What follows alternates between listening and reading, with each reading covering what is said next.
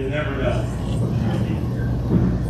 First off, I want to welcome everybody to the culmination of season 1. And this has been a labor of love from all of us. This is not something that's for everybody. And we don't even pretend that it is. And what it is people that have that positive attitude, the rest of positivity is one of our things. The other part is respect for the sport. This is only for people that put the sport above themselves. Understand that, and that's the reason I do it. It's not just me sacrificing it, it's all of us. It's accumulation. And so, to me, when you guys show up like this, my wife babes, I pour a lot of effort into it, and you guys show up like this, it inspires me to do better for you. And that's the group. That's what makes us a team here. That's what this is all about. And it's an opportunity to get better, but it's also an opportunity to make the sport something different than what it is, what it's always been, what people perceive it as. And I get this all the time. And so I always wondered, why doesn't the Labor Congress of America do something, or APA, or some other entity, something like that? But nobody has the capability because nobody lived it and loved it. It's not their fault, okay? So it's not always on me. And so that's the reason I take it, because if it's not us that does this, then who? Nobody. Okay, so that's what this is about. So please give yourselves a round of applause here. I love the spirit that everybody presents here. We're actually getting some attention too from outside entities. And there's going to be some interest, there's going to be some good things happening. Just this week I got the logos finally, and I know you guys think that I did put in for them. I did. It was just a long slog to get there. But now we got cool logos, and I don't know that we'll have it for the next session, but everybody's going to have one of these shirts with their actual team identification on there coming forward. And they're going to really be presenting a nice look to the whole thing. The logos are everything cool, every one of them. You can do it cheaper, you can do it easier, but you have to deal with people overseas. One, I'm all for buying American, thus US Team Billiards. And two, sometimes they're speaking English, but I can't understand what the hell they're saying. You know what I mean? So it's just one of these things where it's better to deal with somebody here and pay a little more. But now we got it. Let's see. Okay. A plank owner is the first crew of a ship that's just been newly commissioned. And what that means is that when that ship is decommissioned, you're entitled to a plank off that ship to commemorate your exposure to that. You guys are plank owners of US Team Billiards, and it's just a figure of speech today, but I do have a certificate for everybody, and I have a team practice shirt for everybody. Now, the first person that we're going to honor is going to be our first season's MVP, which is, first. Is Robert Williams here? Yeah. Is he? Robert. Here's a guy that owns his courtroom, believes in us, cleans the tables, keeps it immaculate, tries to support it every kind of the way. And so, he's going to be first. Rob, will you get out here, please? And let's see. Yeah.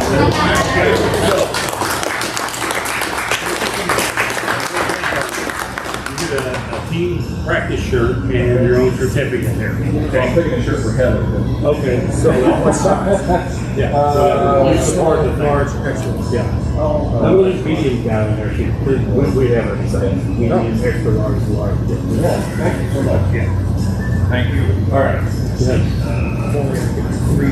Okay.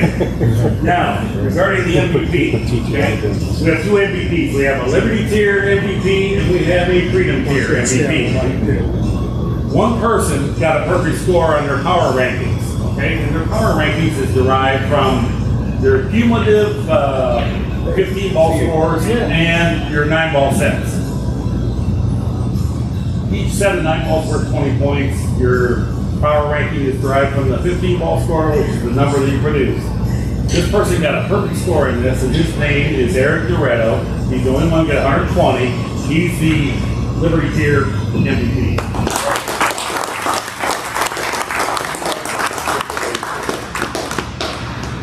Thank you. Yeah, great job.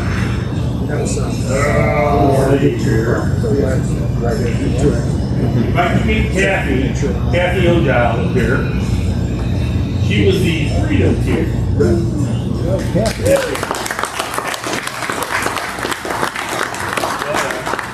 high power ranges, and you can have any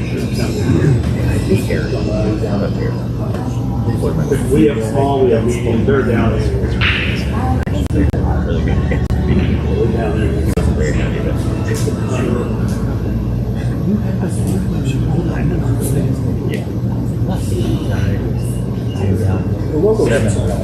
Ten pins up.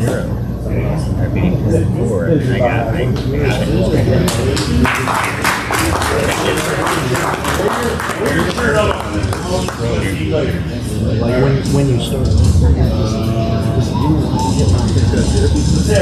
From the previous year, pennies on This girl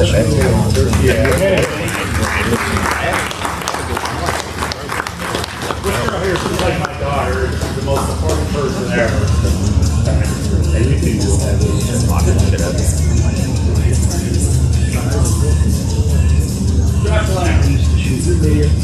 Josh Lamb. Josh.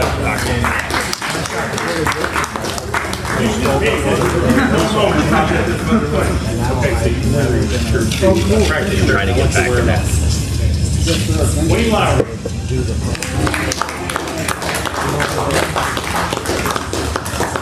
He's a great player, but he has an even better personality. And a team person. Your brother. Hey, when do I get to meet that person? Yeah, exactly. Keep flat.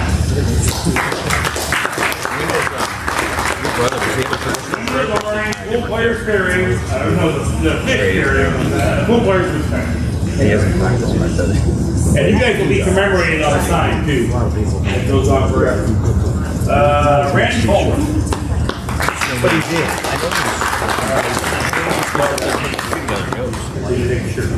He doesn't. And these shirts I bought myself just because I believe in all you guys for all your contributing along the way. But you can't wear them in our actual matches. They're just for practice. Take on the shield. Well done. Proud of you. Glad you're here.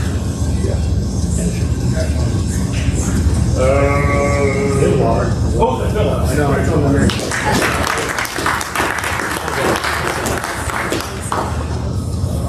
Steve Miller.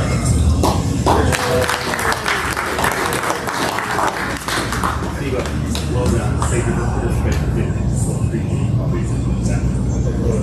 There's we have new games.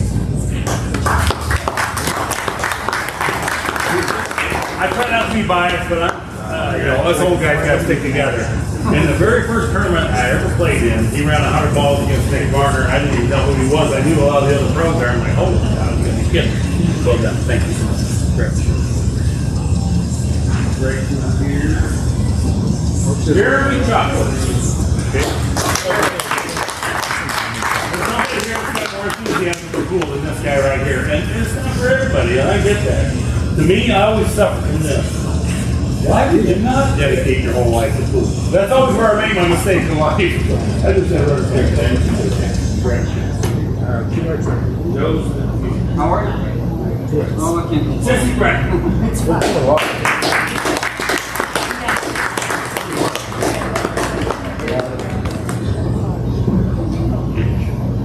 Can you find the one with real Martin? Yeah, they're no, they're not organized. But I know they're in there. Preston Hall.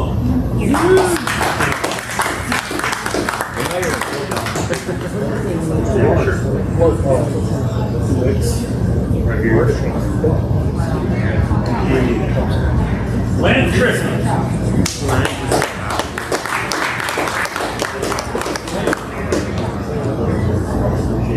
Nicknamed the mayor.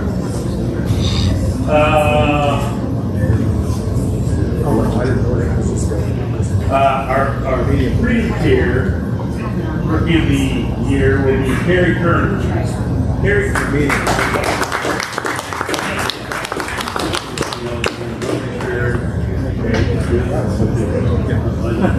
I need a small one for sure. Yeah, whatever the smallest is. I know that's the one. Desiree Lloyd.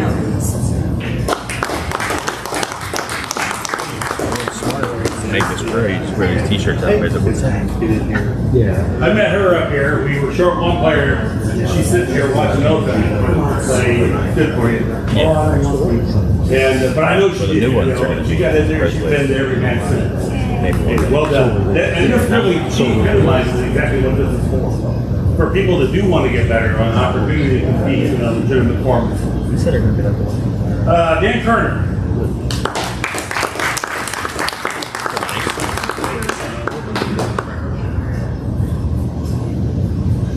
Darren Reeves.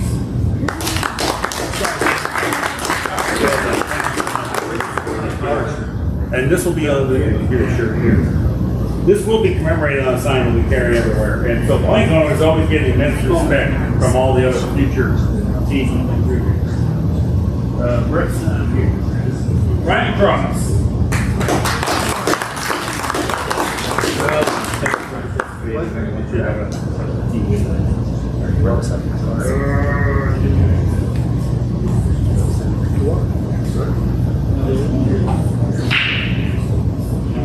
Tanner McLennan.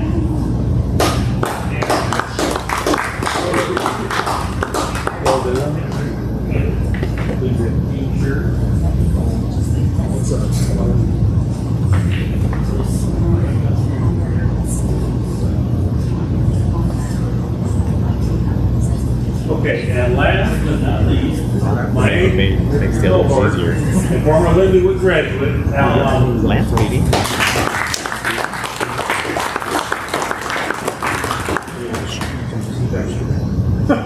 Okay. Yeah. Okay. So our next season will begin August 12th, and I've got some. I think we're going to have a team or two out of Springfield, which I've been working with coming up this week.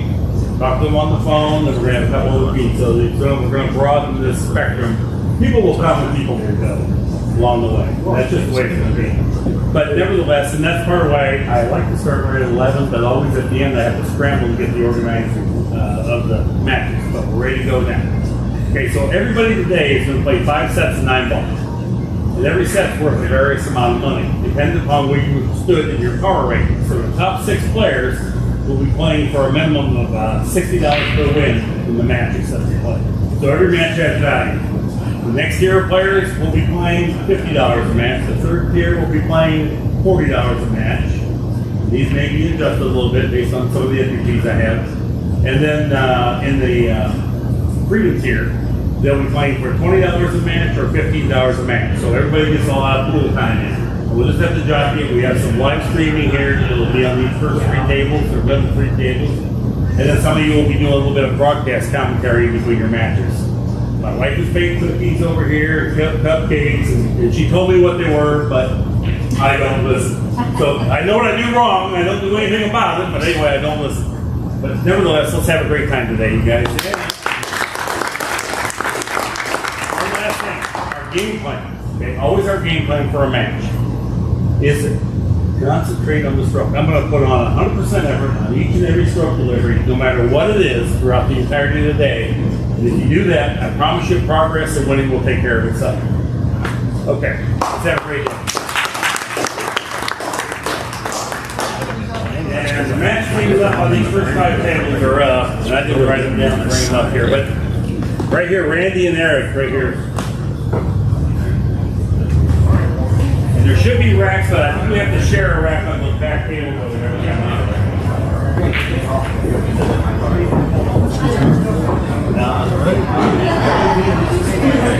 That was Mark Mason's speech there. Just getting this kicked off. Turn down that left table there. Should be all good. Let me know if you can hear me okay and everything sounds good on your end. We're just getting things started here shortly. So this is the final event for the U.S. Team Billiards tournament. This was their first season that they put this together, and it's actually pretty cool. They have pretty strict rules within the session. You have to dress a certain way and play a certain way and not have any bad attitudes either, which is really awesome. So congrats to all players for being here. We do have a about, let's see, I think 30, at least 30 players.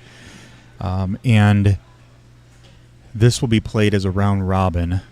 So what'll happen is there's a Liberty and Freedom event, and there's different tiers in each of them. So we'll do our best to make sure that we keep you guys updated with what is going on here.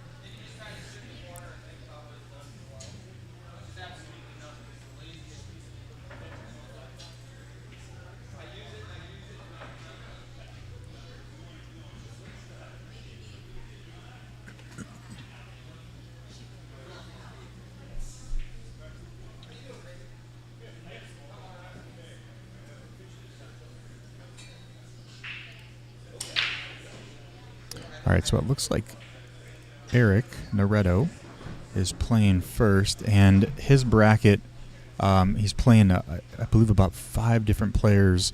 So the way that this works is for each of these tiers, the person that has become the top player per tier plays each player in their tier one time, and then each win is based off of money. So each win here, I believe, is $60 per win, and then it goes down as you progress down.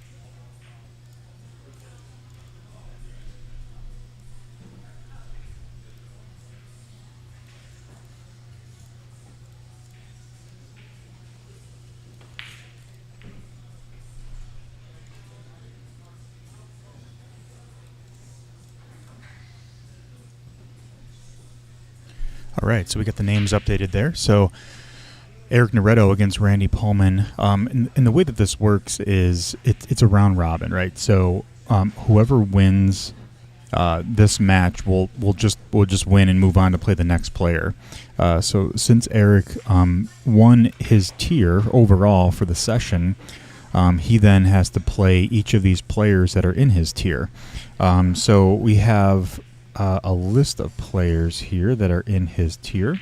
We have Eric Noretto, Ben Gonzalez, Josh Lammert, Wayne Laurie, Keith Flatt, and Randy Pullman.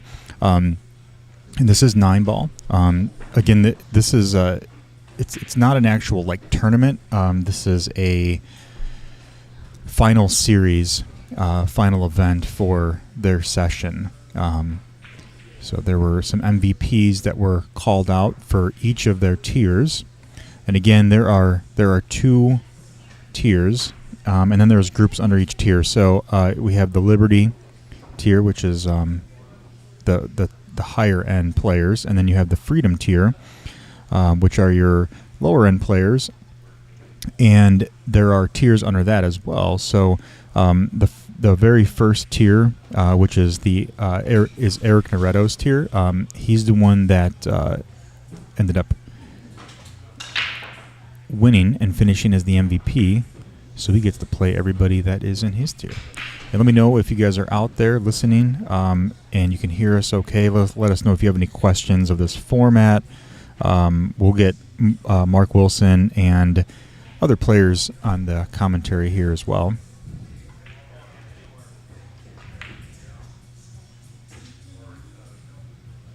Oh, Eric kind of spun that a bit. Oh, I'm blocking the...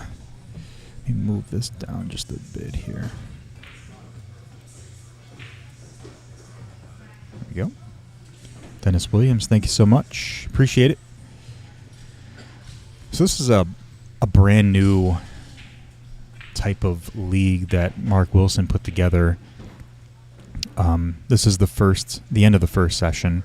The next session starts up in August. So if you guys are in the area, near like the Peoria area, you can sign up.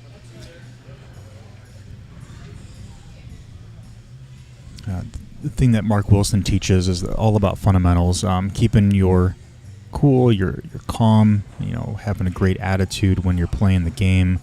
What's interesting is that anyone that shows up to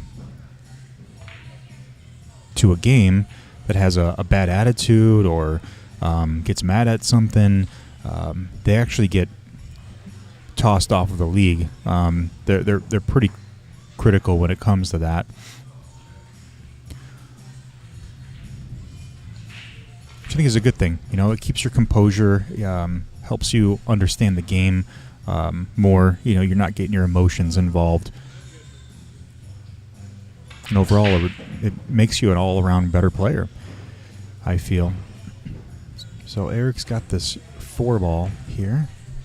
Change this color.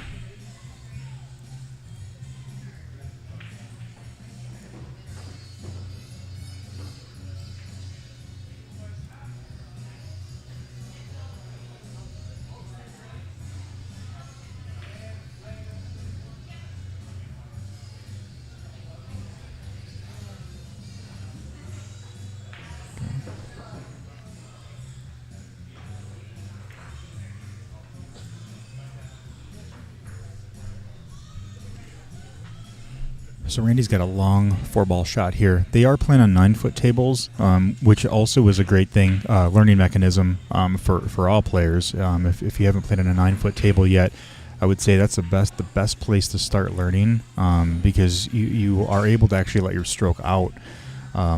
You develop a very confident stroke.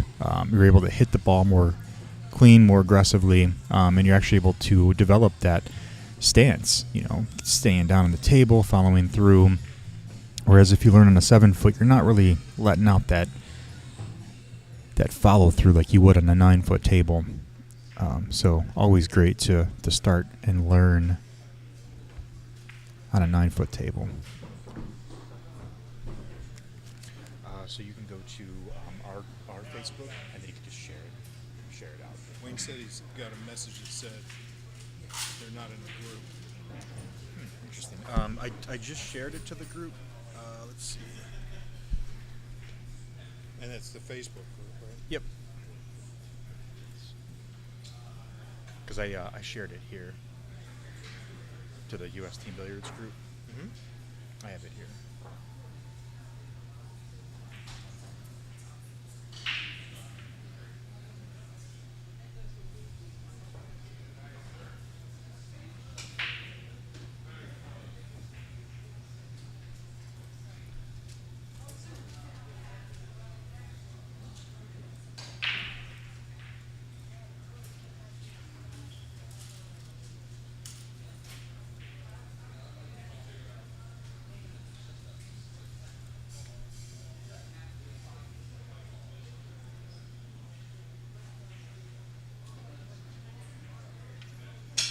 Yeah, see, I'm not getting it. Oh, it's because the group is like private. So if you go to we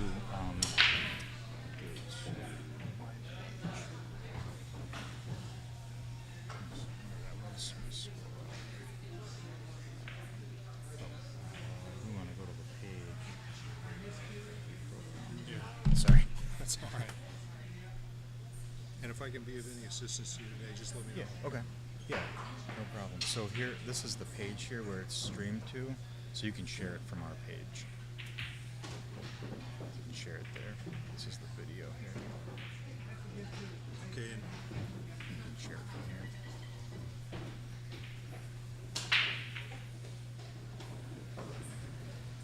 Do you want to share it to a group or share it to your page? probably my page. Just Yeah. my story? You can do it share now. This is going to go right to your page. There we go. Okay. Perfect. You're all good. All right, so I know what to tell Wayne. What did So you change something or just go a different place? yeah, I The just count went. cutting? Yeah, I went to a different place. Okay. So underneath the U.S. Billiards group, you can just click on that page and then share it from there. Okay, thank you. You're welcome.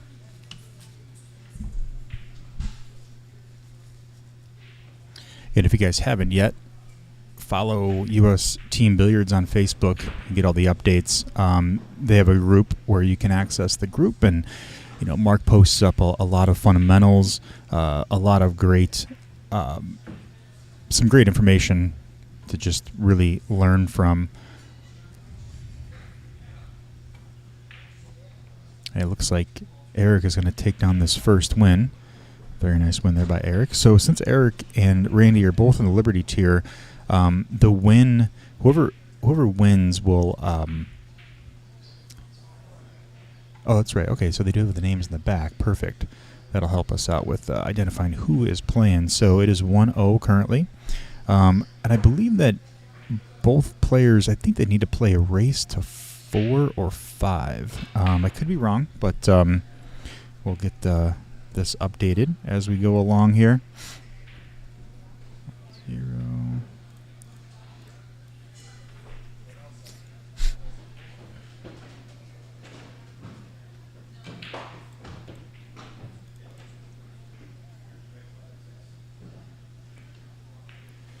There we go. So Eric Noretto with 1 win to Randy Pullman 0. We are actually updating the other 2 tables as well too. We have tables 2, 3, and 4 currently being streamed, and I actually like the fact that Mark actually has the players' names and these numbers. That's a really awesome scorekeeper. Actually helps us with the live stream. That way we're not having to ask them questions. So.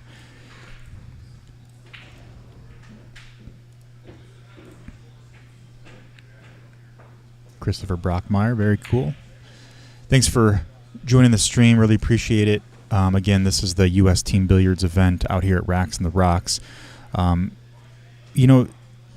Mark trains these players to act professional, right? I mean, that's the whole goal. We're not in some bar playing bar pool, and getting our emotions wrapped up in the game. And it's all about keeping your composure, staying down, following through, and when you miss, you have to learn from it. What's interesting is that when someone has a bad attitude or has any type of issues like that during gameplay, they are actually given a warning, I believe, or possibly even thrown out of the league. So it forces the players just to stay cool, stay calm, and become professional, so.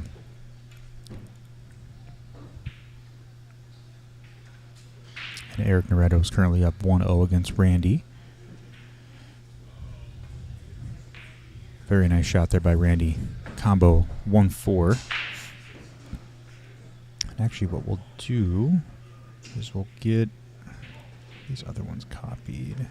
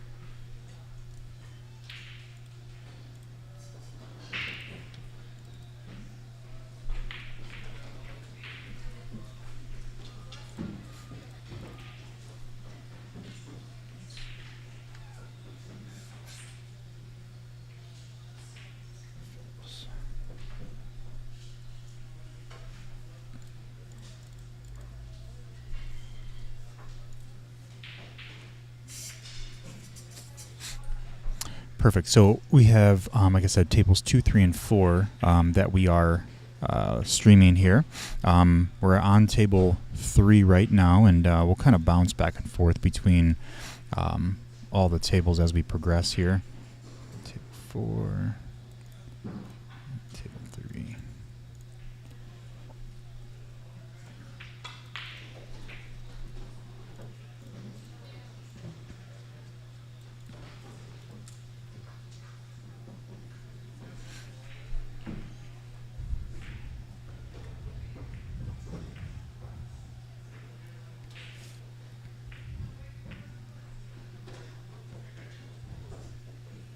So Eric with a interesting back cut 5-ball shot here. He's going to have to put a little bit of bottom right on this ball, let it drift out, maybe try to come out so we can make the 6-ball in the side.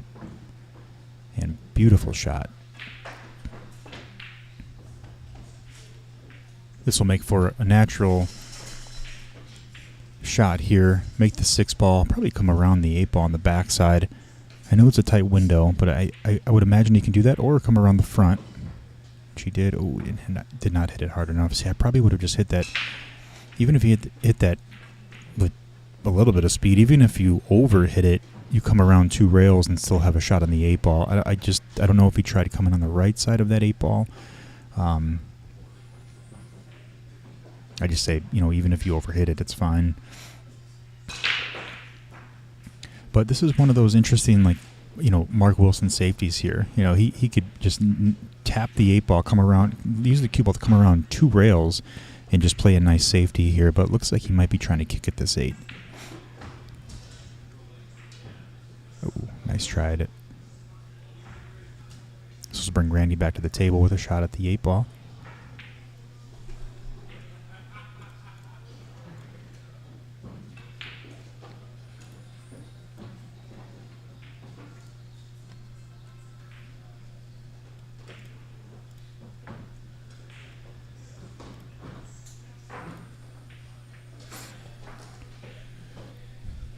And this will put Randy on the board here. So Randy was the bottom player of the first Liberty tier. So what's happening here is that Eric would play Randy, and then he would work himself, I believe, up. It's got a random round robin, so we'll keep you guys updated as best as we can here. So it is 1-1. Push that score up.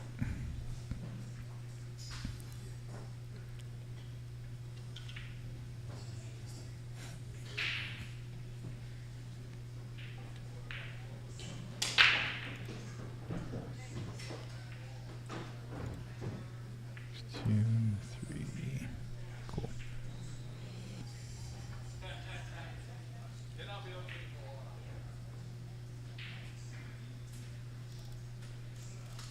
So let's head over here to our table 2 here. We have Preston Hall and Judex James currently playing. I think it's actually 2-2 over there, so we'll get that score updated.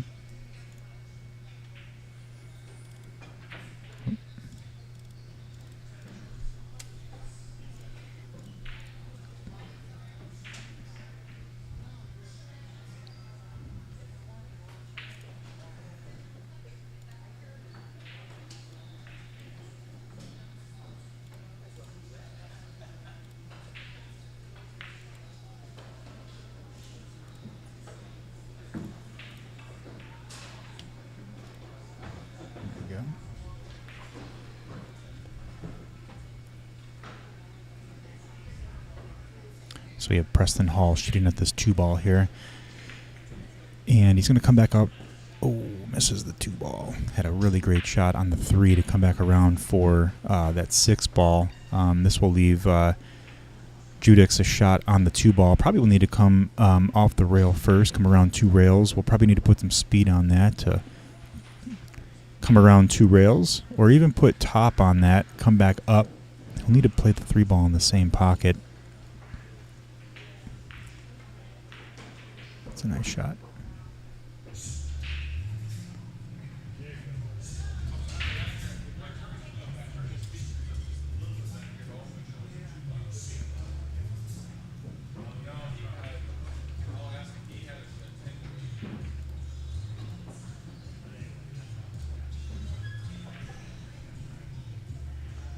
Very nice shot there by Judex James, leaving himself a shot on the 7.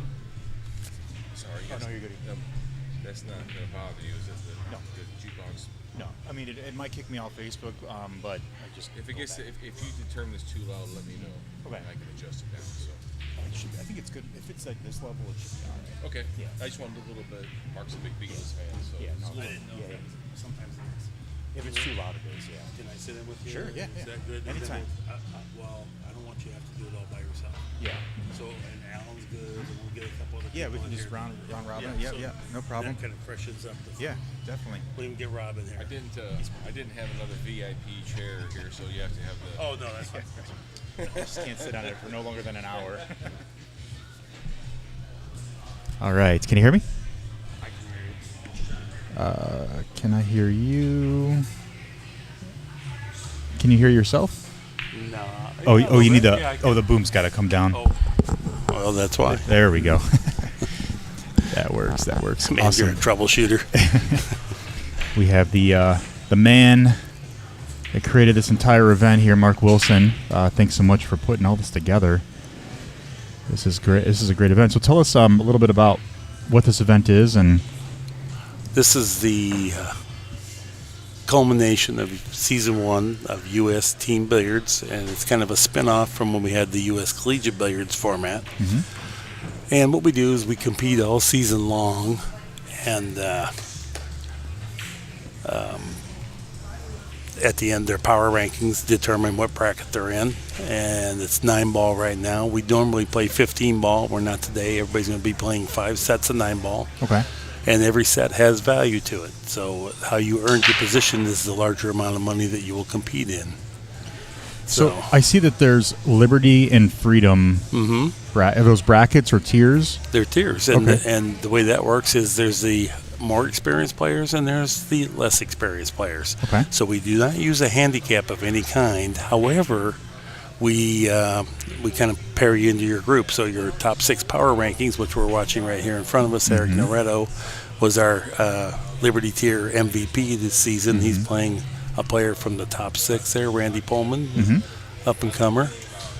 And they play races to 4, and in the Freedom tier, they play races to 3. And everything's kind of American named. And for those of you wondering about the refugee tier, this is not the place for that. We don't have. If you need a handicap, you've come to the wrong place. So they're just out there playing as is. It's just a straight race, no handicaps. I see that there's numbers next to it. Is that just the points? That's their power rankings earned through the season. So got it. Yeah, and what that is, if we play 15 ball, each ball you pocketed on a call shot is counted and credited to you. So there's a possible 60 points per event. Okay. And then the 9 ball, you play 3 sets of 9 ball. Each one of those sets is worth 20 points towards your power ranking. Okay. And then ultimately you earn your power ranking position. Then we stagger the prize fund back to account for the more experienced players, and the highest rankings play for the bigger amount of money, and the further down you go, then less. It really incentivizes the players to play because they're the better you get, the more money you get, right? Right. And the whole idea is we want an aspirational component to this where you're driving, excellence. And everybody, you'll see black slacks and a polo shirt. Yeah. We allow athletic wear on your feet. But it's a serious thing, but yet we have fun. Everybody helps each other during the regular season. Everybody claps for every perfect score in 15 ball. You run the whole rack, and it's a call shot. There's spontaneous applause from everybody. So, I like these the names and the scorekeeper. Where did you get that?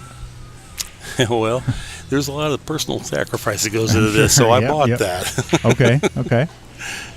That's really neat. It actually helps with the live stream because then I don't have to figure out whose name's who and where they're at. True. So I'm able to actually bounce between each of these tables. I have 3 of them that I'm streaming right now. So really makes it helpful. That's pretty neat. Here's what I would like to do, and I hate to do this. Let me adjourn. Let me slide down in here. Yeah. Okay. No problem. And I'm going to catch up with what we've got completed here because I want to keep it moving today because we try to get it done in a timely fashion. Yep. So. Thank you so much. Okay, I'll be back.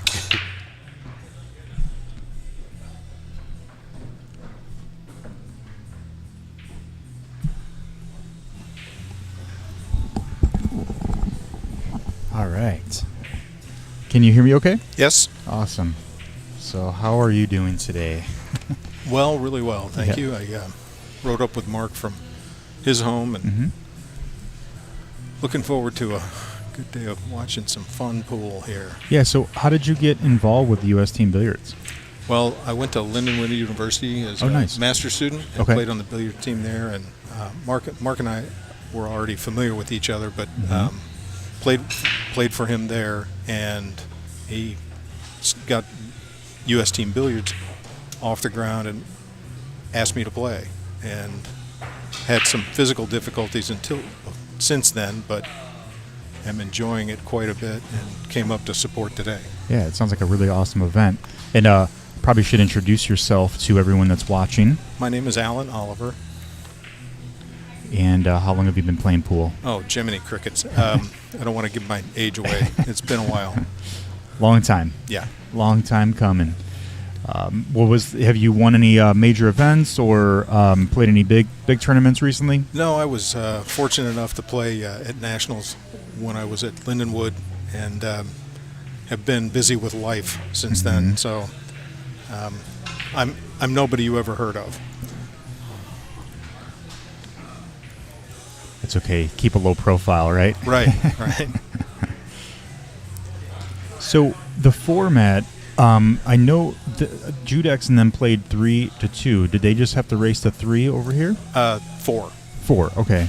I see their names are taken down, so maybe they just didn't. Yeah, the match is over. Okay. We're starting to have some of those matches concluded. The first round matches. Okay.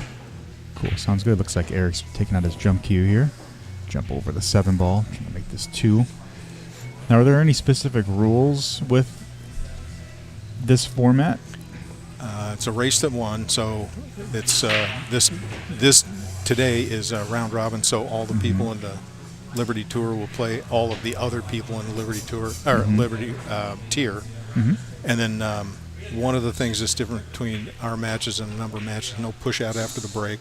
Okay. And 3 foul rule applies. And it's alternating break. Alternating break, got it. And no push out.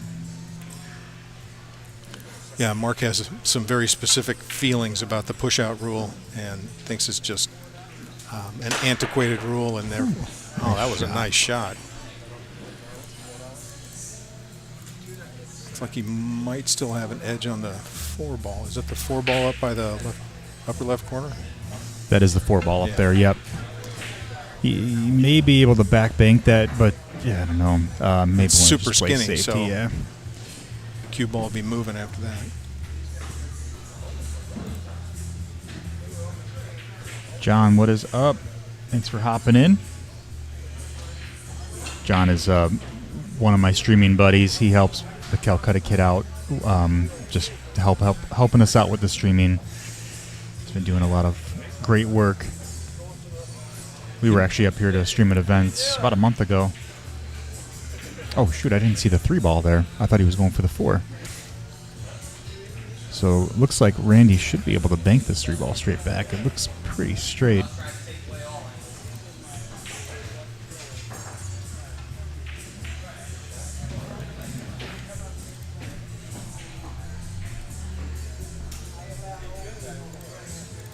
Looks like he's opting for a safety on that. Yep. Ooh, not left it a little hard short, enough. I think.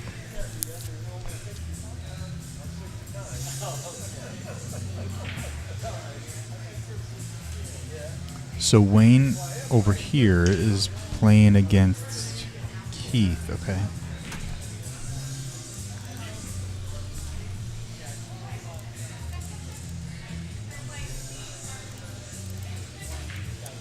I think Randy's got a full view of the 3 ball here, but there's some good distance there.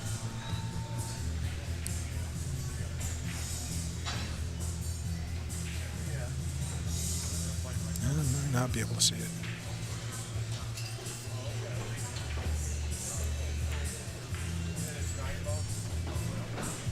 Oh, I thought he was able to see that 3 ball. I did too.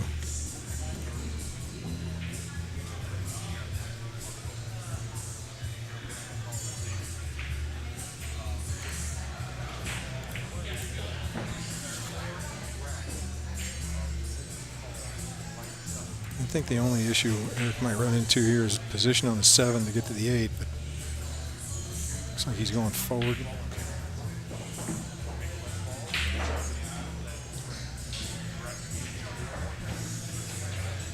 Left himself plenty of angle to get back down to the 8 ball. Now, what would you do here? Put a little bit of bottom right on this to come back down, or? Yeah, to hit the rail about where he's standing. Yep. And then hopefully come out on the far side of the 8 ball. Oh, keep going. Little light. Kind of grabbed that rail a little bit too much. Had a perfect line on it. Yep.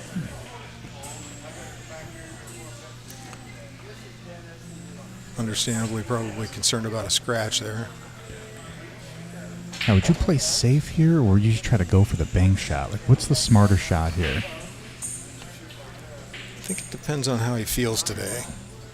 Looks like he's going to play safe. Yep. Try to wrap the cue ball behind the 9. Right. That was one of the things that I learned in Mark Wilson's training. I took a clinic with him for 2 days, and that was one of his safety shots. You just thinly hit a ball, let the cue ball run back down table, leave your opponent a really tough shot. Right, so the way Mark would phrase it is that Randy's coming to the table with a negative expectation.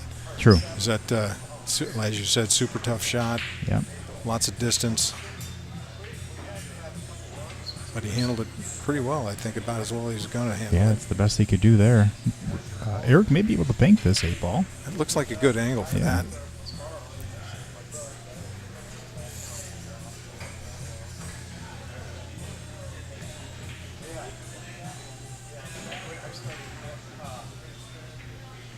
So, Jimmy, it's my first time meeting you today. Tell me something about you.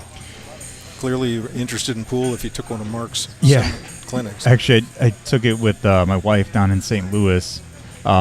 This was about 3 years ago now, and it was just a phenomenal course. I've been playing pool for about 10 plus years. Love the game. Just can't get enough of it. I got my pool table signed by Jeanette Lee. I have an 8-foot diamond at the house, and been playing APA, ACS.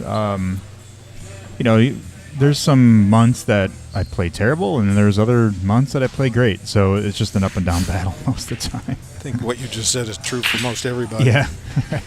You're like, when you have the game figured out, then you realize you don't.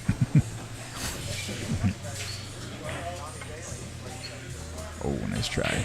Oh, I think we might be looking. Yep, Scratched on that. I did read Mark Wilson's Bible of pool, the Holy Grail. You must have good eyes because there's a lot of fine print in that Needed book. to use a magnifying glass for sure. Great information, though. Oh, my. Yeah. Oh, yeah, and I mean, going to Lindenwood, so we had formal practice 3 days a week, but most everybody on the team was in the practice room 5 and 6 days a week. And it's really quite something to get that kind of reinforcement every day. Got a little lucky there. Came off the rail, almost bounced out. Looked like, yeah, he picked up the long rail. Yep. All right, so Eric's up 3-1. 3-1. So anything that you guys are going to do differently for next session? That would be up to Mark. I'm Okay. really, he very kindly describes me as a right-hand man, but he will bounce ideas off of me, but it's really up to him. Okay. I know he's got additional teams that want to come in, so I know he's excited about that. The whole prospect of this was kind of this team billiards concept was fostered or kind of generated at Lindenwood, and unfortunately Lindenwood folded that program, but now he's using that to develop this league, and I'm really a big fan of the format. I like the notion of competing against yourself is at least as important. I mean, learning to compete is a learned skill, but competing with yourself is not something that everybody's familiar with. And you can be mad at somebody for getting a lucky shot, but really it doesn't matter what the other guy does. It's what do you do? Yep. How do you work on, I guess when you miss a shot, right? Like what are your reactions to that? I mean, and I think that this session or this U.S. Team Billiards event, I guess you call it like a session. What is the U.S. Team Billiards? Is it like a? Well, this I would call a match. Yeah. We have occasionally Mark will have practice sessions. I think he's actually headed to Springfield in the coming weeks to work with a team down there. But in answer to your question, I can remember earlier in my playing years that if I missed a shot, it's like what happened was a function of, oh, well, this happened or that happened. So it's almost always because of a bad stroke. Yep. And that's why Mark really focuses on and what would the right word be, emphasizes stroke mechanics.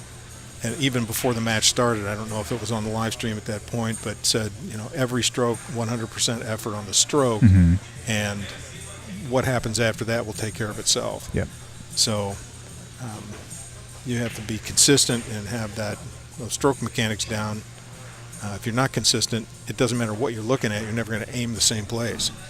So having that basis or those fundamentals in the stroke mechanics, good hit, good rail. Oh, look at this. 5 balls going. Almost. I thought he was going to fluke for 5. Yeah. So, yeah, the ability to say, okay, that here's what happened, but it was my fault and not the fault of some, the table's funky or my tip came off or whatever. Yeah. Whatever excuses for the day. Yeah. Right? Outside of the fundamentals of the stance and stroke. Yep. Exactly. Yeah. So, and just it's nobody's fault but your own, and that's what happened.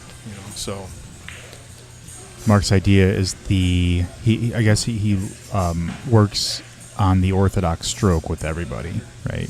Oh, he's very consistent with how he instructs people. Yeah. I watched a lot of that. People would come into Lindenwood for lessons, and it's 100% the same every time. Because then that helps you identify those issues, right? So if you miss the ball or you rattle the ball, or you can identify, okay, what did I do wrong in that stroke or that stance? Was I not standing right? Did I not follow through? Did I not pause my backswing? Well, I mean, I can speak for myself in that regard, is that I have a real issue with my head popping up. Yep. And it would be very common to hear that several times during a practice. And it's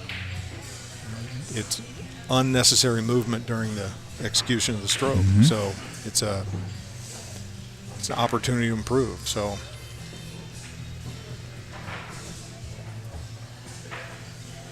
it never feels like it changes the stroke, but by moving your head up, it can cause the cue to move down, move left, move right. I mean, it could, absolutely, pretty detrimental. Yeah. Yeah, and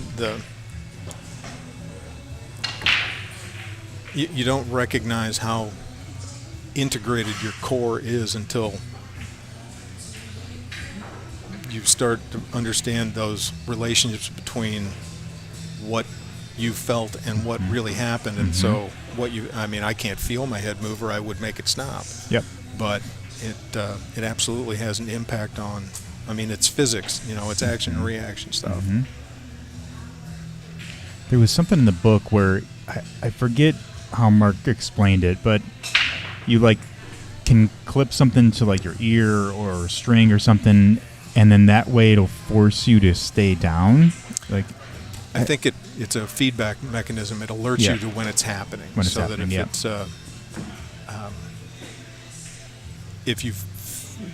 Since like I said, I can't feel my head move, if I've got that string attached to my ear, that I feel.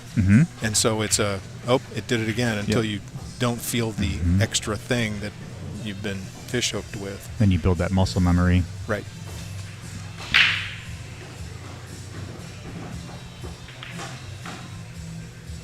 Oh, nice try.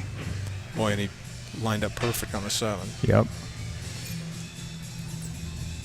I wonder if Eric is going to have to kick at the 6. Looks like he's looking at it.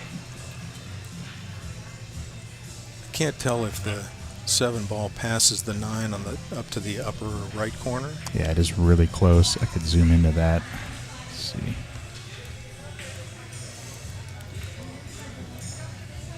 I'm going to say no. It looks because like I think if he could pretty close. Play one rail soft, he could come up and still have shape on the 7, but I think it passes going the other direction. I think it passes going to the left. It's really close. Yeah, I don't know. But it's brutal either way. Yeah. Where the cue ball came to rest, and shooting a shot like this soft enough or the right speed, if you pick up the foot rail and then the 6, it's going to go substantially further than if it hits the 6 full face. Kind of like where the 6 is sitting if he kicks at this, because he can come rail first and knock the 6 ball in and come up table a little bit for the 7. Yep. Yeah.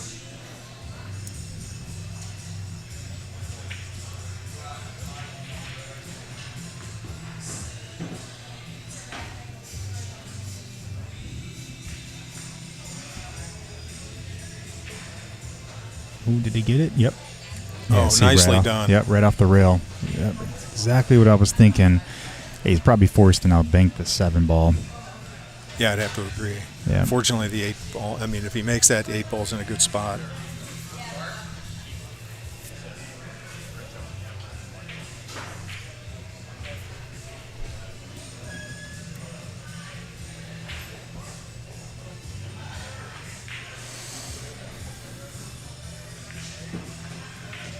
You can see the 7 clear to bank this, right? Or yeah, I think being on the rail makes it a little tougher. I guess it's pretty close. And I think he wants the rack moved. Oh, he wants the rack moved out of the way. Yeah, got it.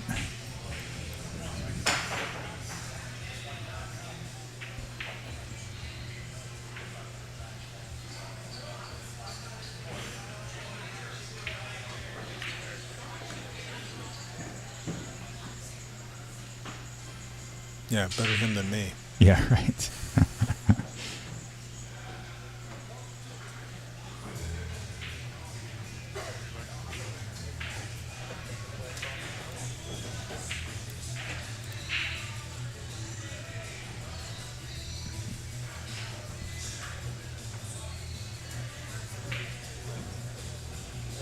Well, it's been amazing to see what kind of a difference that template racks have made on the game, huh? I was always told that if you break a 9-ball rack, and let me know if this is true, if the 9-ball should stay and it should not move if the rack was racked correctly. Have you heard that? I've heard that. I think there's, I mean, you're talking about a lot of things going on during a break, and so even a perfect rack, I can imagine the 9-ball getting a pretty good scoop there. Well, Randy certainly got an opportunity here. It's a long. It's not easy, back but cut. It's, Yeah. I mean, if he makes it, 8-ball will go in the side. He should be out, but this is not easy. Yeah, and it'd be really easy to overroll off the 7 back to where you are now with the cue ball, and then the 8's not an easy shot.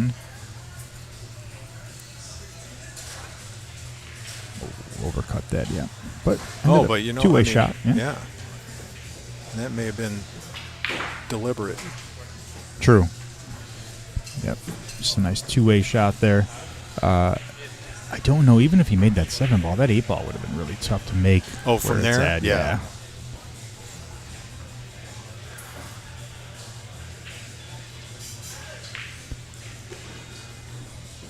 Curious to see what. Banking it straight Oh, back. that was. Get hit too far up the rail. Did it go? No. Oh, wow. Left it straight in for Randy here. Yeah. Randy just had to just pull this ball back, make the 8-ball on the side.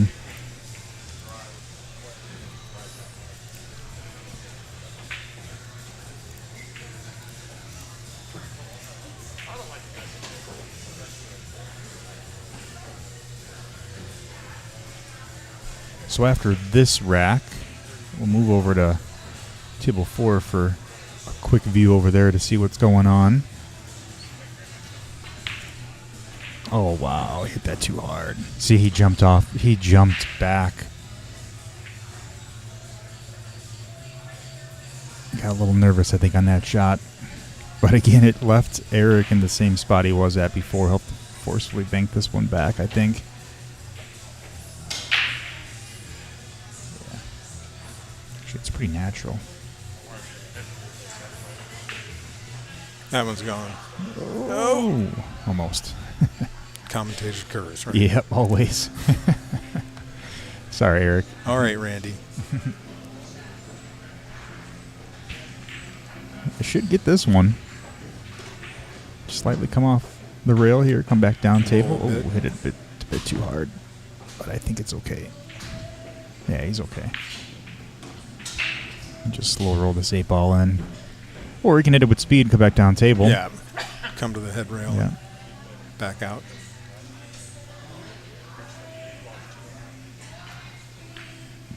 Are you from the St. Louis area? I am. I currently live in St. Peters, Missouri. I'm actually just a few minutes away from Teachers Billiards. Nice. Yeah. That's where I trained at as teachers. Oh, when you came down from Mark's Clinic? Yeah. It was like right around COVID time, so Q and Cushion was, I don't know, they opened and they closed, so we moved to teachers. Nice area, nice little place. Randy's going to hit this with some speed. Yeah. Oh wow! Oh, don't scratch. I wonder. I think he's all right there, but I wonder. I wouldn't want this. Yeah, I thought he just put top on that ball, come up and then back down. I guess he was trying to come around 2 rails to get to the 9-ball in the upper left corner. Well, we're not seeing the angles he's seeing, so I don't know what he was thinking, but I agree with you. I would have thought he would just come straight to the head rail and straight back down. Yeah. Just keep it simple, right? Yeah. He's got to cut this more. Oh, he's just playing safe. Oh wow, he scratched. I think he was trying to play safe. I agree. Cue ball. I think he was. Yeah. All right, so it looks it. like he conceded. Okay. Yep. So that was, yeah. Yep. So Eric wins 4-1. All right. So it is Keith is up 2-1 over here. Let's move over to table 4.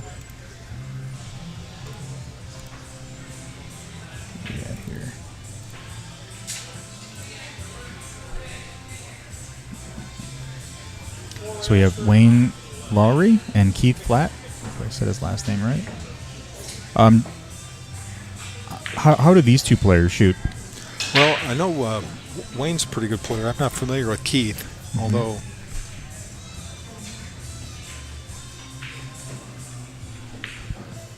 Nice shot. clearly he's got something on the Yeah, he does.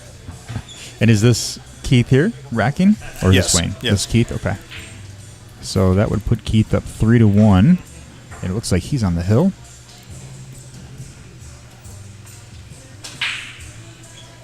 So now that Eric won, does he then move on to another, I guess, round to play another player? Well, it'll be another player in the same group, Same group. Okay. and they'll eventually, all of them will play all of the others. Got it. Okay. So then every tier or every group will then play each other, and does that then end, or do they end up meeting each other at the end too and playing other people in other groups, or no? I'm trying to remember if it's possible to have more than one person win the most games. So I think Okay. it's a game count in the round robin, and then if that is the case, I think they may play off. Okay. But then I know Mark's got it set up so there's some reward at the end, and that each game contributes to the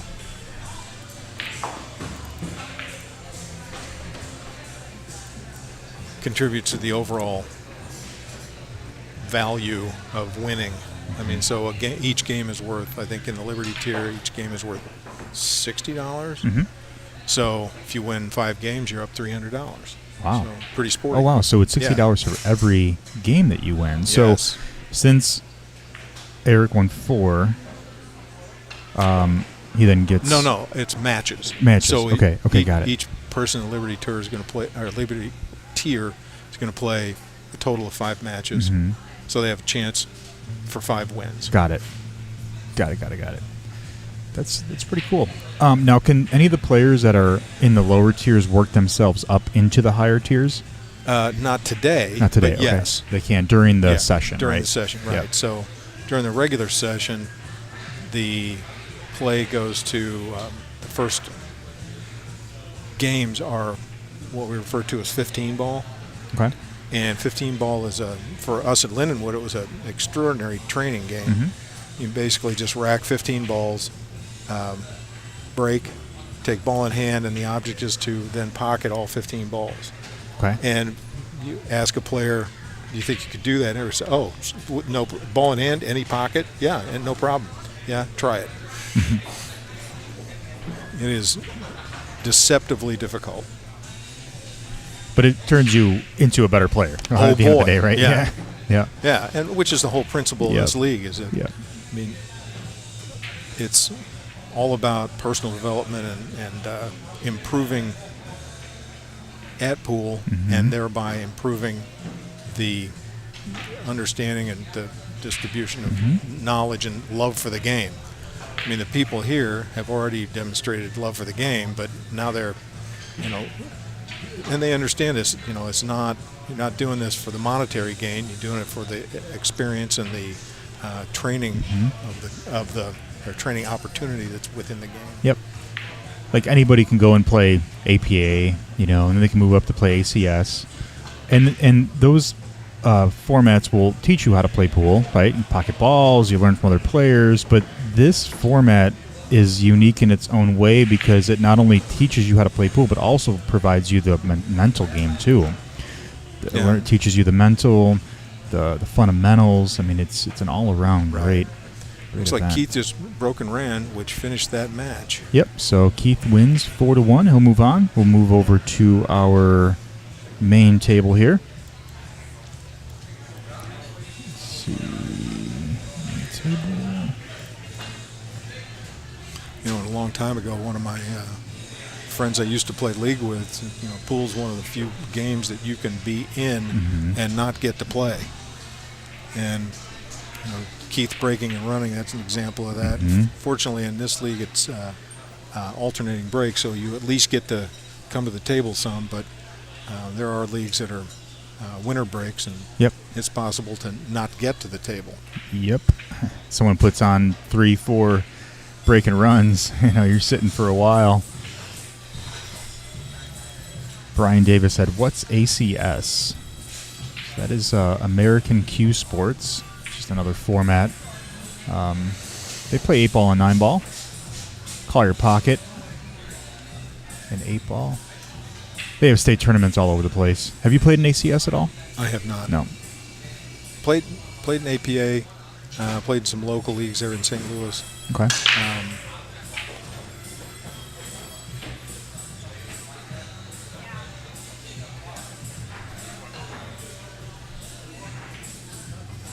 Yeah, one of my favorite places to play and one of the leagues I liked the best was at Cue and Cushion. Mm-hmm. I liked that because it was 9-foot table format, and handicaps were you had to earn it, and it was I found it quite enjoyable.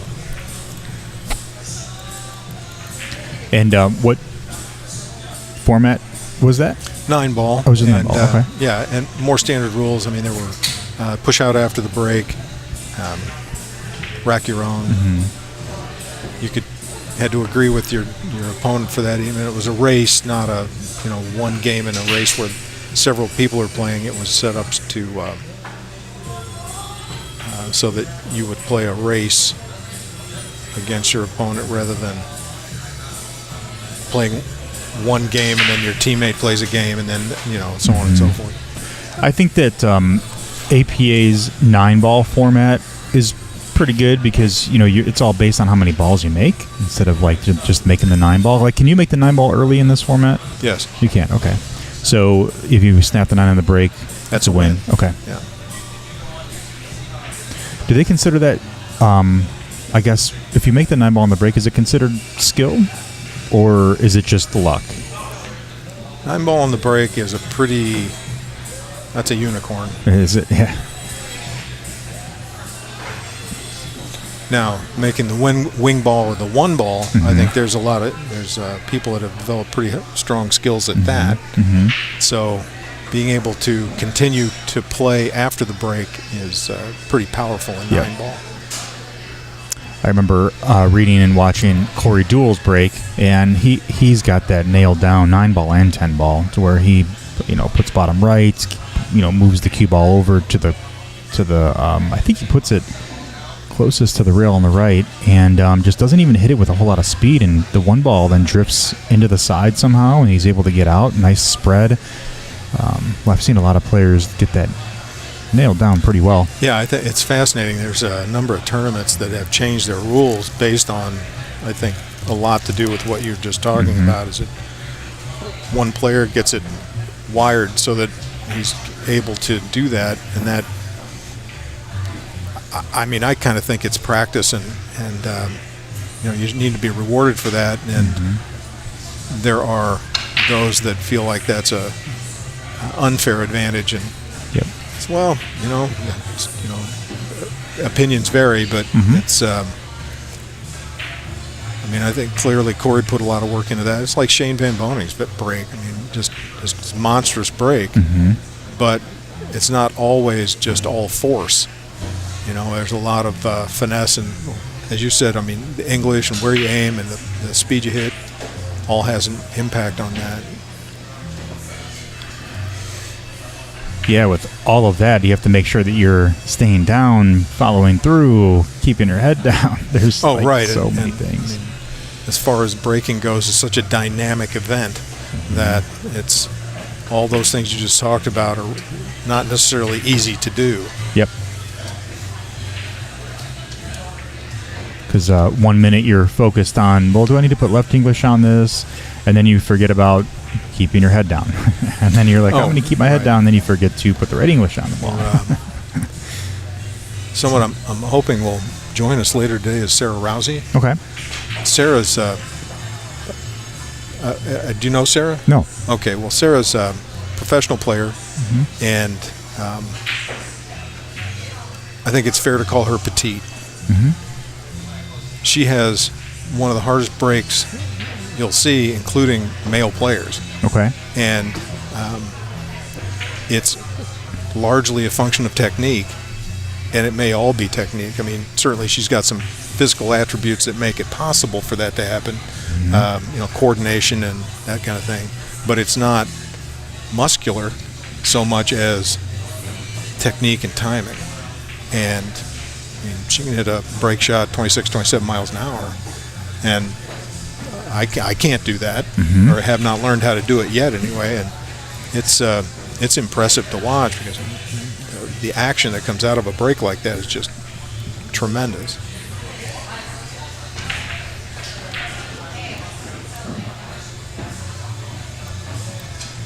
Hopefully we'll get her on the stream table throughout the day.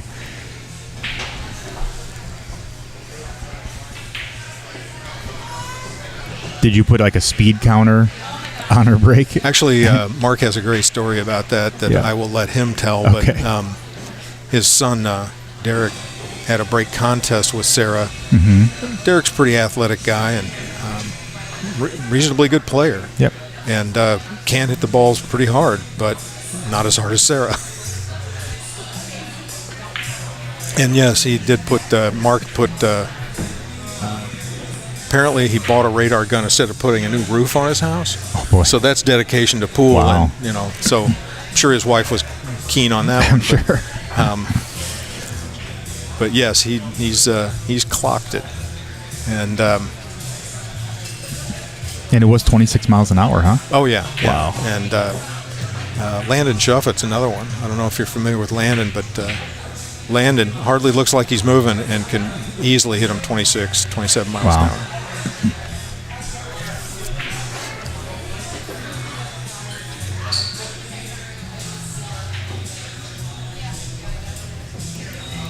I say easily. It looks easy. I'm sure it's not. Oh, I'm sure it's not, no.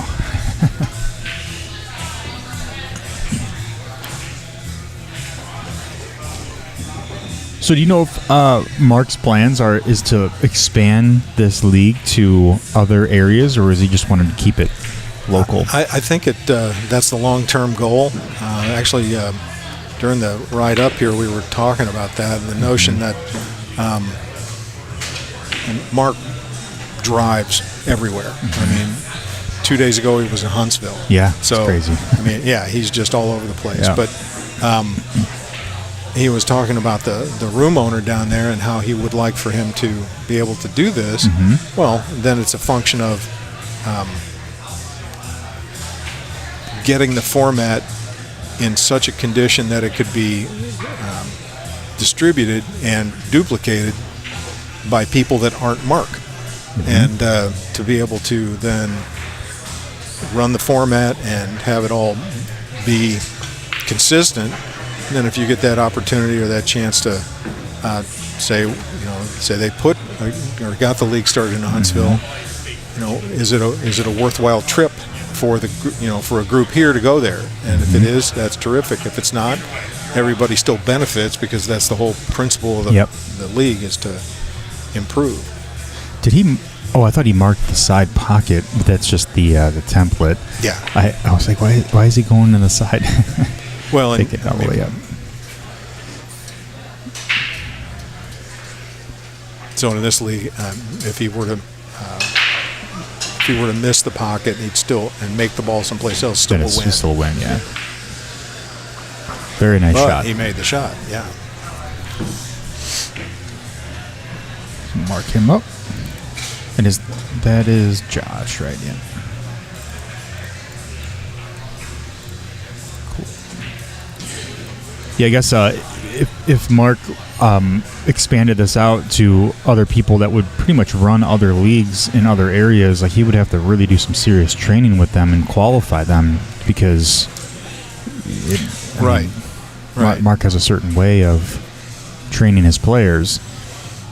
It's not just anybody. It's pretty comical at Lindenwood. I mean, it was just like watching robots around the room, all working the mechanics the same way.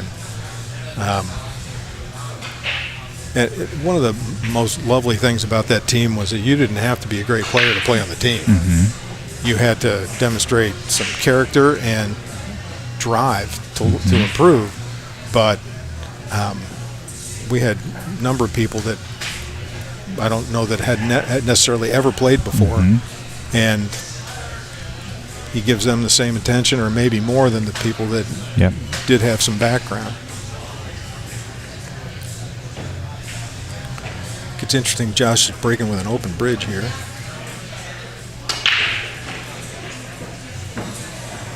Yeah, usually Got I guess that wing ball to go. Yeah, I usually have a closed bridge. I don't think I ever break with an open bridge because I feel like I would lose control sometimes if I'm, going too hard at that cue ball. Yeah, exactly. That. Be interested to see what he does here. I can't tell if the one ball is frozen to the rail. If it's got a little gap there, he might be able to push the cue ball in front of it and wind up behind that the 2-5 or the 6-5 there, 6-3. Getting a little. Can't tell if that's the 3 ball. That is the 3. Yeah. Okay. Yeah, the colors are a little off.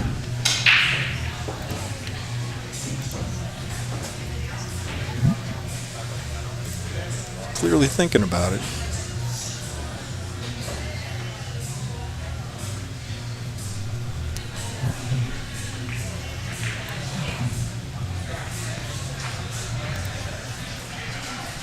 Wow, so he left. I think he was trying to cross the face of the or the 1 ball, I mean, and then just hit it a little too full.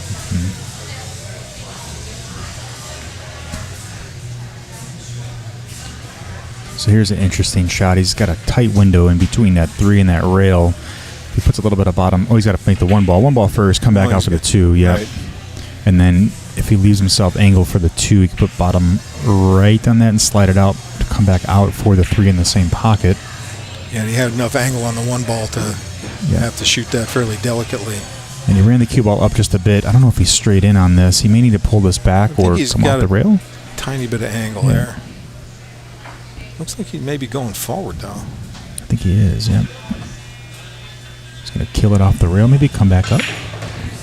Oh, wow. Coming around 3 rails. Oh, that was asking a lot. Wow. I mean, it's makeable, but... Delivered a nice stroke on that, though. Yeah, he did.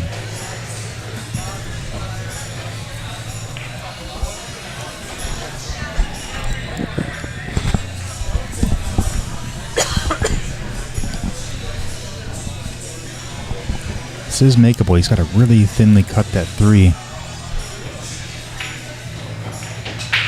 Oh, I guess he's playing safe. I think he made the right choice, though. Nice. Very nice shot. Picked up a nice kiss there. Yeah.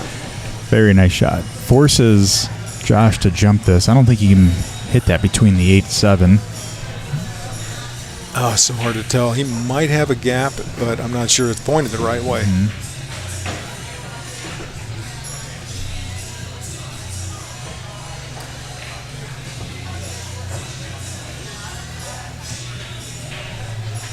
So he can get through there. Wow, it's really tight.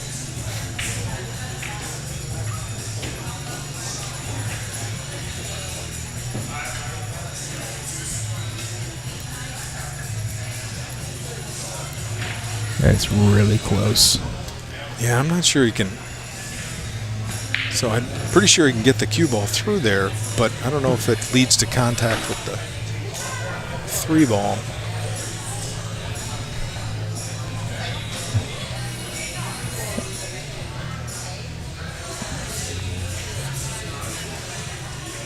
So it's not a full ball jump because you're going in between the 8 and the 7. I think it's a pretty simple jump if he jumps over the two balls here. I agree. I don't think it'd be asking a lot to get over. Yep.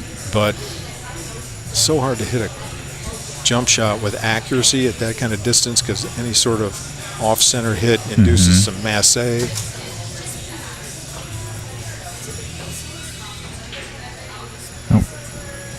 Although it would have been better than giving up ball in hand. Yeah. It would have been a nice leave if he would have just clipped this. If he hit the 3 ball and left the cue ball up there. That would have been quite something. Yep.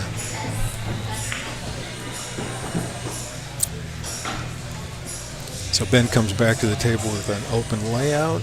Yep. The groups of balls are close together, so the 3, 4, 6. Oh. He ran that up bit too much. He's got to back cut this 4-ball, but And off the rail. yep. But if he does make it, it'll set himself up great for the 6.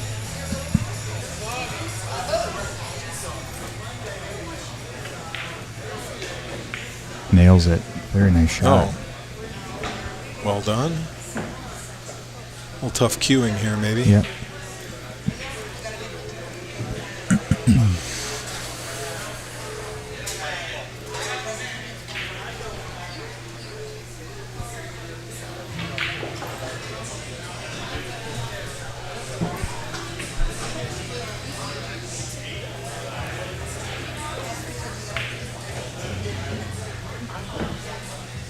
Ben has some really good cue control.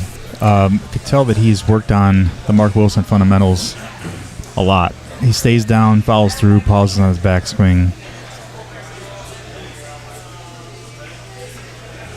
Takes a few practice strokes. Yeah. Pauses, follows through. It's very nice. Oh, that one trickled in. Yeah. He also didn't, when he shot the 6, he didn't ask for too much out of that. No. He took what the table Yep. gave him. Yep. Probably looking at one rail back to the shoot the 9 in the upper left. Or maybe not. Ooh. I think the cue jumped off stop that doing rail. that. Yeah. All right. Commentator's curse. Making myself a liar here.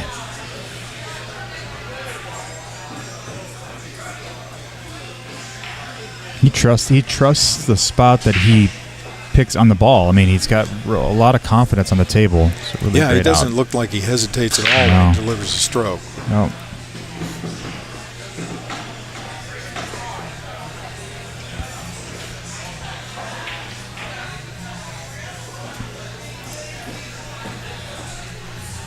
So is there a player that's in the league that is the most improved? Did Mark give an award out for that? I don't know the answer to that. Okay.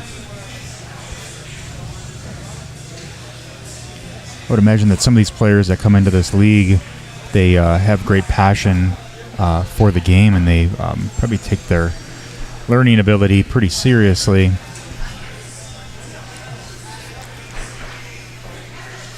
Yeah, and it's easy to become disenchanted with working at that.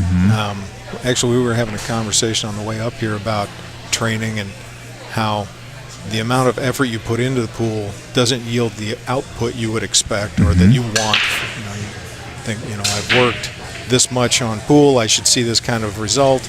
Never works like that. Yep. Yeah, so twice now, Ben's broken and come up with the 1 ball close to the center of the headrail. So, thinking we might see him change that up a touch to either stay close to the first long rail or hit a little harder to get the 1 ball closer to the other corner pocket up there.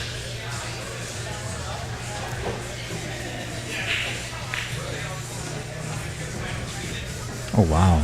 Put a lot of spin on that ball. And What a great shot. some distance and hit it thin. And with that amount of spin, I mean, he did hit it pretty thin, but does that still throw the ball in? Like, does that put a little bit of throw on that? It does, but it's such a minute amount. And one thing that I've found is that when you shoot a ball with spin at that kind of distance, the track the cue ball takes actually changes. So there's a lot of components that come into whether or not that's a good idea. Yep. He's going to do it again here. Maybe. Oh. Two-way shot. Right.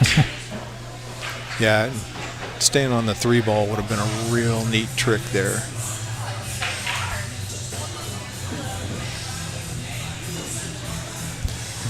So he undercut that. If he'd cut it thinner, the cue ball would have gone further still. He might have hooked himself behind the 9.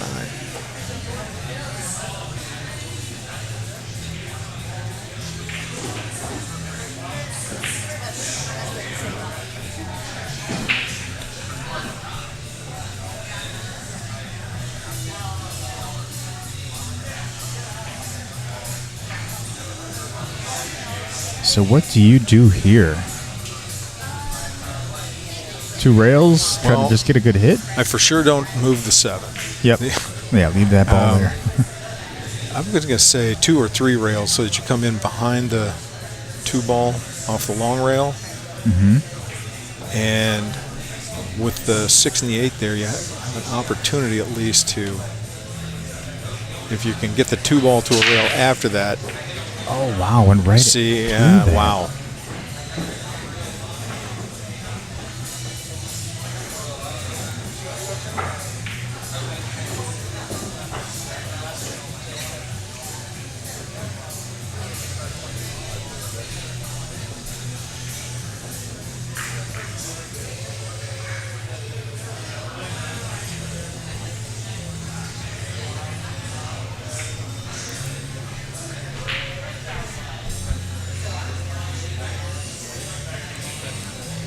Chuckling at the music in the background. I know. The Beatles, and that's Mark's favorite. And many days coming into the Lindenwood pool room, Beatles were already playing. Does he have the whole playlist playing? Oh, he's yeah, I think so. I mean, he's got, I think, most of the Beatles collection on an iPod. And all right, that was pretty elegantly played there. Get forward 2 rails and get on the 6 ball. Or is that the, oh no, I'm seeing the 4 ball on the, yeah. So now this presents an interesting thing because he's got some angle on the 4 ball. He's got to get inside the 8 ball to have a chance to hold for the 7. Mm-hmm.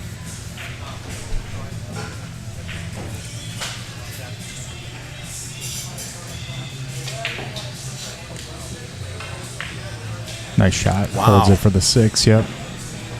Nicely played. He's got a little bit of an angle. He puts just a touch of top left on this just to kind of hold that ball. Or he looks like he's putting bottom on this. I was going to say just a stop shot. Just stop shot it. Yep. Looks. I agree with you. I think there's a tiny bit of angle and run the risk of winding up on the 8 ball. Yeah. Oh, no, it hit it good. Yep, sure did.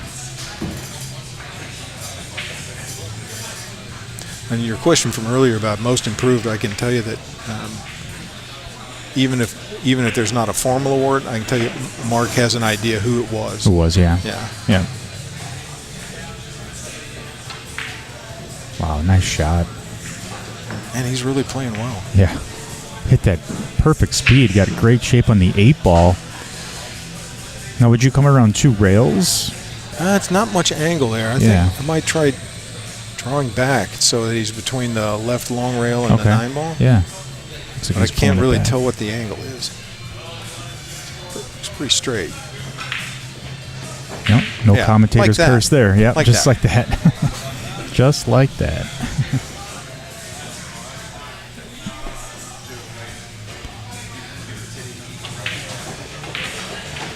Very nice out.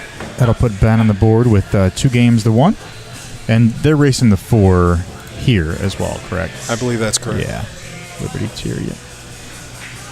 At the Freedom tier, they race the 3 now. That's correct. Yeah, Freedom will never play Liberty, right? Because they are in their own group. Correct. Okay. I thought I saw a name that was in another group. Is that person playing? Or they have 2 people here? So these 2 people, Carrie and Desiree. I know Carrie's here. I don't know Desiree. Okay. I know that there were some people that were missing, MIA.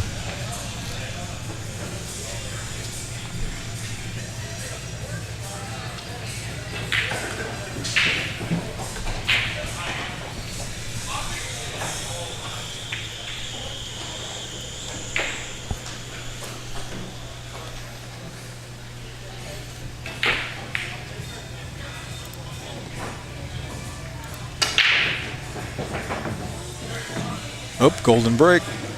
Oh.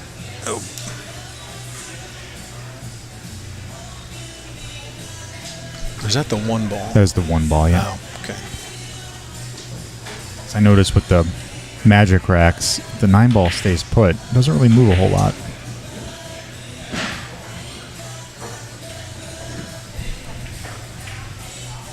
I saw that there was a trick that if you're breaking from the spot 9, right? So if you put the 9 on the spot, I think it's, what is it? They play that at some of the Matchroom events, where if you hit it a certain way, you can actually knock the 9 ball in every time. I think Fedor Gors actually did that 6 or 7 times in a tournament. It's pretty crazy. They put the... Was that with a template rack? Template rack, yep, and the 9 ball was on the head, like where the head ball would go. They put the 9 ball there. Yeah, racking the 9 on the spots become pretty common in the Moscone Cup and some other tournaments. Yeah. But apparently they figured that out too, making the 9 ball consistently with that rack. Actually, I think it's easier to make the 9 ball with that rack.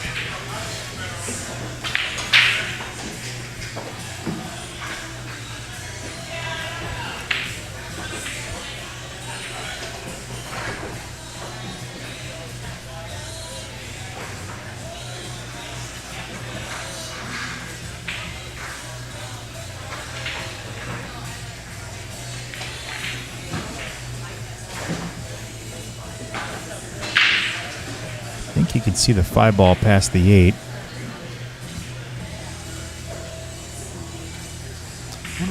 He's maybe going to roll past the 5 ball.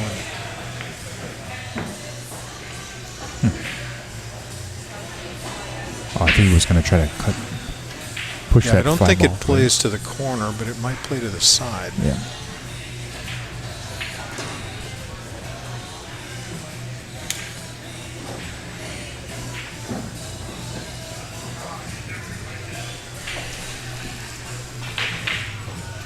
You know, it might play to the corner. Does it? It's snug.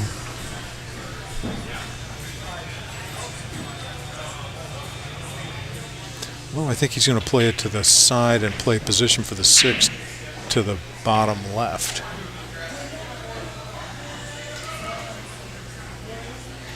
That would be a nice shot. Hoping that you don't scratch in the bottom right.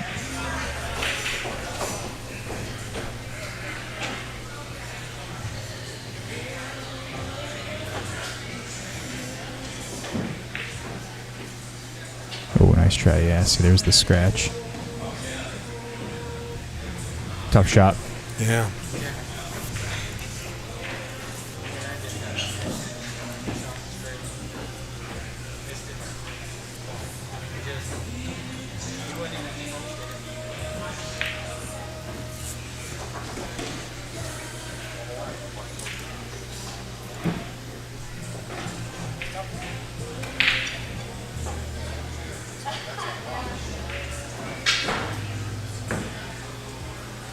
The way Ben is playing, I would imagine he's probably going to get out of this rack.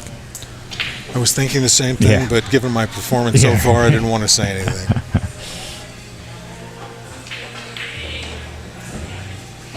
It's my turn to provide the commentator curse.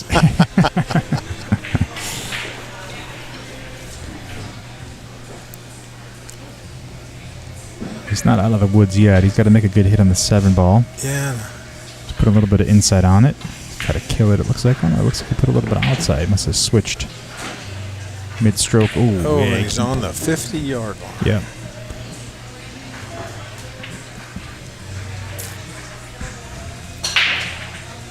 Looks like he's going to the side pocket, down to the foot rail and back out. Oh. Yeah, these shots, when you have to jack up like this is, I don't like this. Oh, commentator's curse. I think Josh would be in a position to go 2 rails and wind up pretty much where the cue ball is now. Or every time I try to draw this shot, I wind up in the far side pocket. Back cutting shots like this, I always put outside, and it'll stun that ball into the rail. A little bit of left English will spin that ball out, but you have to hit this pretty perfect to get shape on this 9.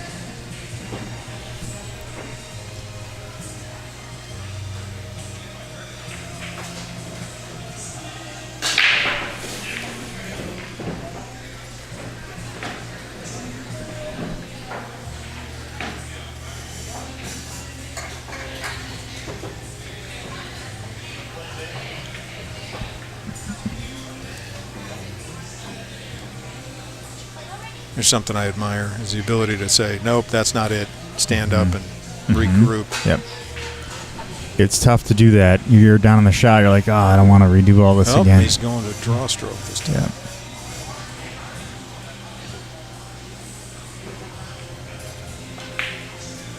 Oh, man, that's tough. That's real tough. So with that spin, you can overthrow it, which he did. Yep. Rattle the pocket. This is not an easy shot either. The cue ball could hold itself up if he puts too much top on this ball. Go rail first, maybe. Rail first, yeah. Oh, there we go. Oh, yep, man. Just hit it very soft. But instead, he hit it great. He did. Hit it fantastic. And this will put Ben up 3-1. Again, no commentator's curse, but... Based on what we've seen so far, we have an expectation. Yeah. Very nice shot. 3-1, Ben Gonzalez up against Josh Lammert. Both players shooting well, it's just Josh is making a few more mistakes than Ben is. I'm sorry. Ben is making... Yeah, Josh is making more mistakes. Right. Yep. Earlier we were talking about ACA and the ball count. Yep. And that was another thing that Mark brought up. It's just consistency leads to making balls, and the more balls you make, the more games you're going to win. Yep. Because there's a percentage of those that will be 9 balls. And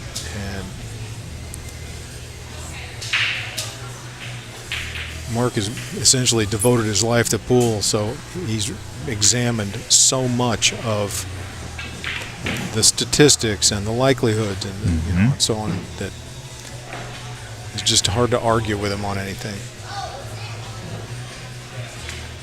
Definitely has it down to a science in many different aspects. That's for sure. Where's the one ball going? Oh man, see Ben's break has been doing that. I think every single time that he's broke so far, the one ball has traveled down table.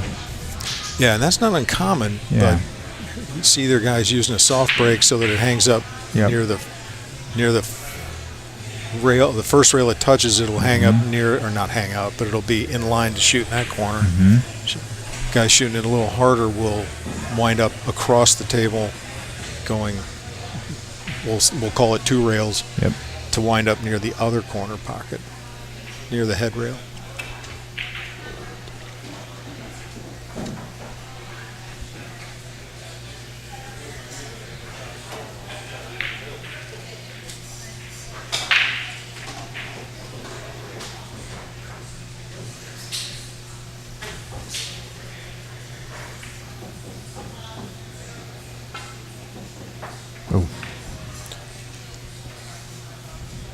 Oh, and scratches. Oh, I guess it was a foul regardless, but... Yeah, but see, this is where the rules being such that a push-out's not allowed after the break is, you make a ball and are hooked. Yep. Well, kicking's part of the game, and I think that's one of Mark's points. And then,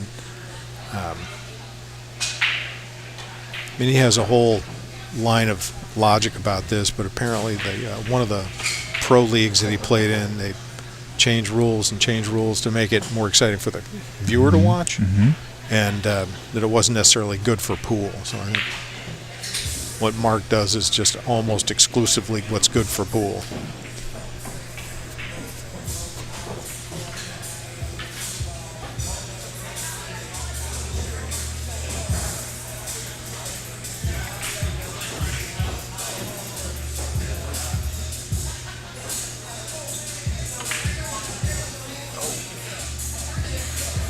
Yeah, right. As he stroked it, it was no pause in the backswing, and he kind of poked at it a bit. Quick, and it looked like he stood up a touch right after delivery. A little nervous on that shot, and I think it's just because the length of the shot, and he had to force the cue ball down table for the 2. Yeah, getting position on the deuce was a challenge there either way. Yep.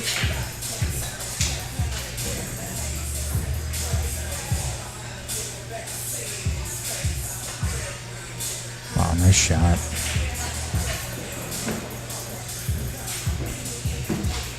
Was he trying to play inside to touch the 9, maybe, you think? I think that's where he was going with where the cue ball went, but obviously missed the 9 ball. Fluke to 7 in. Yep. There is a bank here. Just got to try to hit this with a little bit of speed to tighten the angle up to miss the 6 ball. Yeah, it looks like the 3 ball's in an okay position for that. Yeah. Don't have to work too hard for position there.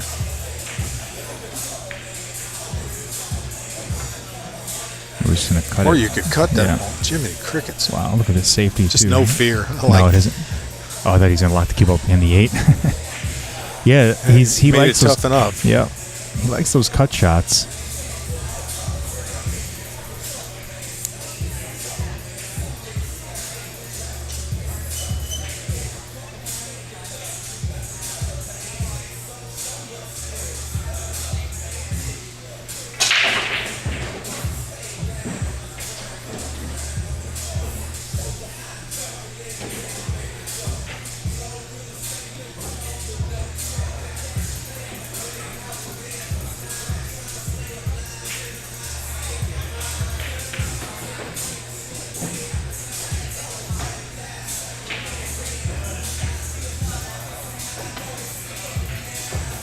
Very nice shot. Oh, don't scratch. Come back He's going up. to come all right. Oh. Still all right. Yeah, not bad. It's got a little bit of a cut shot on the 3 ball. Come around 2 rails, probably to get back to the 4. Probably leave himself straight in on the 4, actually, if he hits this well enough. Yeah, he's got to hit that pretty good, though. Yeah. Yeah, he does have a mean cut on the 3, but I think it's going to come up that left long rail, come back up. Off the foot rail, Yep. you think? Yeah. And then come back around, yep. And I would not jack up on this. I think he was thinking about that. I don't know. He's got a couple things going on in his mind here. Yeah, see, I don't know if I like this.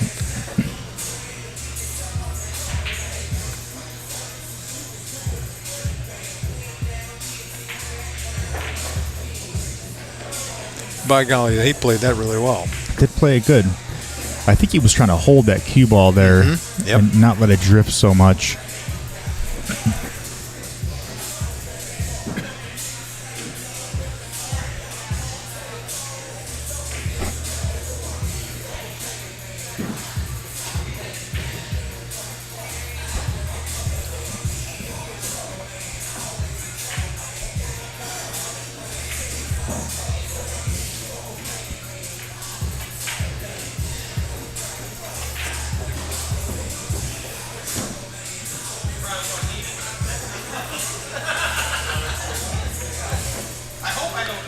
He's got to hit this pretty good.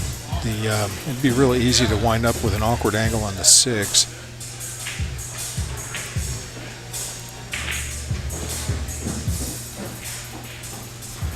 Another thing that Mark's League, one of the rules is it's foul on all balls.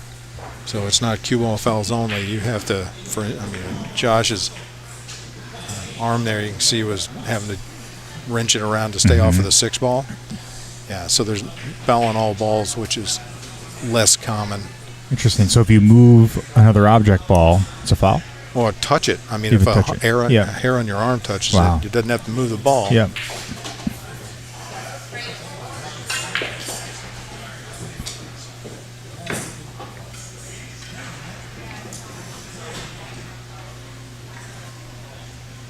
I believe that's how the Moscone Cup is played too, right? Oh, right. And all the pros play like majors, that. yeah, like that. Yeah, makes sense.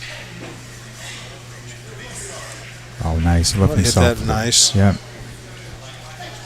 Didn't want to be straight in on that. Wanted to angle where he's at just to kind of drift that cue ball up table. See, and I like what he did there with coming up. He's basically made every 9 ball from this shot. Yep.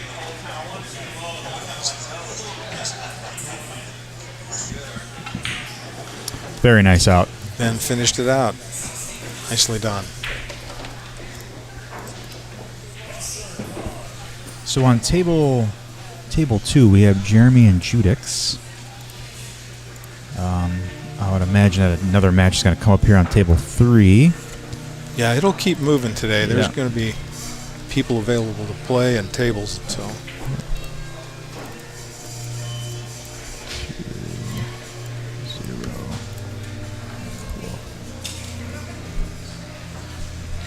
let's head on over to Judix's match.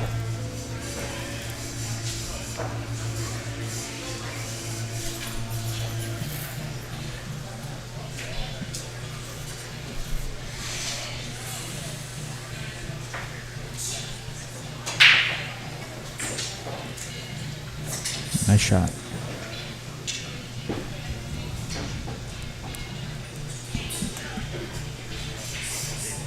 So is there a certain territory that the players have to play out of? Like I think Judix is from this area, but are some people from St. Louis, and where do they play out of? Oh, well, in St. Louis we have Teachers Billiards and Yep. Cue and Cushion. Yep. I think there's some other bar leagues that play out in St. Louis. And then I know we have people that are based here, Racks on the Rocks, and I know we have. I mean, you came in from Chicago, Yep. correct? Yeah. I know you're not playing today, but Yeah. I mean, I know there's a young lady that's here from Chicago that's playing, and then I think people have come a pretty fair distance in some cases. So do you have to play in the league to get qualified? Obviously for this. Yes. And yes. where does the league play out of? It varies. Okay. So we've had matches. This is the second match I've been to here, and then there's been matches at Teachers Billiards and at Cue and Cushion, and I'm not certain where else, but no, they move around. They do. Okay. Yeah. So like some players from Peoria will have to drive down to St. Louis and vice versa? Okay. Yeah. How long is that drive from here? Probably 3 hours. Oh, wow. Hey. Yeah, I know. For me, I rode up with Mark, who lives in Illinois, and I came from St. Peters, Missouri, Okay.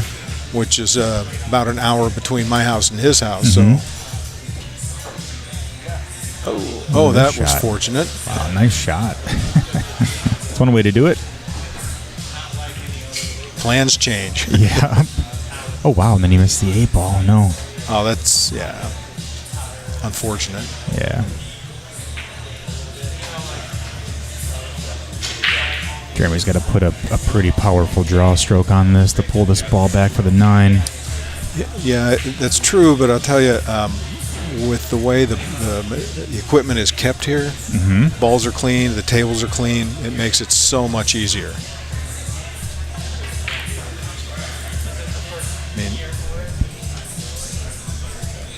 I think we saw, you mentioned body movement before, and I think we witnessed a little bit there.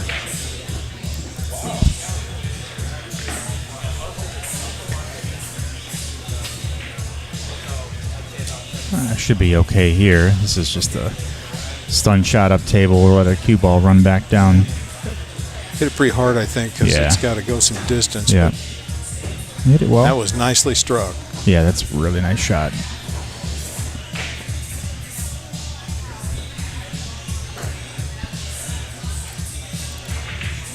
Very nice. So that'll put Jeremy on the board with 3-0. And we have another match over here on table 3. So we'll head back over to table 3. It's like Terry and Stu. Terry and Stu, yep.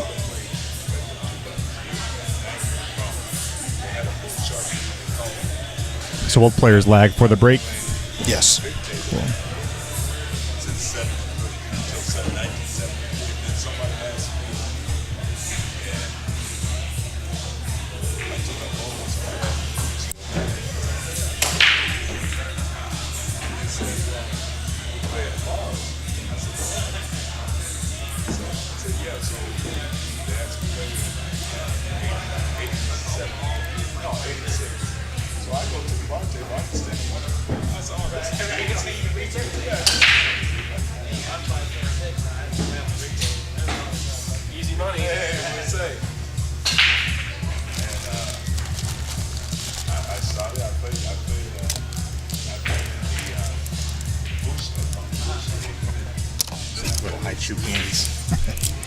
So good.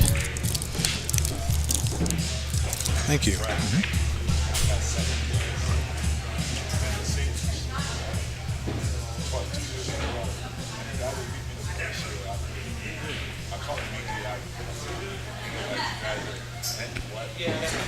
think that was a good hit on the 1 ball. Nope. Yeah, he came around 1, 2, 3, hit the 1. Cue ball hit off the rails. Yeah, it's a good hit.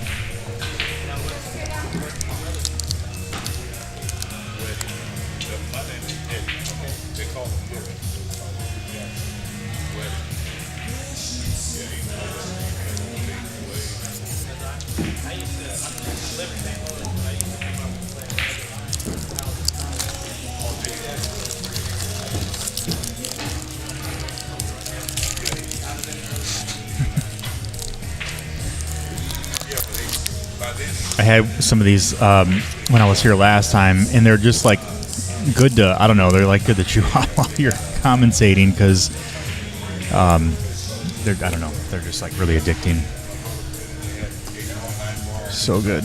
Nice shot there by Stu. Just flipped that 2 ball and drifted the cue ball up table. Looks like the 5 ball's tied up with the 9.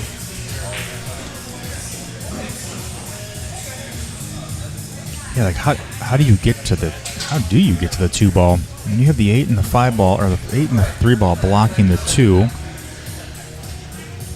And try to kick at the 2 maybe. I think he's going to the side, the left side rail. Left side rail. Yeah.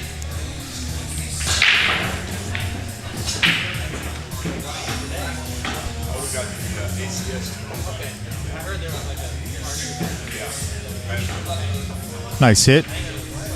Oh, I think a little harder. That would have ran into the side pocket. I don't think so, but no. It's actually for Stu. This is a tough one. Yeah. The idea we'll probably see another safety, maybe bank the 2 toward the 7 ball. Yeah, these shots on the side are never fun because you really got to cut that ball and you got to hit it so soft that it just kind of hits the side and just kind of falls in.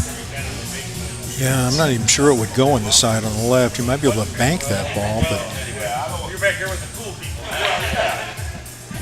It's good that you got this going. Maybe you become big in New York. We got a lot of great teams here. Oh, we do have some talent. Okay, so we tried banking it. Not a terrible leave.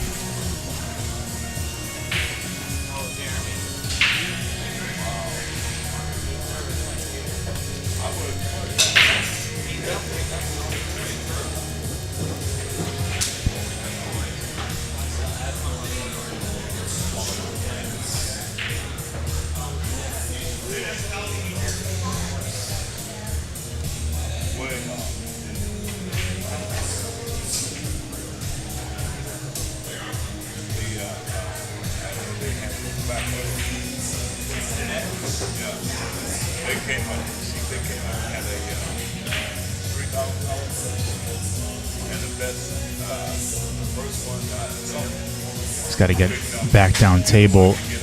Okay. Oh, wow. I thought, okay, so we did actually get back down table for a shape on the 3 ball if he made that 2. My worry was that he was going to clip that 7 ball if he makes the 2. yeah, I mean, coming off the side rail, that the gap between the 7 and the 9 is not as wide as you Yeah. think.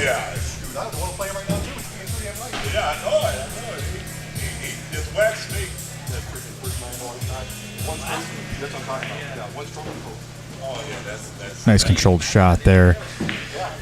The shot before that, or 2 shots before that, Stu was rushing it a bit. That one was nice and controlled. Stayed down, followed through. Yeah, it looks like he left himself basically a stop shot. Yeah. Get to the 4 ball. Gotta You figure should out. just see what he's got in mind for that 5 ball. Yeah. He's got to try to break that out. Oh, so he rushed that one. It's gonna get Loop it in. Nope. ticked open here, maybe. Nope. Oof, this is not fun. What do you do here? You bank this ball back? Do you play safe? I don't This is interesting. know that you might be able to bank it back, but I think you're going to move the 9 ball either way. May not necessarily be a bad thing, but Zoom in here and see what we got going on. Oh no. Lost it. Whoa. Yeah, that's close. Oh, I really lost it now. Oh my gosh, what's going on?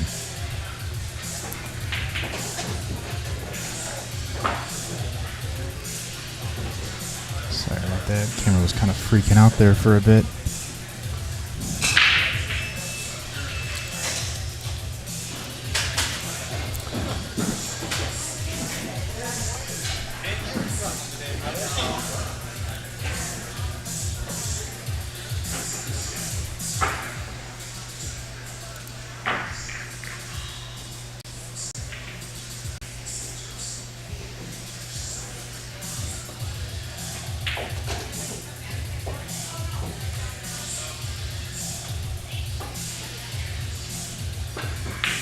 Hit that perfect. Wow. Very nice shot. Shots like those really teach you or tell you if your stroke is good or not. That one, that was great.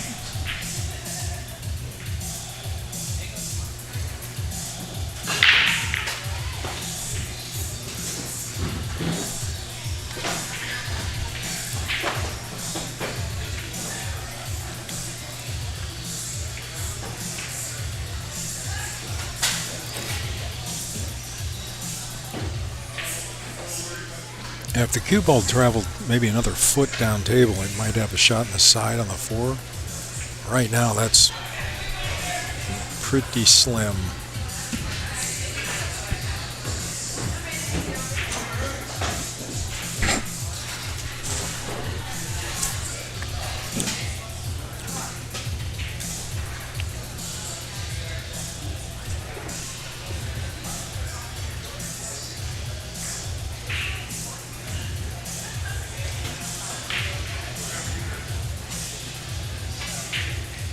If we tried banking that ball, it looks like the 4 ball may go past the 7. So, I think you're right. Yeah.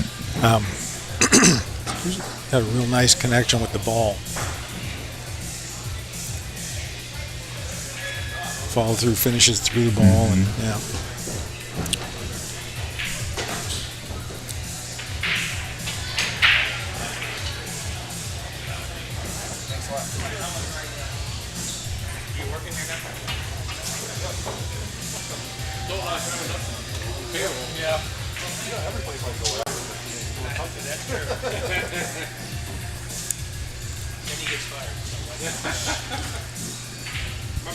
Nine ball's pretty big where it sits right now. Nicely done. Held that ball up really nicely and left himself position on the 5. You probably have to load it up a lot of left and stay below the 9 for the 7 at this point. Camera's freaking out.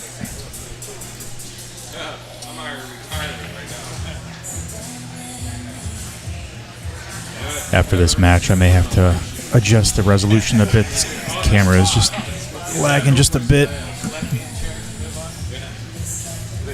That was a good shot there. I know it may sound crazy, but I almost would want to kick at this 5 because if you hit the 7 ball, that 5 ball may actually carry him into the pocket. Yeah, and I think probably what it's hard to tell. What we might see is a carom shot to make the 7, banking the 5 across table. Problem is, where's the 5 ball going to wind up if you do that?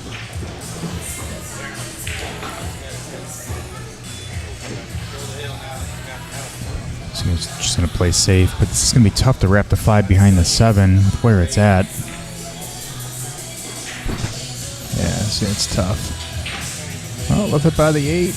Okay, not bad. That works out. Yep. Yep.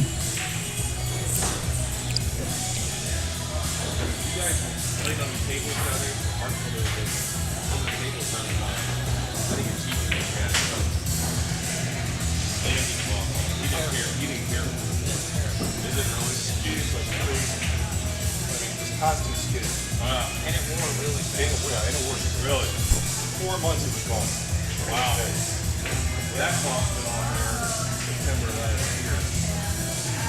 That's been on there 2 years. Our table guy told me to know, as I said, small, everything's supposed to be normal. Jackson, he was an hour, he was Michael's biller, he was an hour east. So yeah, we're just flying.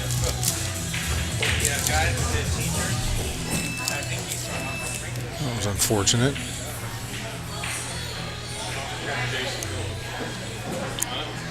Yeah, that's who I'm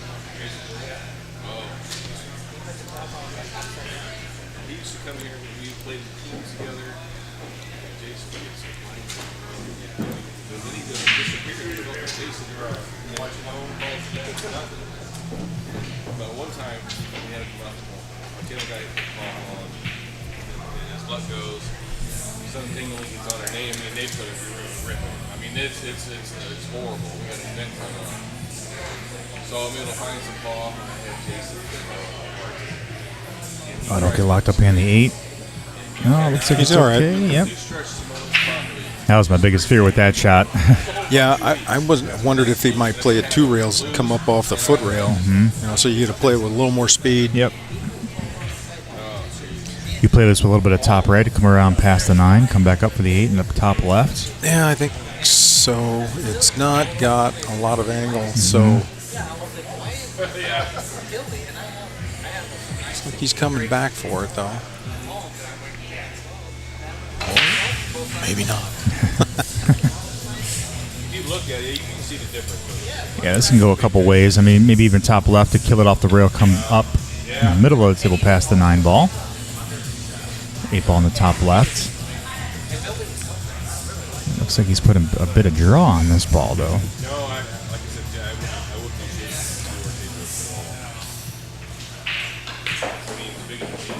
it. Side pocket, nice. nicely Okay, played. very nice shot. Yep.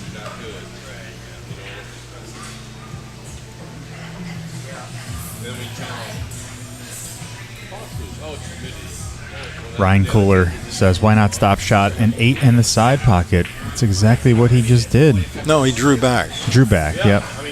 Ryan, what is going on? And he missed the 8 ball. Oh, man, it's unfortunate.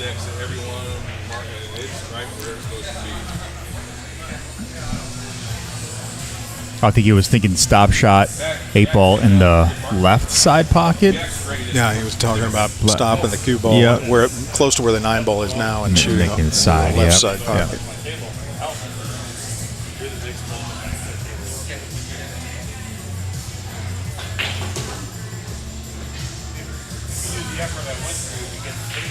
Oh, man.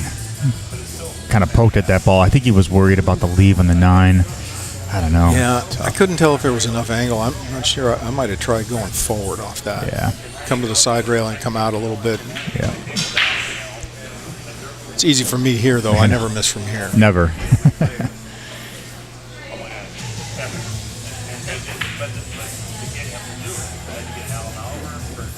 This is my signature shot here. This is the throw shot. I always do this. I put bottom outside on this ball. We just let it slide and drift in the side rail, come back out for that 9 ball. It's a tough shot. You gotta hit it right. Yeah, and even here, there's not much angle to punch off the rail to get back out for the 9.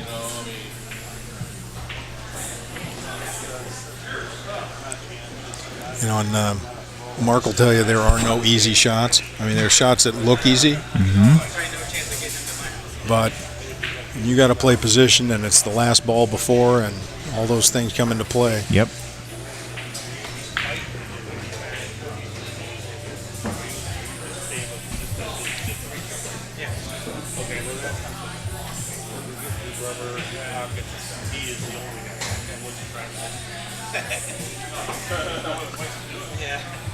I can hear Mark behind us talking about table covering, and a while back, both Mark and I have a 9-foot gold crown in my basement, and there's a fellow named Jack Zimmerman who redid the rails and recovered and set up my table, and Mark describes him as the Rembrandt of pool table mechanics. And so I feel really fortunate to have had that been able to get that service from him because he's based, I think, in Ohio. Okay. But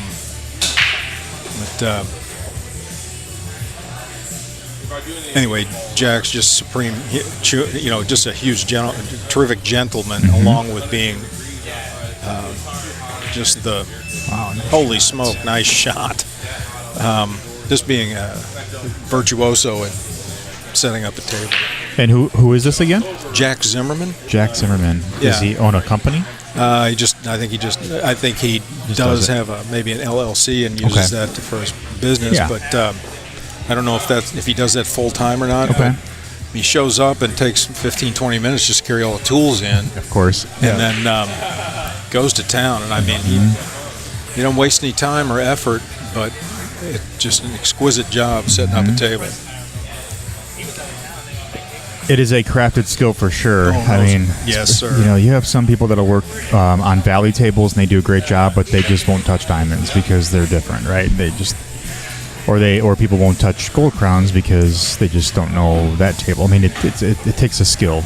Right, and I mean these are even the different series of gold crown tables, the 3, 4, and 5, have different characteristics, and they have the understructure's different. Yep. And anyway, Jack's he's got it down to a science, and it's. It was fun to watch him work, and it was just the table just plays so well. Yeah, it's a big difference when you have the right person recloth your table. Because I've seen it many times where someone doesn't staple the cloth down right, they don't stretch it out enough, then it starts wrinkling and puckered and things. Yeah. Jack actually glued the cloth down, which I'd never seen before, but it makes perfect sense. And he also replaced the rail rubber for me, and the face of the pockets where the angles are cut are perfect. Oh wow! Right past the ball. So does he stretch the cloth then, and then glues the cloth to the side of the slate, or the wood part of the slate? Yep. Okay. Interesting. I've always seen everyone staple them. I've never seen it glued before. Well, once you see it, you wouldn't want it any other way. Yeah. I mean, it's really amazing. Looks like coming from the 3 to the 4 might be an interesting. Well, I'm surprised he put bottom on that ball. I guess. Well, he's got to come back up to maybe a little bit past where he is now for the 4 balls on the far rail, the far long rail. So he just left enough angle to come off the side rail and then come back up basically where his left hand is right now. Yep. Whoa, slow down, ball. Slow down, ball. Ooh, a little too much.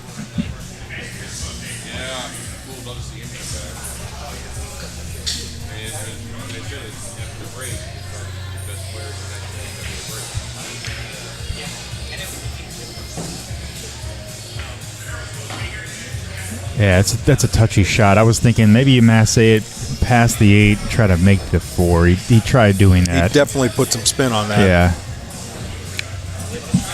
It's a great hit.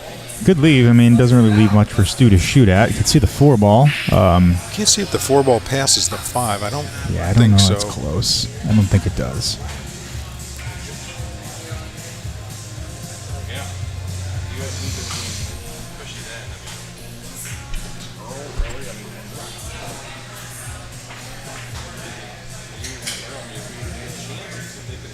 Left the shot.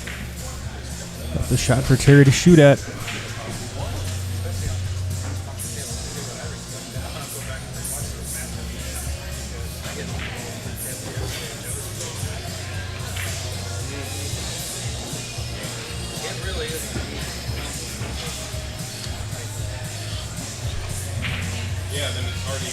So do you just shoot this and let the ball trickle forward, or like a drag shot where you start with low and it picks up spin just as it hits the object ball?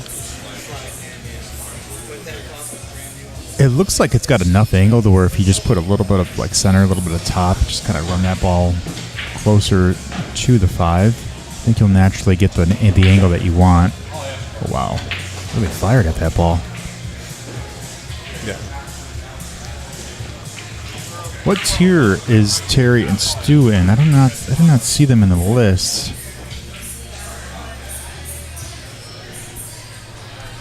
Let's see, Stu. Unless they were added after this.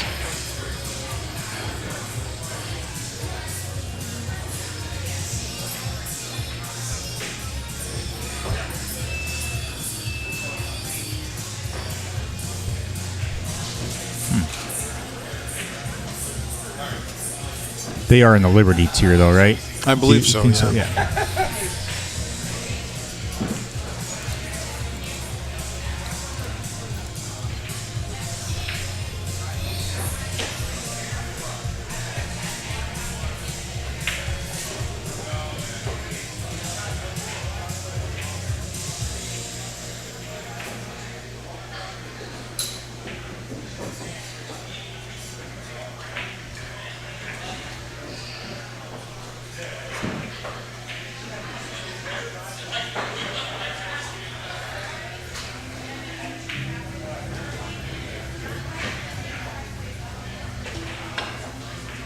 Wow, what a shot. Holy smoke. And it's going to set up very nice for the 6 ball on the side, it looks like. Ooh, slow down. Yep. Overroll that a touch, but it'll Yeah. go forward and May have to go come around around. and come, yeah. 3 rails, you think, to come back for the 7? Mm-hmm. Yeah. Yeah, I think that's we're seeing less angle than he's seeing. Yeah. This is not an easy shot to get back for the 7. No, and I could see it playing to the short side on the 7 too if he went that far. You know, come Short around, side, yeah. Come back up here, around, yeah. You have to really take a whack at it though, because.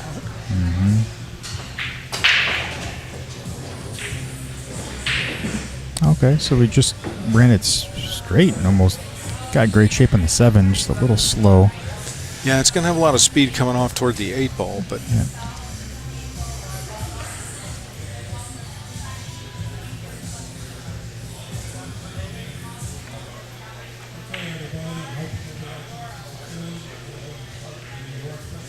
Nice controlled shot. Look at this. Beautiful.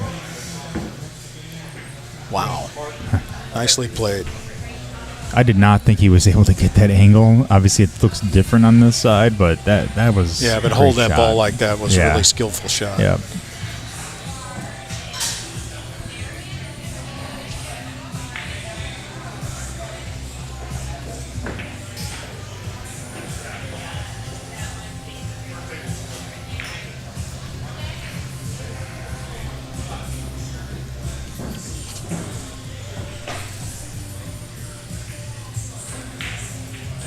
We're tied at 1. 1-1. Very nice out there by Stu.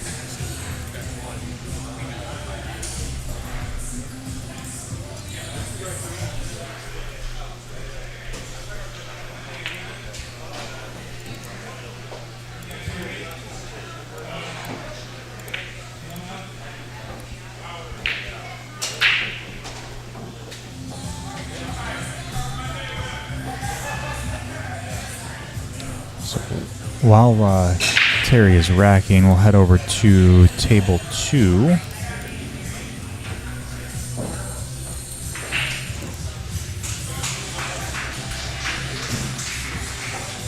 We have Keith Flatt and Ben Gonzalez playing on this table. Everybody give Mike Reed a round of applause.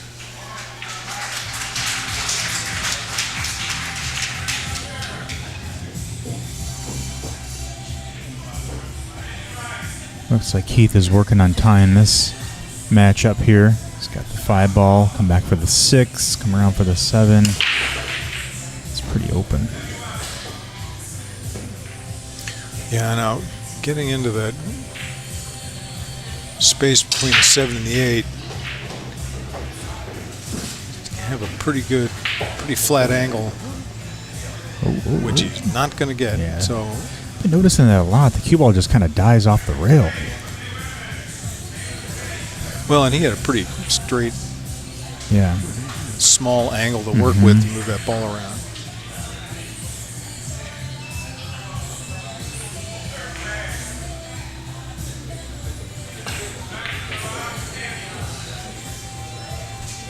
Wow. Stu over here fluked the one ball. That was funny.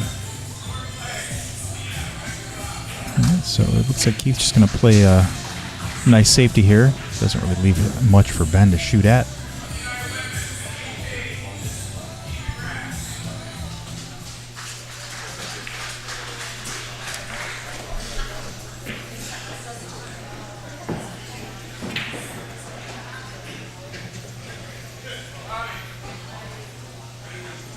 So did you mention there's a playoffs, or is... I'm not sure if there will be or not. Okay. Oh, this is going to wind up being okay, I think. It was well struck. I don't know that there will be. In round robin, it's basically game count. And if two players come out with the same count, I don't know what Mark's got in mind if he plans to have a winner or Sure. just play it out today and distribute the winnings. Yeah. And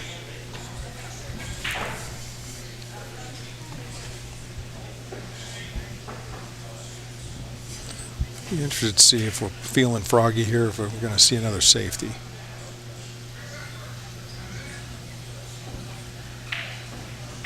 Oh, yeah, I think he tried leaving that cue ball up table, Yeah. but Trying double to kissed it. lag the 7 back up around the 9 ball. Yep. Ben will just need to cut the 7 ball in and straighten himself out for the 8. He's got to move some. He's got to move some distance to get back on the 8 ball. Yeah. Looks like he's playing inside. Mm-hmm.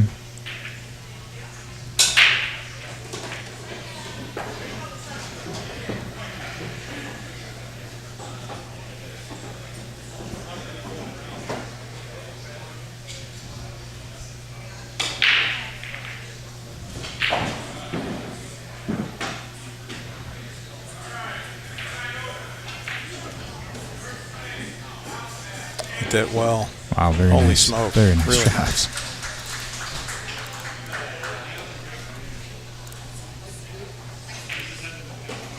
Yeah, Ben is shooting very well today, up 3-1 against Keith Flatt. We'll head over to table 3 while those guys are racking here.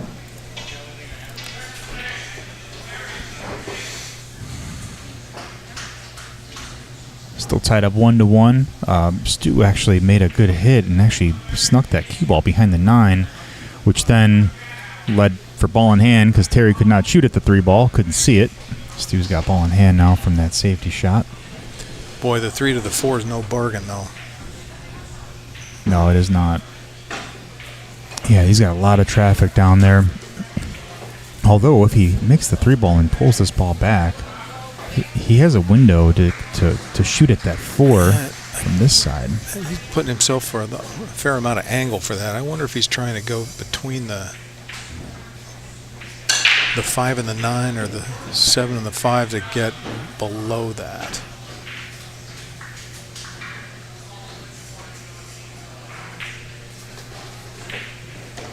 Oh, he went all the way down with it.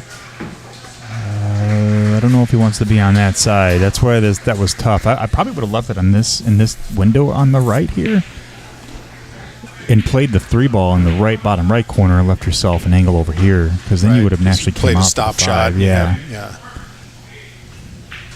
And then he's got to overcut this 4. He's going to run into the 6. Well, I think the 4 is a bank at this point. So he's going to force me bank it in then. Yeah. Yes, that's tough. You're leaving your opponent with the easy shot on the 4 now. Yeah, man, still some odd well, the 5 ball's easy to get to. But the 6 ball's partially hidden by the 8. Mm-hmm.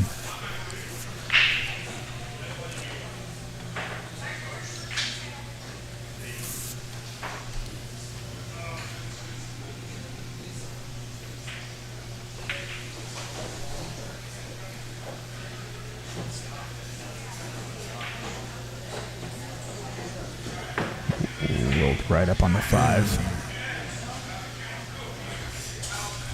Just got to touch the 5 and leave the cue ball somewhere behind another ball, hopefully. Try to play a good save here. Unless is he actually going to try to go for it? I don't know. This is close. Think so.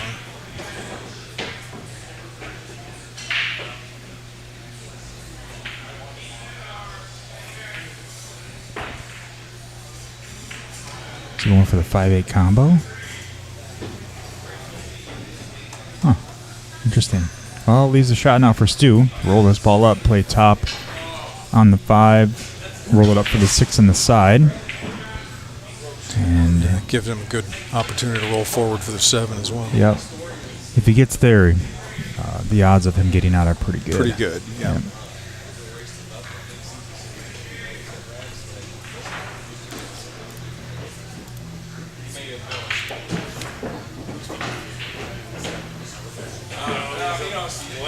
Oh, I wonder if he... Yeah, he's dropping right down on it. He must have a good angle. Yeah, he knew exactly where he wanted to leave that cue ball.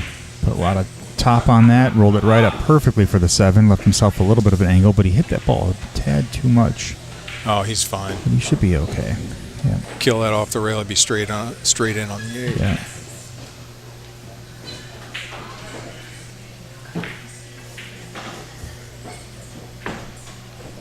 That was a little... Not sure I would have... Yeah. Hit that with a little bit too much speed again.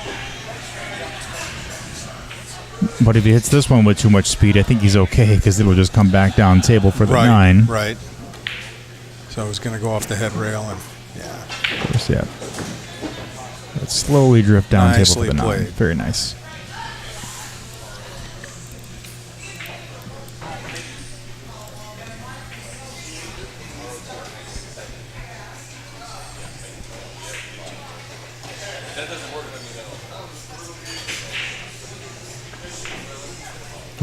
Very nice shot. Stu is up 2-1 against Terry.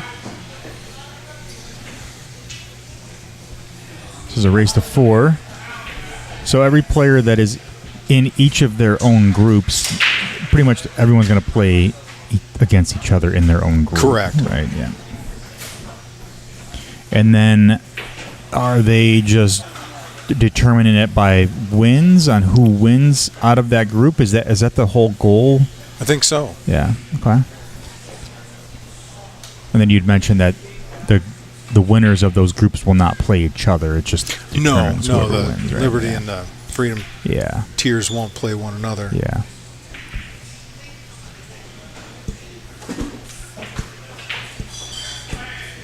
You know, and I got to compliment Mark's format here. I really like the idea of the Grand Prix points. Mm-hmm. So each match throughout the season that a player plays, they accumulate points that puts them in either one tier or the other. Okay.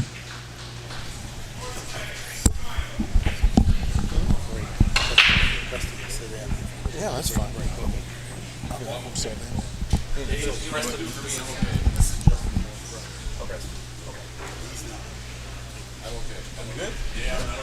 They're asking about you in here. I don't need to talk. No, I'm Mark was certainly nice. You guys keep such a good job. I want that feature. Sorry, I'll get told Mark. I only have one VIP chair, so you gotta get to non-VIP chair. So that's fine. Sarah Rousey coming around her. I will, yeah.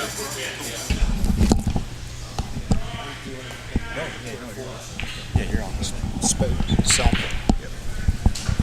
All good.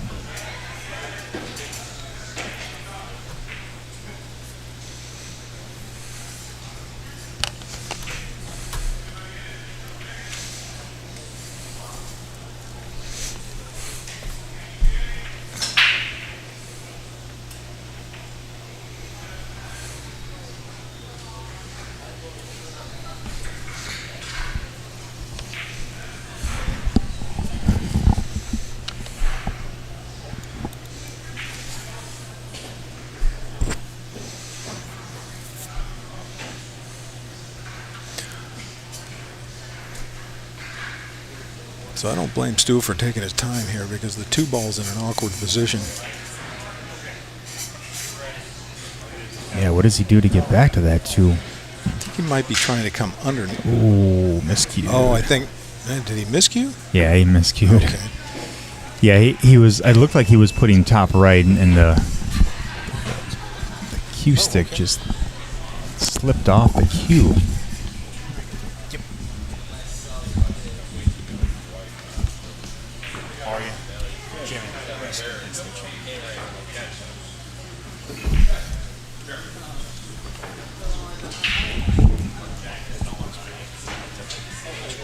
Oh, this one here. Oh, that's Terry and this is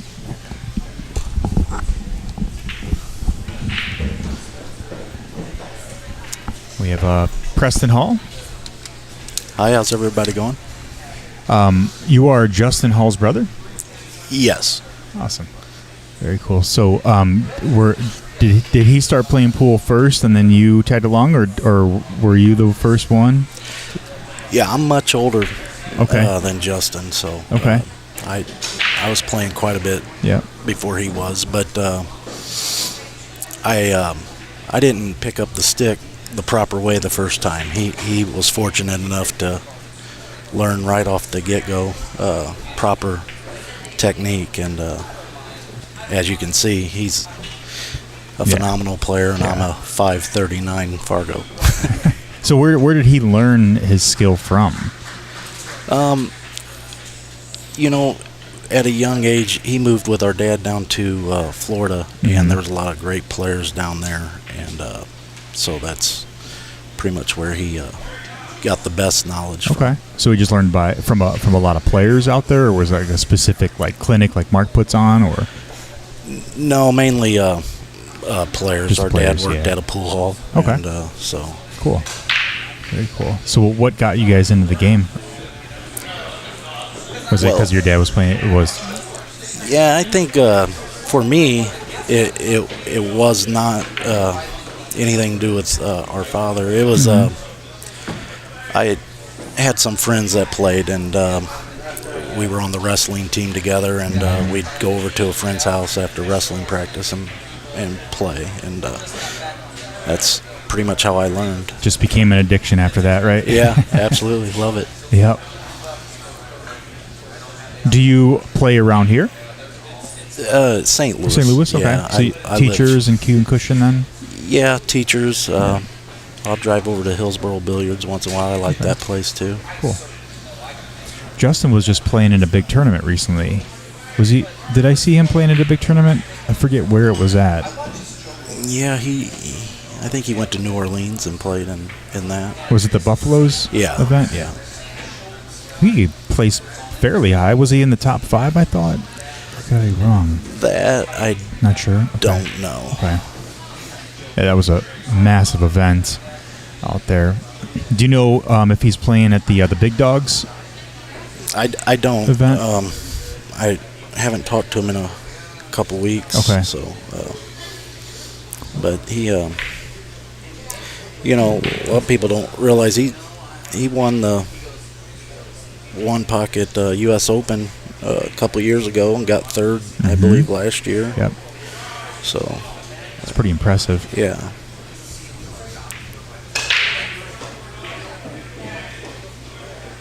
One Pocket really takes a lot of skill. I mean, it's so intricate. Do you play a lot of One Pocket? It's my favorite game. Is it? I'm nowhere near the level of Justin or a lot of the good players. I'm just I do like to bank the ball a little bit, so it makes it a little bit fair against the better players.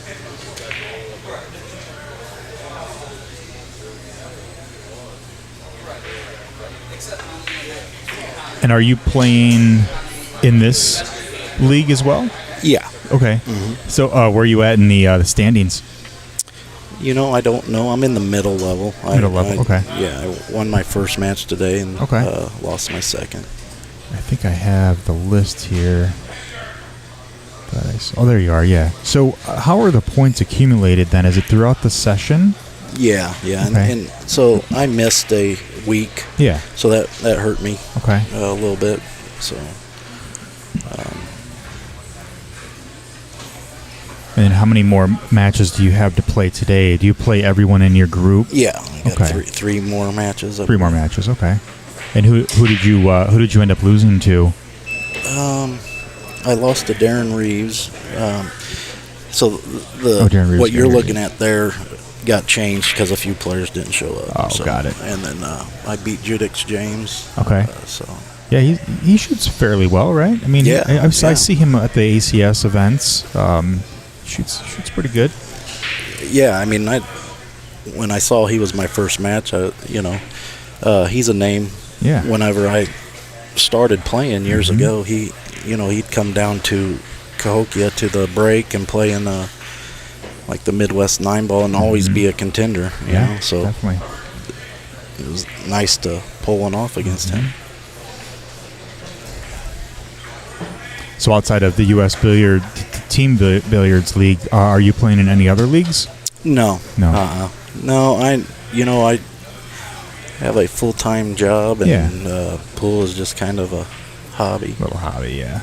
It takes a lot of time. I think I saw a post recently about some of these players that went up to the Spanish Open, and for the entire event to fly there and whatnot, their expenses are around like $4,000, and to just break even, you have to place in the top 25 or the top quarter of the event. Yeah.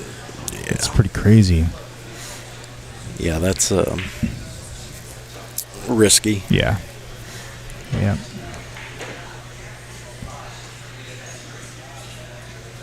So what do you like most about the U.S. Team Billiards League so far? I like the different format. I like when we do the 15 ball, and and then you follow it up with a team aspect. I think it's pretty fun. And what's is it the 15 ball like rotational 15 ball? No, you break the balls, and then you get ball in hand. Okay. And then you can shoot any ball you want. Got it. So in Mark Wilson's book, that was one of the training mechanisms that he was mentioning, where you have to do exactly that. You break the balls, right, and you get ball in hand, and you have to run as many as you can. And I think that your goal was to get 5 racks in a row, or do you guys just try to run 1 rack? Well, I mean, what did we do? 3 or 5 racks? I can't really remember. We didn't do it today. Today was just a singles tournament. So, but yeah, when I saw the most improvement in my game was I was doing that every day at my house, and so definitely the 15 ball will help your game.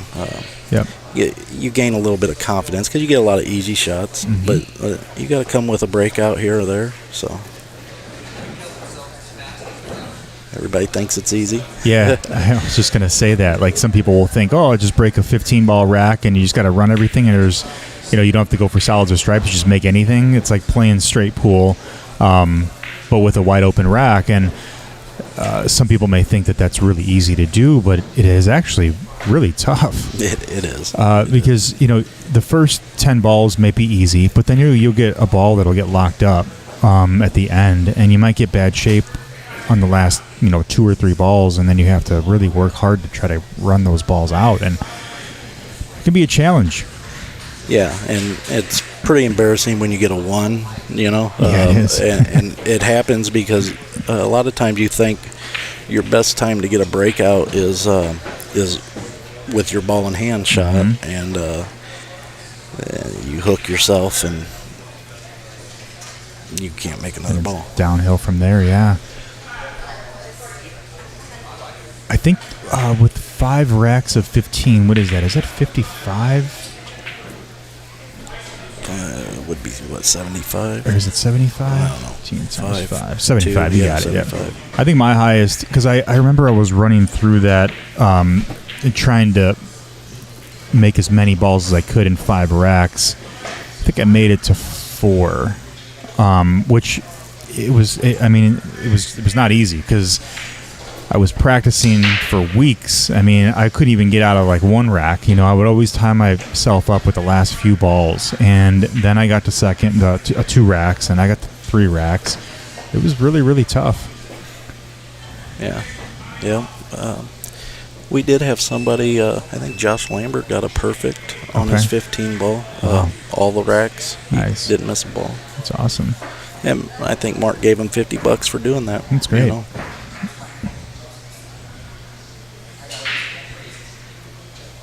Has this format improved your game? You know, when I apply what Mark tells me, I see improvement. Yeah. And but my discipline is not there with pool. I wish it was. And then I fall back into my old habits. But yeah, definitely the 15 ball alone. If you practice that every day for an hour or so, you're going to get better. You're going to get confidence because you're going to make a lot of balls, and you know, helps your mental game. You almost are able to see not every shot, but a good handful of shots from that 15 ball rack, and when you're doing it multiple times, it changes every time, so you're seeing different shots, and you're able to kind of recover yourself in an actual match if that shot does come up, because you've seen it multiple times with the 15 ball rack. It's very helpful. It's pretty mind-blowing that something so simple can be very helpful. Now, does Mark work with you guys on fundamentals as well throughout the league? Yeah, he'll hold practices at each location that host the events. You know? So this year it was Q and Cushion, Teachers, and here at Rex on the Rock. And yeah, and that was very beneficial. And he gives away a lot of his knowledge that he charges people for. You know, just for participating in this league. It's a good deal. Yeah, I'm excited that you guys have finished this first league successfully, and it's been a great turnout. Do you expect this league to grow next session? Are you going to play next session? Yeah, I definitely would like to play. I don't see why it wouldn't grow. You know, it's a lot of good people here. You know, some of us, you know, we're not the best players, but we're willing to put in a little work, and we keep it classy. And I think that's a good deal. You know, I mean, it's good for the sport. And you know, you don't have to be afraid to come. Because he's going to match you up with the different tiers. So I think it's good for everybody. You don't have to be afraid. Nobody's going to make fun of you. Nobody, you know, we've all missed routine shots. You know, it happens. But we're going to just try to help each other and get better. Yeah. Oh, look at this shot. Nice shot. Yeah, nice. Just got to figure out the 9 ball now. Do it again. Yeah, right. He's got. I think it will go. Oh yeah, he can. Close, but he can bank it for sure. Yeah, he's going for the bank. It looks like. There it is. Oh yeah, that's what I was worried about. You got to really get that cue ball out of the way. It's tough to hold that there, but didn't leave an easy shot there for Terry to shoot at. I mean, he's got a long table shot here in a 9-foot, tight pockets. Anything can happen here.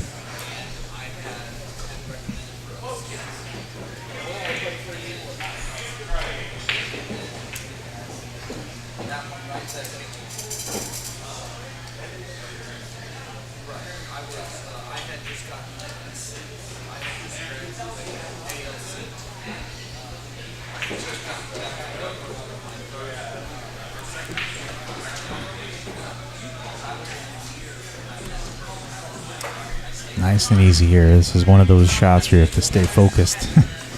Follow through, and he hits it. Get in. Oh, He actually hit it really good. It just, I don't know, 9 ball got away from him a bit. Yeah, we call that a Preston where I come from. That's what I do. That's what you do? That's why I like one pocket. I bobble everything. And that'll put another win on the board there for Stu, up 3-1. Race to 4.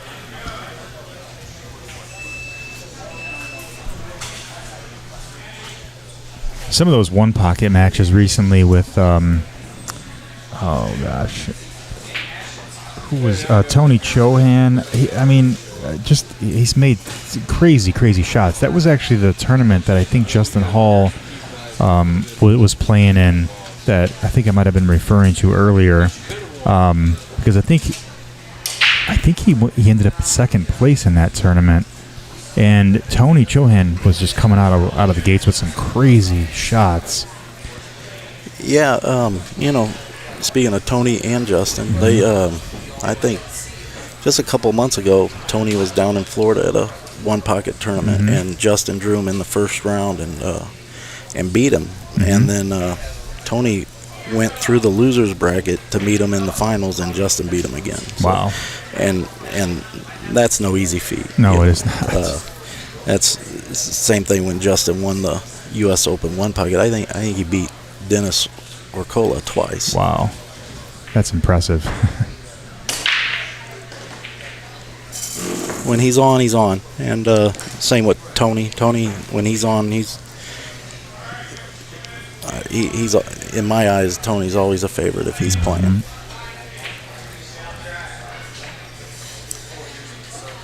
He's fun to watch. There were some highlights, I think, from that tournament that I saw, and just there were like 3-rail kicks or 2-rail kicks, or these shots that they were making were just so bizarre.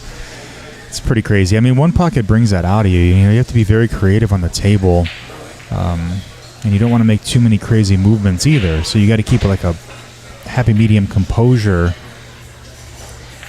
Yeah, I watch some of these shots these guys pull off, and I find the best time to try them is in the middle of a match, and yeah, I'm joking there because I don't even come close, and I try to tell my opponent, well, I saw Tony do that. Yeah, and they're like, well, you're not Tony. Might as well try it though, right? Yeah.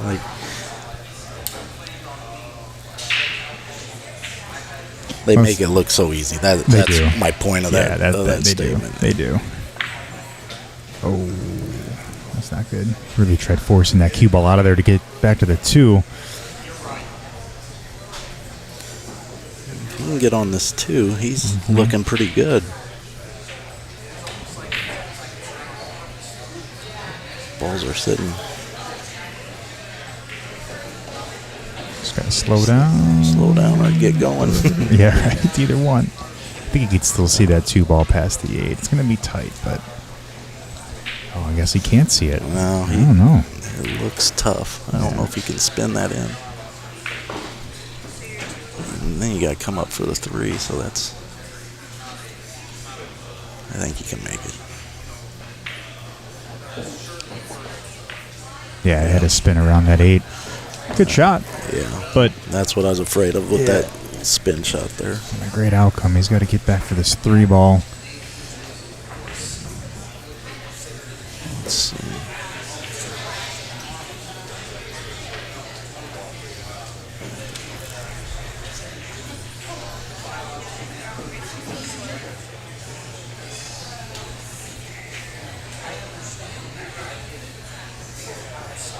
Are there any tournaments coming up that you'll be playing in? Not really. I'm not a big tournament player. I play in. I don't know if you know Little Jake Embry. His his tournaments. His B tournaments. I like those. So that's about the extent of my tournaments. Okay. I went and played in the Derby Banks, just like about half the country. About, I don't know how many players they had. It was crazy, but it was this year. Yeah. I heard the Derby went like almost 28 hours. I forget what happened there, but it was pretty wild from what I heard. Well, you get a lot of players, I don't know, like me, who go there and play, and they got the tight pockets and miss a lot of balls, and I think the matches take a little longer when you get two of us. So, yeah, they might want to rethink them pockets a little bit. Efren Reyes was there playing in the one pocket, right? And I think Tony ended up taking the one pocket event at Derby this year. Yeah, I think you're right. Yeah, I think Efren ended up taking third, I believe. Who won the 9-ball? Did you go there just to play 9-ball? No, just the Banks. Oh, just the Banks. Got it. That's right. That's right. Yeah. Who ended up winning that? The Banks, I won it. I think Feder? it was Feder. Yeah. Ooh, nice shot. Fired that ball in. There's a great bank shot for you. Fired that one in. It's really awesome. So our banks, is that, do you like banking instead of kicking? Like, what's your... Well, today I'm pretty good at kicking too, and that's simply because I leave myself so bad all the time. So you're just forced to develop the bank shot, right, or the kick shots. I've been here like 100 times before. I know this shot, and so like today I've kicked in 2 balls in my first 2 matches, and once I think I ran out after a kick on the 2 ball. So like but yeah, I like to bank, but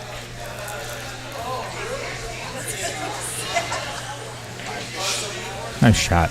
All right, that'll put Terry on the board with 2 games to 3. Okay. Just slowly chipping away, trying to tie this up, make it a hill match.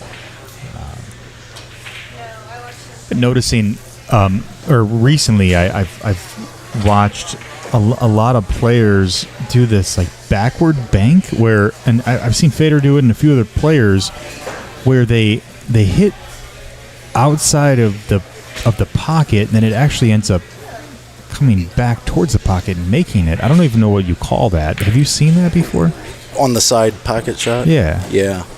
Where they'll bank it backwards and it comes back a few or back and forth a few times and then goes into the pocket that they want. I don't even know what you call it. It's a backward bank. I don't know. Yeah. No, I see them do that, especially when it's a bank by the rail. They get a couple rails out of it. You know.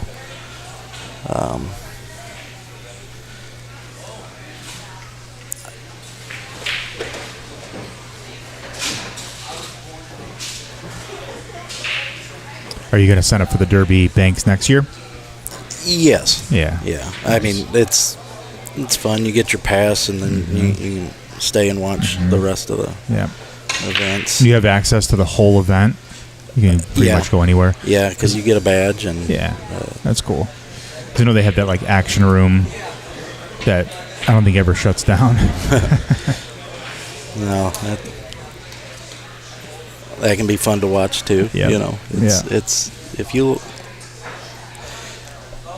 I suggest everybody do it that likes pool, and if they're fans of any of the players, it's worth the entry fee, because you're not going to get access like this. I mean, in any other sport, that's what's good about pool. You can get in a tournament and play against the best players in the world, and you get in that Derby tournament. You can go right down by the tables every match. So whoever your favorite player is, you can be 10 feet away from them watching them play. Yeah, it's pretty awesome. And most of them are friendly. Just don't walk in front of the table when they're shooting. Oh yeah.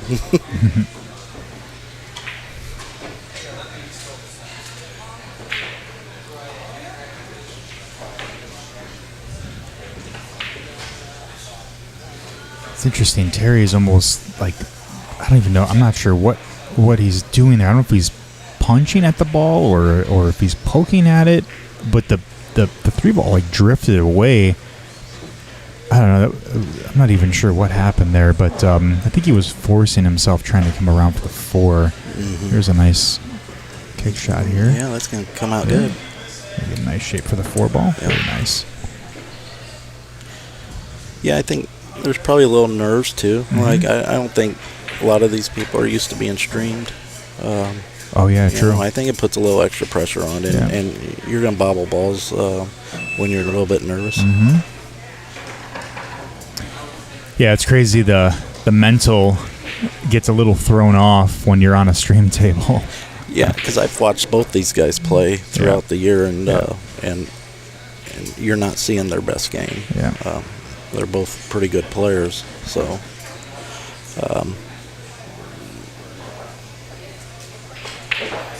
I just have to chalk that up to the stream. Yeah. Would be.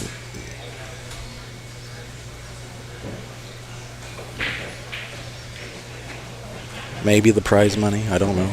Could be just a mixture of all of it, honestly. Yeah.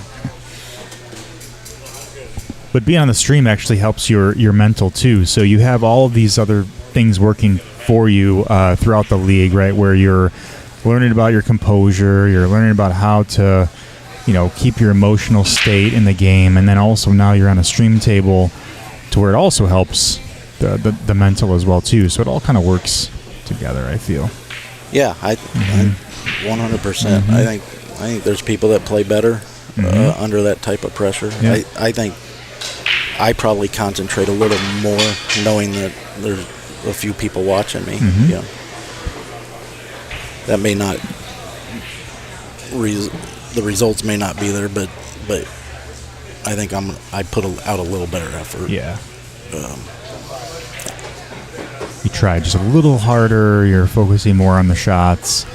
Well, and going back to what you said earlier, you were talking about the format of this league, and with it being teams, I find that I'll let myself down, but with lack of concentration and maybe one stroke in a ball instead of getting down on it, if it's a singles tournament like this, but when my team is relying on me, I feel like I focus a little bit better, and because I don't want to let them down. I'll let myself down, but I don't want to let my partners down.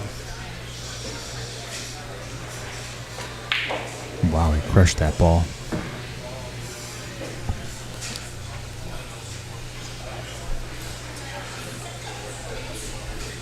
It's no different than, if you exercise every day at the gym, and if you have a workout partner, when you wake up in the morning and you're like, I don't want to go, but, well, I've got my buddy there waiting on me. I'm not going to let him down, so, it forces you to do it. Kind of hold some accountability.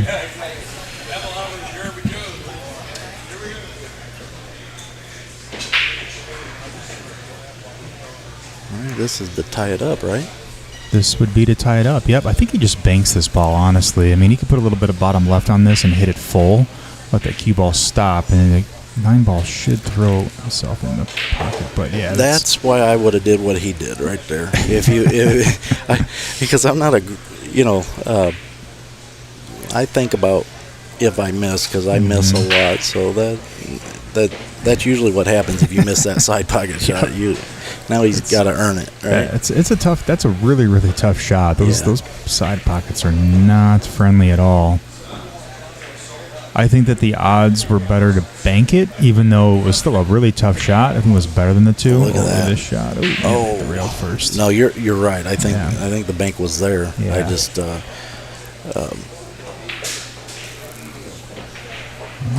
Stu didn't really leave this easy for Terry to shoot at. I mean, he's got to really cut this 9 without scratching. Again, this is almost a natural bank shot, too, in the upper right corner. I think if he just hits it with a little draw, he's fine. He'll hit about the diamond past the pocket, probably, if he strokes it. Oh, he went for the cut. Nice from shot. Here, I couldn't tell that he could do tough. that. Yeah, it looked like he didn't have the cut. That was a nice shot. Very nice shot. Well, he ties it up. All right, Hill. 3-3. great action from both players. I mean, they're making mistakes, but they are recovering. So kind of going back and forth. I think Stu was up 3-1, right? Mm-hmm. Yeah. So Terry came back 2 games. I don't know if you just seen it, but it's the sportsmanship here. They fist bumped each other here right before the game. You don't see that a lot, but that's a good part of this league. I think it's encouraged to show sportsmanship, and a lot of leagues do not enforce. Well, they tell you should have good sportsmanship, but does it ever happen? I mean, maybe sometimes, most of the time not. Especially when you're playing in high level APA tournaments and things like that. People get very, very emotional. I think that this league is completely different just by that one aspect, because all the players are forced to hold that composure. They're forced to be respectful of the other players, and one player loses, you can't get mad at the other player or the table or anything else. It's because you just were not playing as smart. You probably made more mistakes than the other player. You have to just accept that and move on. Yeah, I mean, you can be upset at yourself if you messed up, but yeah, it's you don't want to discourage good play. I mean, if I get beat because somebody's running racks or whatever, I'll shake their hand and tell them I really enjoyed watching it. Yeah, yeah.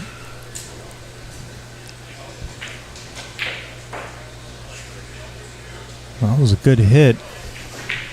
It looks like Stu may be able to kick at this one ball, come off the rail first.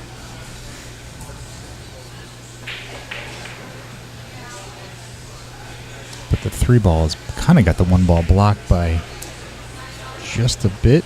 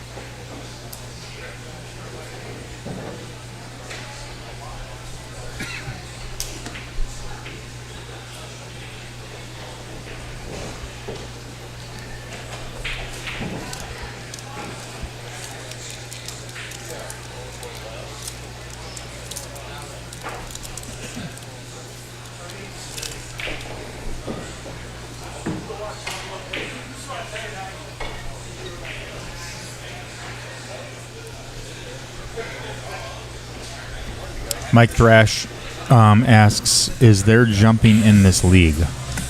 There is, but today I have not seen a jump cue, and there are signs all over the place that says no jump cues. So I'm thinking we're respecting the house rule here. Yeah, but every other place we have jumped.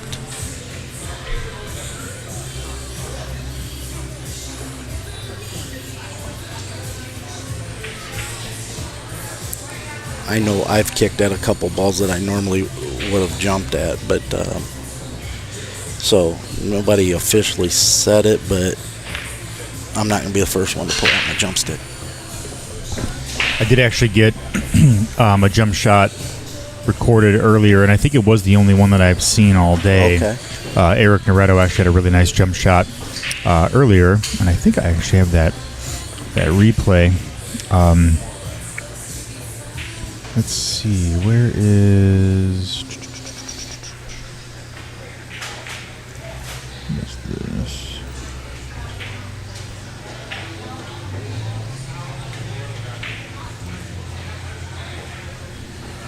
I think this was the jump here. Yeah, so this is a replay. Let me see if I can turn this audio. Yeah, it should be good. So this was the jump shot that he made earlier. Over the 7. Oh, nice. Yeah, hit it pretty clean. Nice, yeah.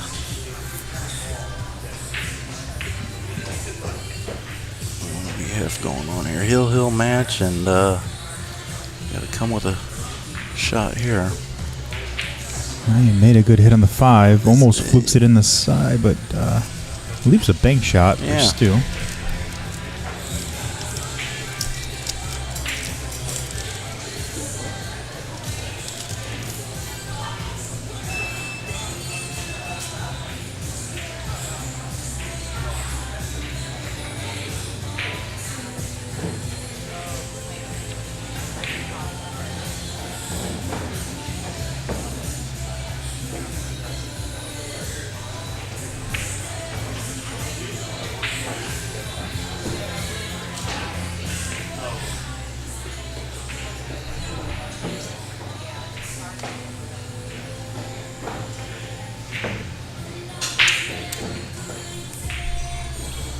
Stu might be able to take this down here. The 9-ball may get in the way of this, but it might just push it out enough to where the cue ball will drift up towards the 8. Right, and it does. Nice. Yep, he should be. Yeah, this is natural. Come back out for the 9-ball in the upper left corner. Yeah.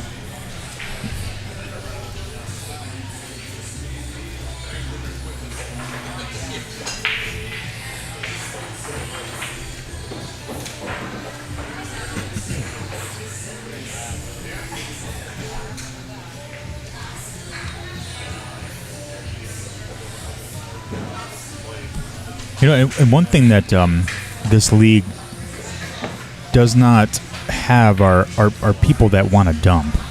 Right? Everybody wants to try to get better. Is that the case? Oh, 100%. Yeah.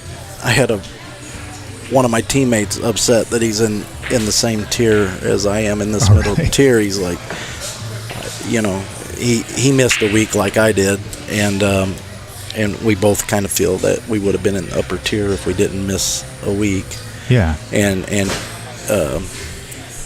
he was like, no, I want to play against the better players, you know, so.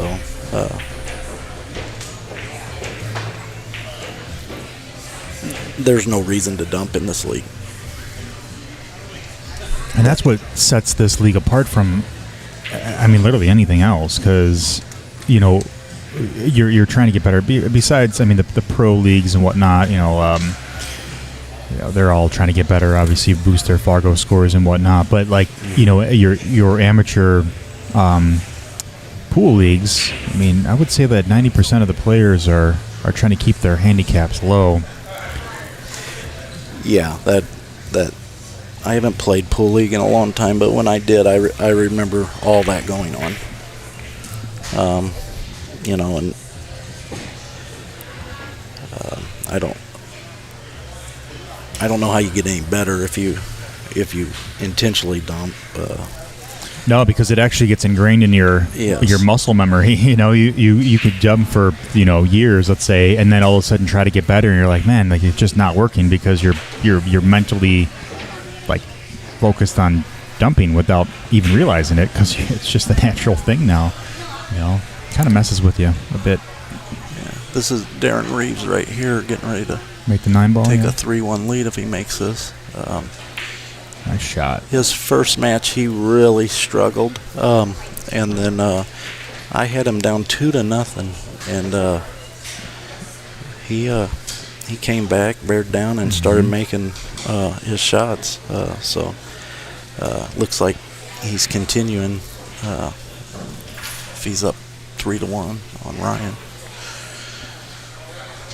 so he's one of my teammates. Okay.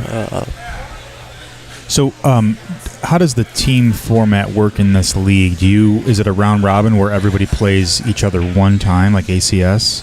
Yeah. I think that maybe you don't play one player on the other team. Okay. I think. So. And is it a 5-man team? Let's see. We had 5. 5-man. Okay. Yep.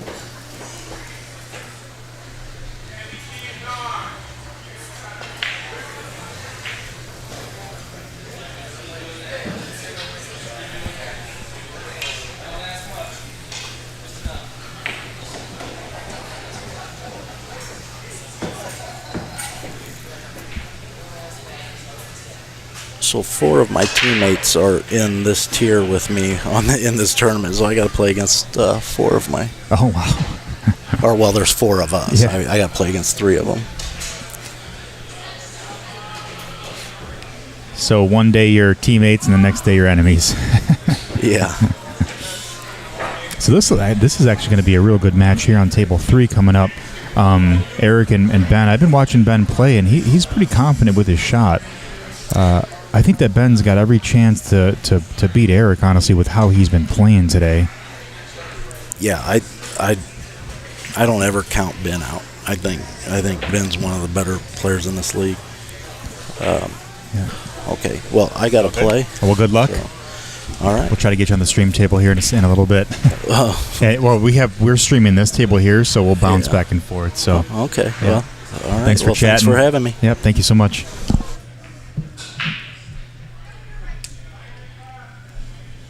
All right, so that was Preston Hall, brother of Justin Hall, on the mic there. He just got called for his next match. He's actually playing on one of the stream tables, so we'll jump over there to watch his match here in just a bit. We have another pretty great match coming up. We have Eric Naretto and Ben Gonzalez coming up. Eric Naretto had that really awesome jump shot earlier, and Ben has been playing very good pool from what I've been watching all day. So this is going to be a really great match. Looking forward to seeing this one here. So we'll get in the action here. So Ben just broke on table 3 against Eric Naretto. And the table that we just came off of was Darren Reeves and Ryan Cross. Darren Reeves is up 3-1 against Ryan right now. And on the other stream table, it'll be Preston Hall against Jeremy Chakos. So we'll hop over there and get a view of what's going on that stream table as well.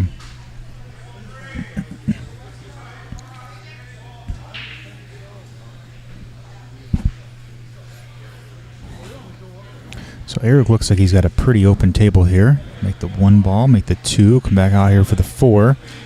Come back out for the 3, and then make the 4 ball in the side. I think he's going to go 3 ball in the side. No? Kind of ran that up a little bit too much.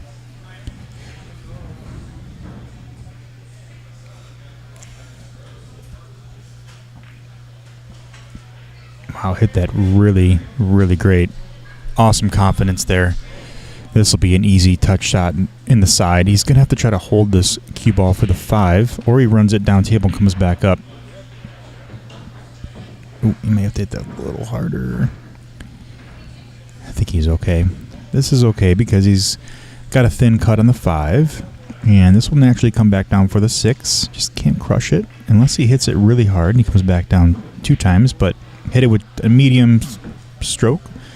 Gives him still a shot on the 6 ball here.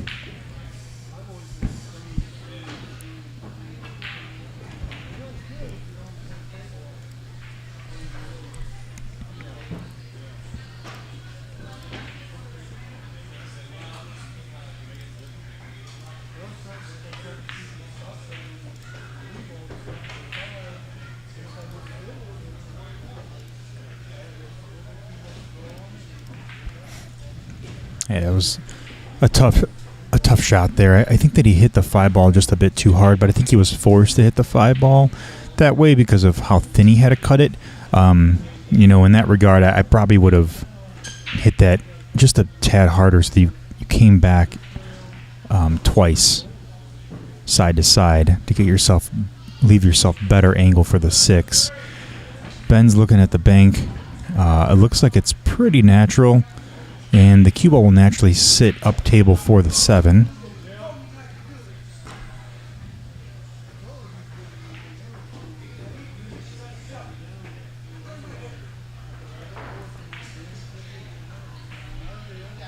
Just hit that, just kind of overcut that just a bit.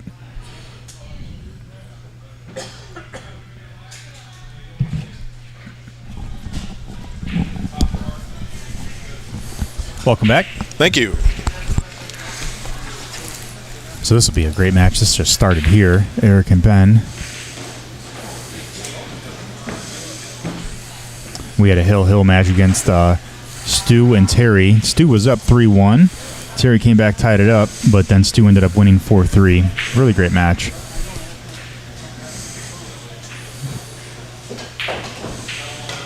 Nice kick shot. Oh.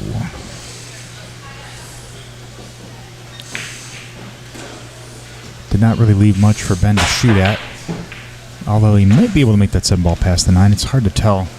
Oh, I think it passes. Yeah, looks like it might. Yeah, he's going for it.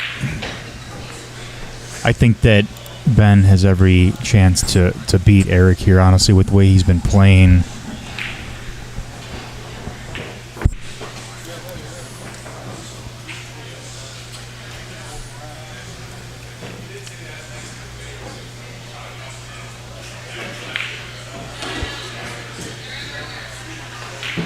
Very nice out. That'll put Ben up 1-0 and a race to 4 here.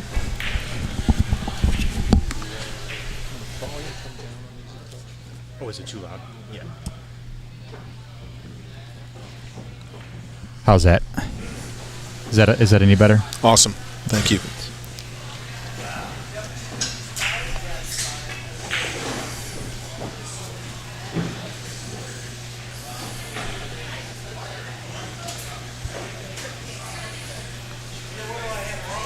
All right, so Eric up to break.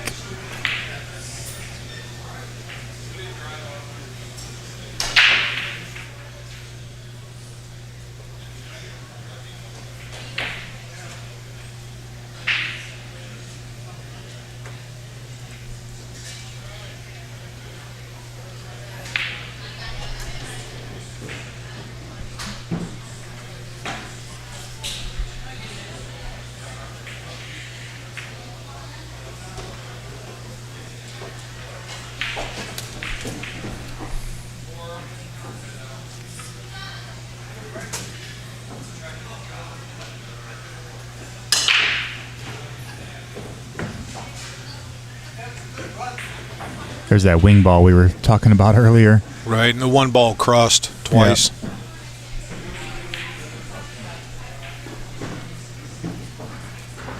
Does look like you can see enough of the one ball maybe to make it, but that'd be a difficult shot.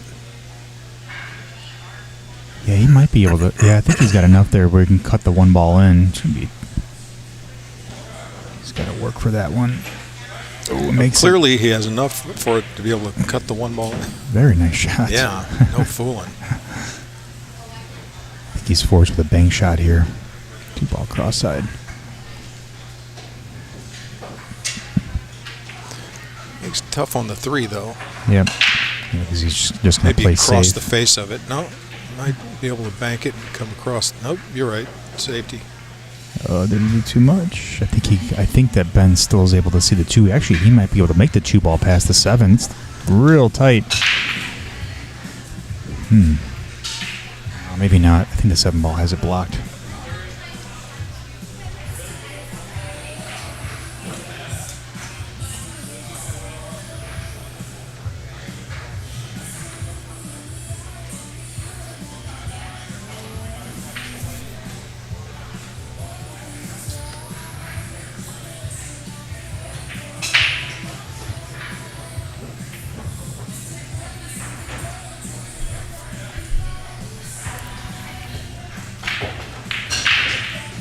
Yeah, that was tough. Oh, he fluked the 2-ball in. And he got perfect shape on the 3. Oh, that man! If you're the opponent, that just that's rough to watch. Yeah, it's hard to take. Yeah.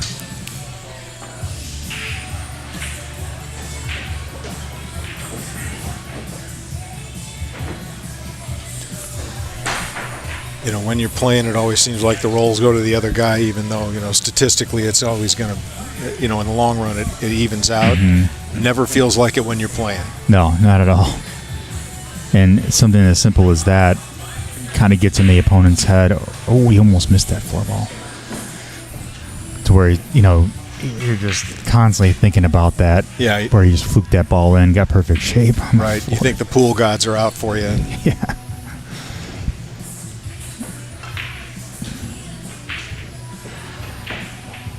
I don't want to call it, but I think he's out.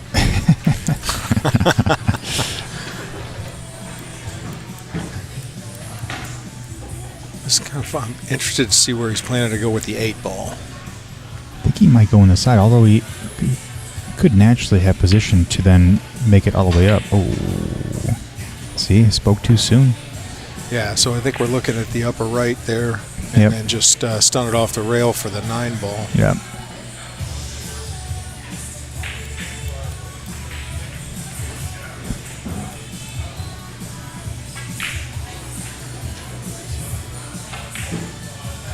Oh, nice shot. Man, no controlled. kidding. That was a nice shot. Just nice controlled shot. Looks super comfortable at the table. Yeah. It's got that long back pause at the end of the backswing. Yeah, he clearly paid attention during the clinic. He did.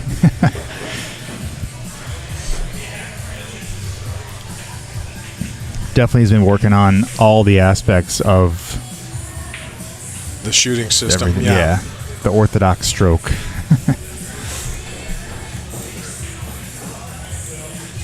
You know, earlier you mentioned the notion of racking on the spot and the differences that makes. And I watched a video, pardon me, on YouTube, and a fellow was doing that and deliberately soft breaking, making the one on the side, and he was racking the 2-ball in the second row.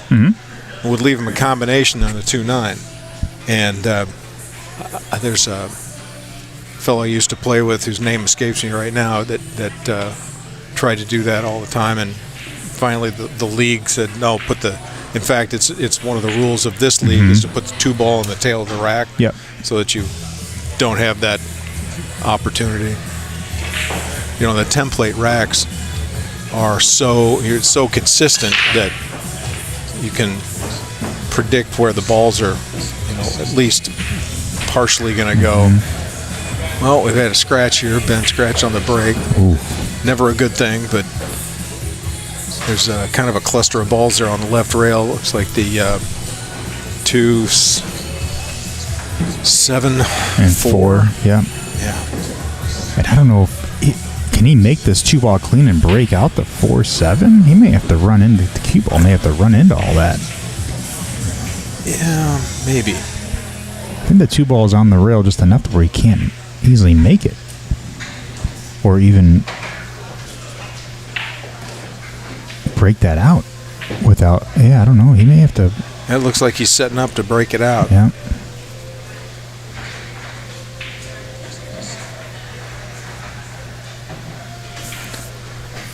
Eric's a pretty accomplished player, so I wouldn't be surprised to see it happen. Yeah. He's not comfy with it, though. No, I think he's too close to the ball. That's why he moved back a bit. Yeah. You don't. Adjusted the angle a little bit there, too. Yeah. Yeah, that was nice. He hit it pretty sweet, though. Oh, I don't know if he might have made it just as tough on the other side. Yep. I don't know if that 2-ball can go in now. He may have to come around 2 rails and try to kick it to 2. Yeah. Guess we're going to find out here shortly. Someone said, hello, where is this event being held? This event is at Racks on the Rocks in Peoria, Illinois. Mike Thrash, we were talking about sandbagging earlier in like APA and ACS and whatnot, where like this league, you know, there's no reason to sandbag, which is very rare to find. Someone said, never understood sandbagging. I understand the reasoning behind it, but I myself am way too competitive to ever dump for what a trip to Vegas basically based on cheating. Stupid. Good for you, by the way. Yeah. Mark doesn't agree with handicaps. So it's a part of the play here is that you get so there are tiers, right? So you're not going to get matched up against somebody that's been a barn burner. And you will be matched up against people that have scored similarly in the accumulation of points, but you know, it's real world. You get who you get to play, and you play as well as you can. And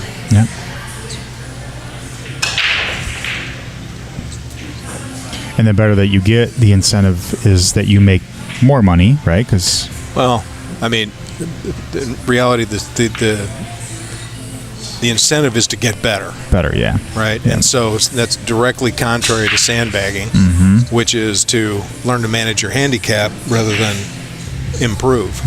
So I can already do some basic math, so I don't need that, but I can always want to play better. So.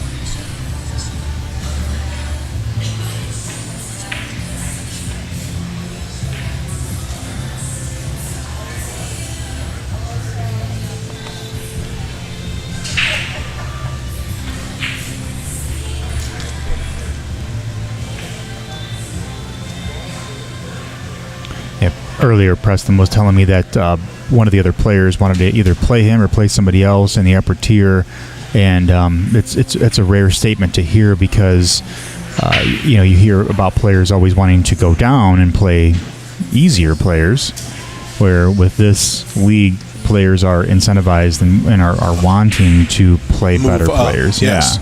Yeah. Yes. And sometimes it's a hard concept to understand.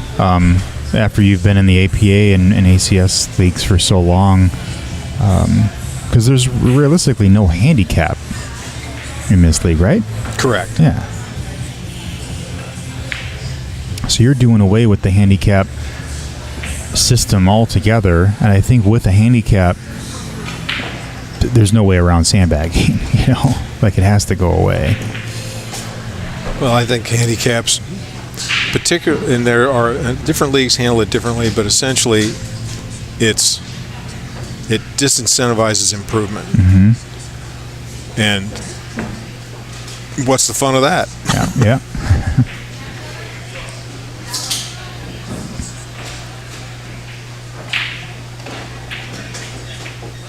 But I guess with this league, the so-called handicap is the pretty much the points that you have accumulated over the session, right? Is it pretty much based on the points that you've made? The tier you wind up in is based on your performance throughout the season.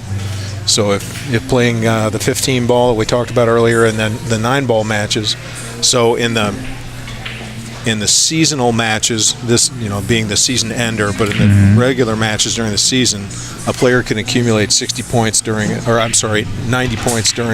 day. Okay. So they get 10 points for each 9 ball match, and they get their score playing 15 ball. So you play 4 racks 15 ball. Okay.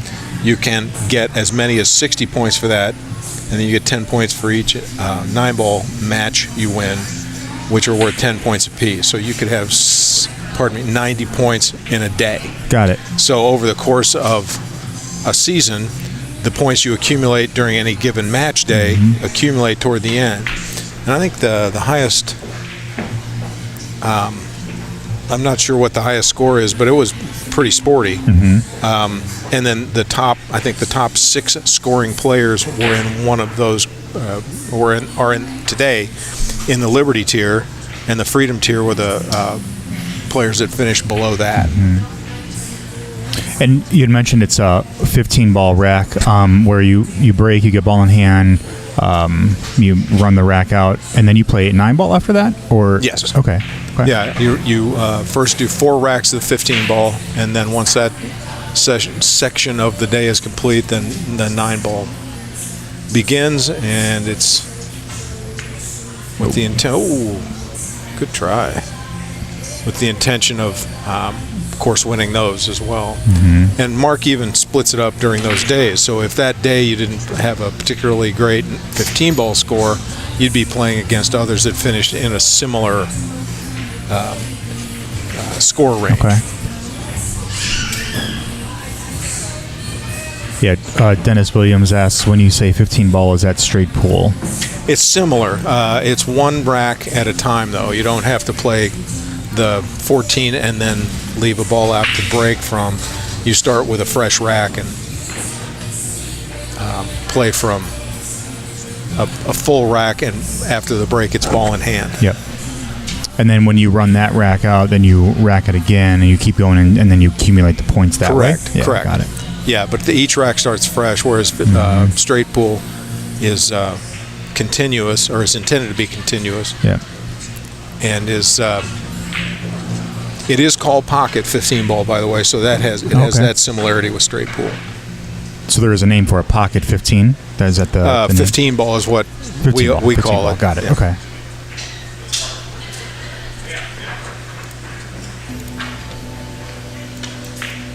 Oh, both players missing these shots. Interesting. Ooh, here we have an interesting little opportunity. I think he's going to go for that 8-9 combo. It's not. I don't think he has much choice, really. Yeah.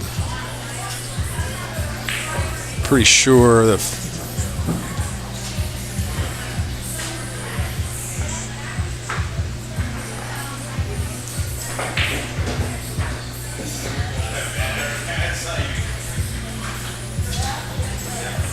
Okay, nice. Oh, nice safety. Very nice safety. Rolls the cue ball right up on that 9. But Eric's got the chance to kick at this, and me personally, I always try to go for the 2 rail, even though it sounds more complicated than go for just 2 for the rail 1. is easier. Easier, yeah. I've made some pretty impressive shots. I think you're making the tactical choice there, the right tactical choice. Oh, we did go for He tried it as well. Yeah. So for some reason, it's just your accuracy is better for some reason. I don't know why. I think the chances of hitting the ball go up. Yeah, okay. Yeah, true. Makes sense. Now, Eric had a tough one there because it was over a diamond away from the pocket, so pocketing that would have been a really fine shot. Yeah.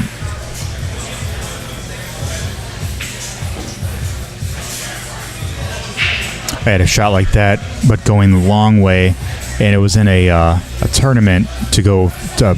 Actually, I was playing for the hot seat at that match, and actually, nice, very nice controlled shot. Actually, kicked it using that math or whatever, right? And 2 rail kicked the 8 ball in. It was pretty awesome. Oh, the parallel lines. Yeah, it was pretty awesome. So satisfying when that works, isn't it? Yeah, it's you feel like you're on top of the world, and you're like, oh, I got this game figured out, and then you go and play again. And you're like, I don't have this game figured out.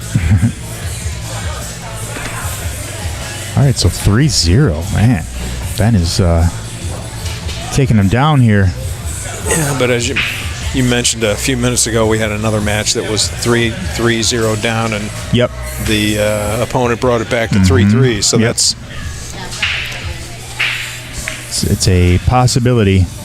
Sure is, and I tell you, I missed seeing this game played. 9 ball. I missed seeing 9 ball being played on ESPN. Yep. Used to just love that. I mean, I would search for it on the weekend so that it could be. I could watch, particularly. The WPA, the women's ladies, the women's tour, pro tour, was really enjoyable to watch, and I mean, clearly, a ton of skill there that's going into that, and it's just really enjoyable.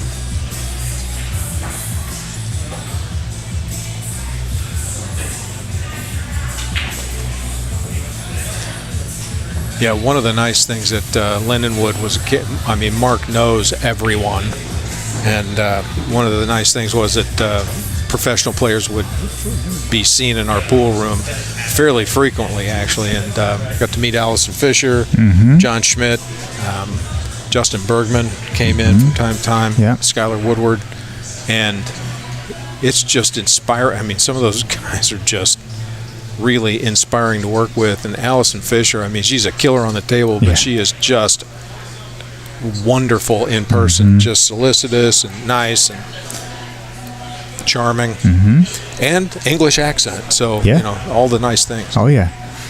Allison trains with Mark on a regular basis, I was told. I think at least annually, and I know they've done clinics together as well. Yeah. Oh my God, look at this shot. No way. Oh, my. Wow. I got to believe that was a fluke, but still. That was amazing. We're going to go. I think I can go back to that. Let's see here. Do I have it here? I think I do.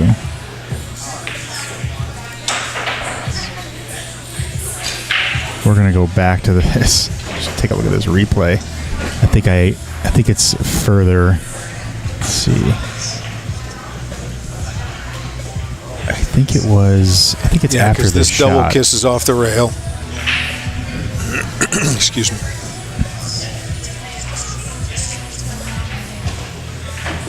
Yeah, so this double kisses off the rail, and then I don't even know how he cut this. How did he back cut the 9?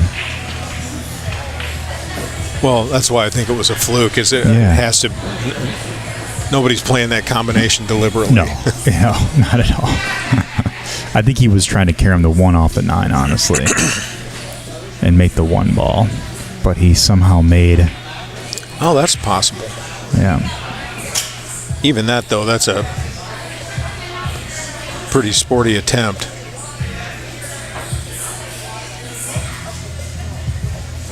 So here's the shot. How did he cut that back? That is bizarre.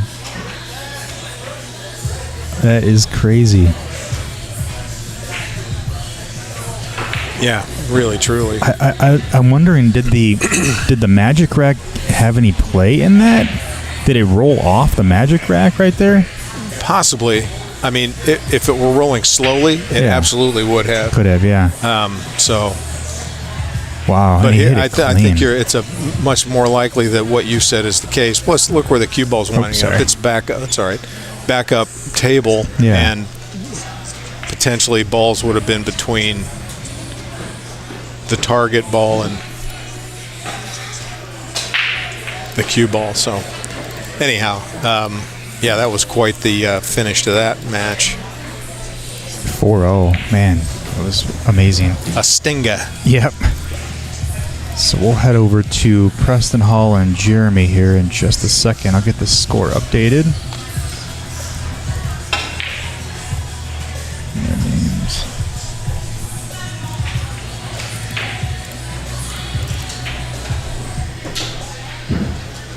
Chicos.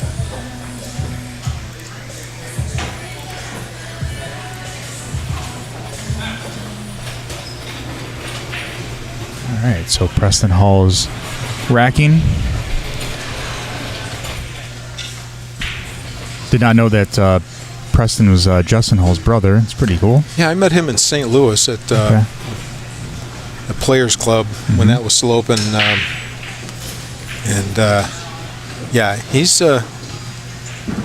He's not Justin, but he's no slouch. So. Yeah.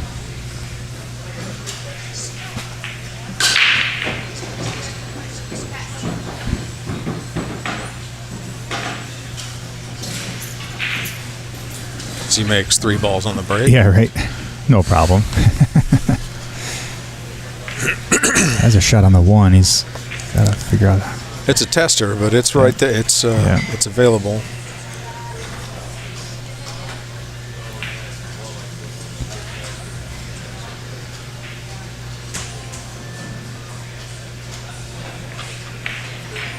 Oh, look at this. That was the way to get back for the 3. What a shot. And it was a 2-way shot, too. Yeah. So that's actually a safety that Mark teaches us was teaching us during the Lindenwood days, was that 2-rail safety. So the 1 ball winds up on the head rail, the cue ball winds up on the foot rail.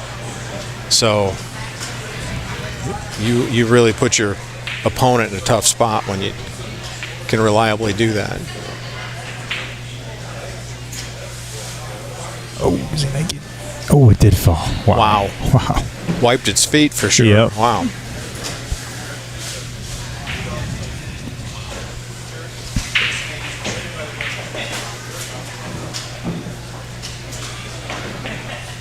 It's natural. It should come back down for the 7.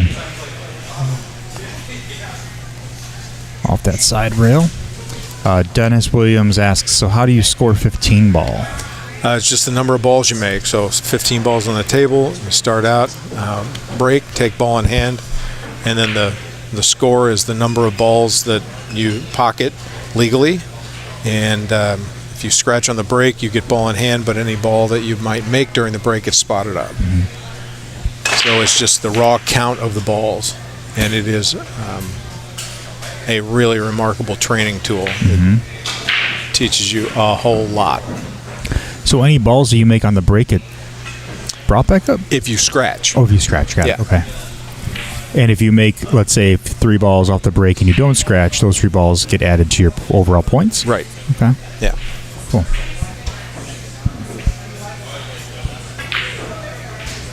And I'll tell you what, if you think it's easy, you know, it sounds like, oh, well, yeah, I could do that. Try it. Yeah. It is not nearly as easy as it sounds.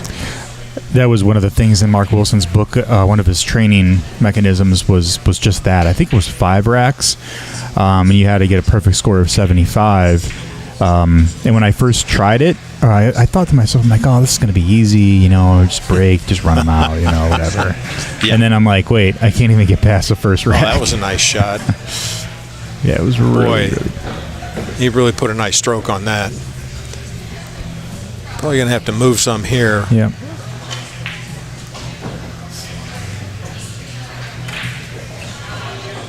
Oh, get past the 9. Flips it a little bit. He's probably still. I think cut he's still that in. okay. Yeah.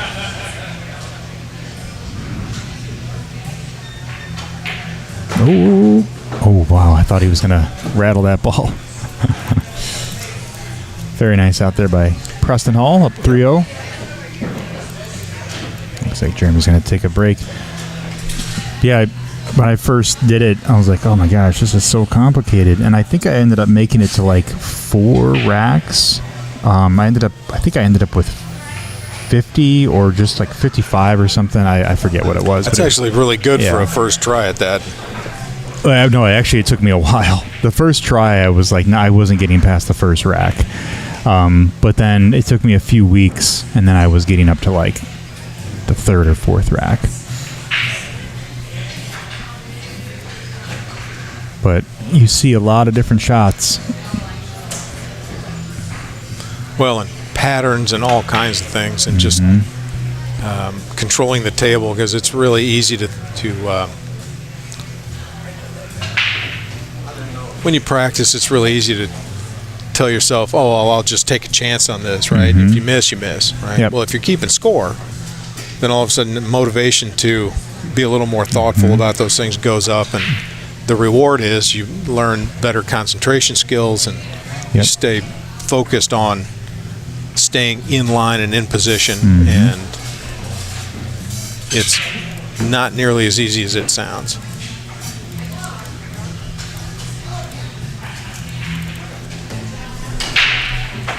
Oh. Switch over here to table 3.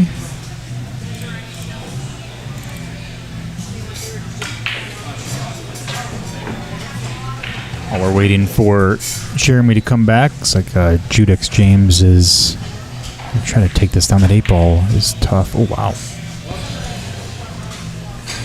And he got really great shape on the 8 ball, too. I did not think he'd be able to get over there. Leaves Ryan with a really tough 7 ball shot.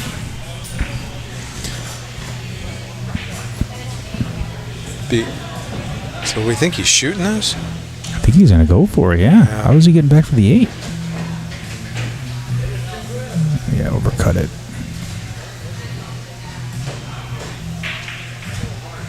Whoa, it's got to slow down. Slow down just enough. Nice shot.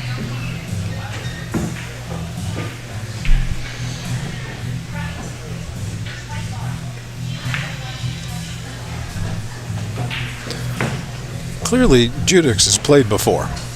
Oh, yeah. Once or twice in his life, I think. All right, that'll put him up 1-0. And this is a race to 4 in this match as well.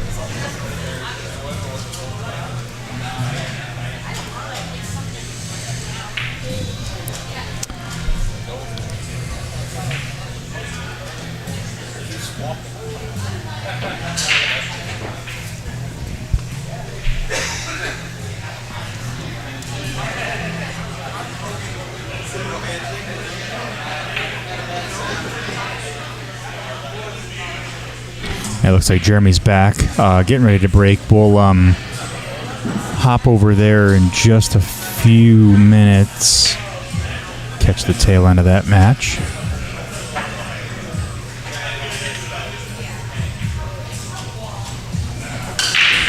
Judex to break. Makes the 7 ball. Almost scratches, leaves himself shape for the 1. And I think he's got enough angle there for to get shape for the 3.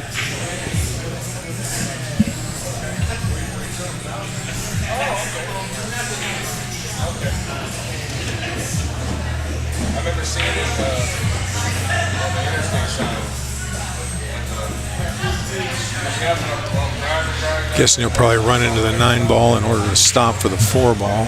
Yep. Oh, 3 ball held up. Yep. Oh, wow. Yeah, he was really trying to hold that ball. Oh, I think, yeah, Jeremy just made the 9 ball. I think on the break, or he made the 9 ball early. Interesting.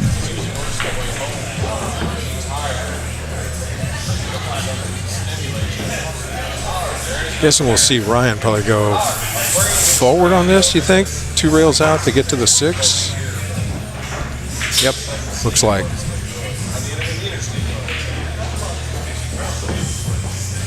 But the 5 ball is there. Oh, that got tough all of a sudden. Yeah, I'm wondering why. I keep seeing the colors wrong. Yeah, the 5 still there. For some reason, the red and the oranges are not showing up right with the lighting. But I'm wondering why he hit that last ball so hard to come back for the 6. That was interesting.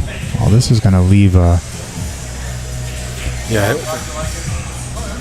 Judic seems to be playing well, I would... Yeah. He's got to leave himself enough shape here to get back for the 8. It looks like he may have just left himself just enough to naturally come back out for the 8 ball. Yeah, maybe. Yeah, that's... Yeah. Oh, yeah, brilliant. Nicely played. Very nice shot. It's just a simple draw shot here. Hey, look, boy, he stretched out there. Wow, he went forward with it. Interesting.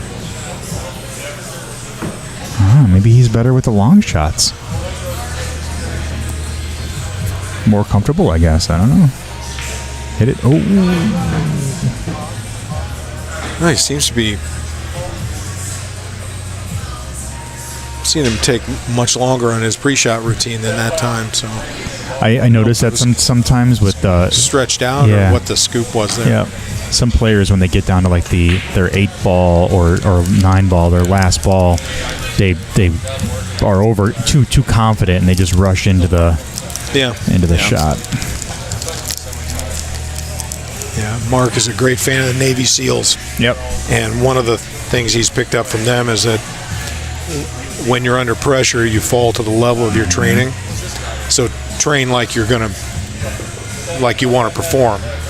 And for him, that means executing that pre-shot routine every time and being considerate about how it's going to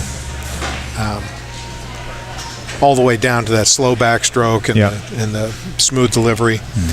And his belief in that shows up in reality so often.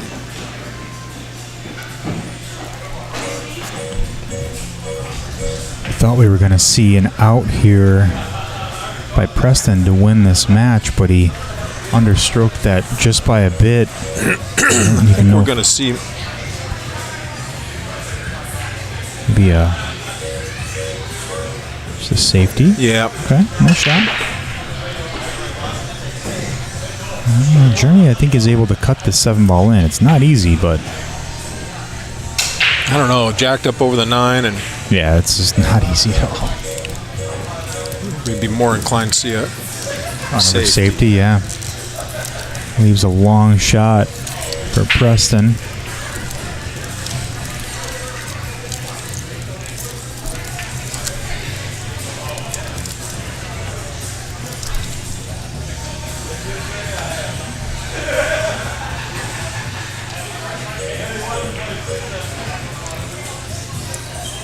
like Preston stood up on that one a lot, or early anyway.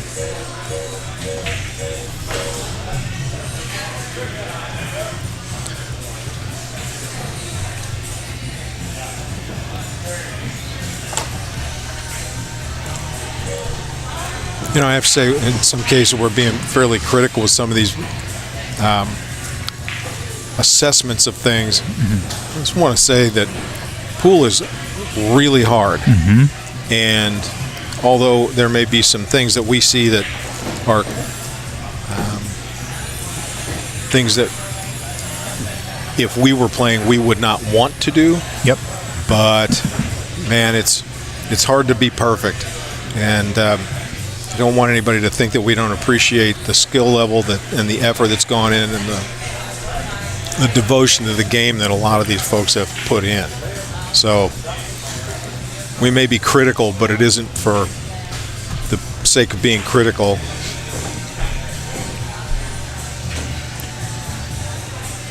Because, like I said before, pool is really hard. It's a really tough sport. Probably the hardest. I don't know. Do you think it's harder than golf? I think it's at least wow, what a shot. Nice shot. I think we may see this played off the 9. I don't think it passes the 9 to the corner. Yeah, I don't think it does either. Maybe he's going to go. I don't know. This is tough. And I'm wrong again. No, it didn't. He may have thought that it went past, but it did not. Oh, this might be a 8-9 carom. I don't know if you can see enough of the 8 ball, but Yeah. if not, I think we're probably witnessing the beginning of a safety. Oh, true, yeah.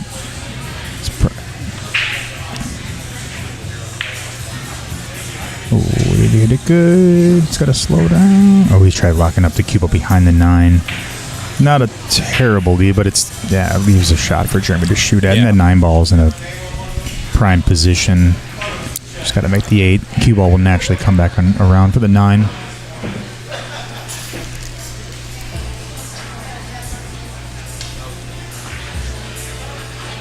Yep, nice shot.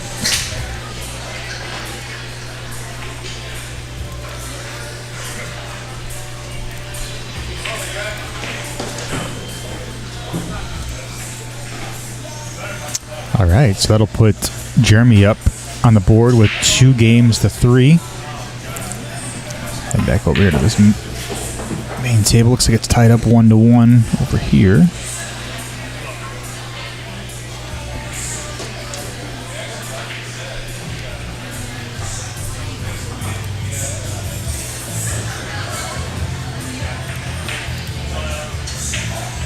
Oh, missed that ball.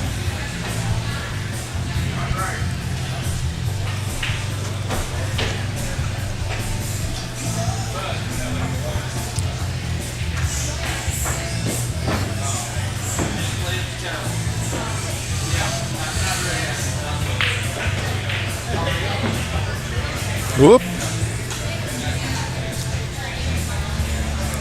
Judas just made things much harder for himself. Just a bit. Oh, wow, right past the 7. Man. It was just like 1 ball off. I think that if he hit the 7 ball, 1 ball over, he probably would have made that 7. It's very possible, yeah. Really close. So bring Ryan back to the table with almost an open table. Pretty much an open table. Yeah. Just got to get back to the 9 ball. Yeah, he may wind up, I can't tell the angle, but he may come underneath the 9 ball or on the short side. Okay, yeah.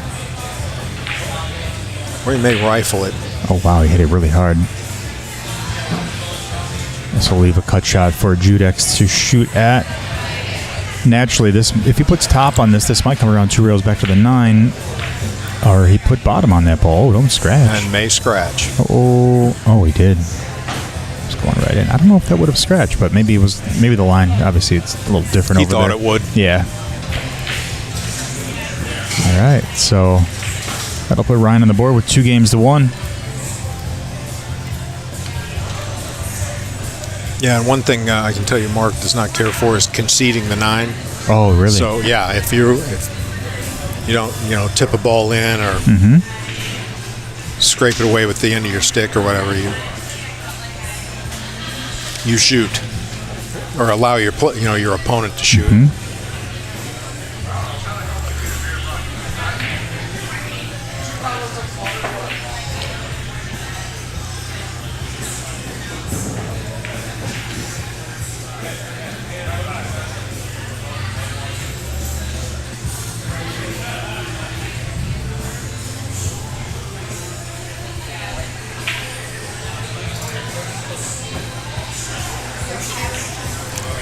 Water.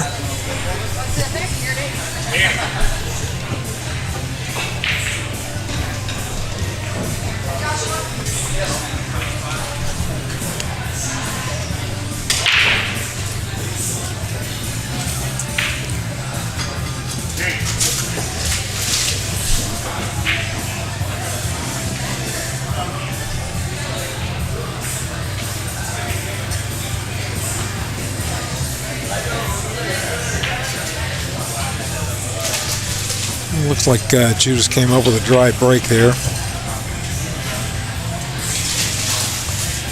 And what does Ryan shoot at here? Does he cut the 1 ball in?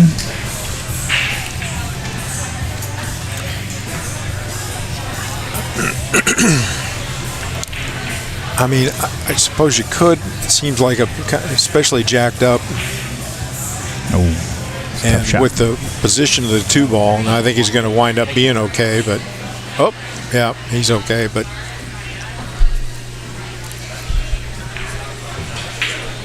wow, locked the cue ball up right by the 2, right on the 2. Oh, with the 9 ball first.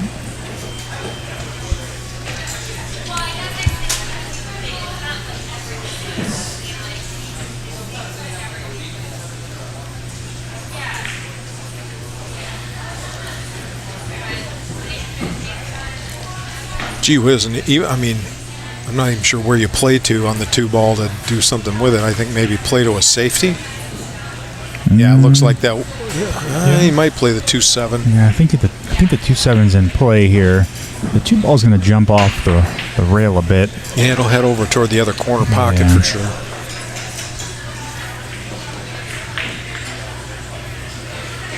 But if he hits it like handled that, it great. If he hits it like that, there's no issues. Thank you so much.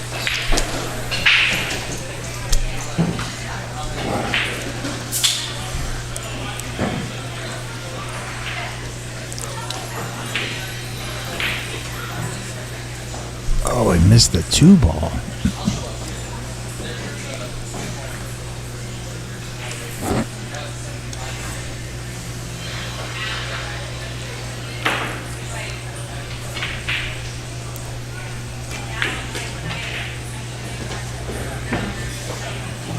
Boy, he negotiated some traffic for that.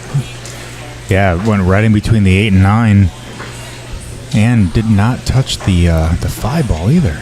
I always got to figure out what to do to get back for this 4. I think he just draws to the side rail and takes what he gets here. That was pretty cleverly played. Yeah.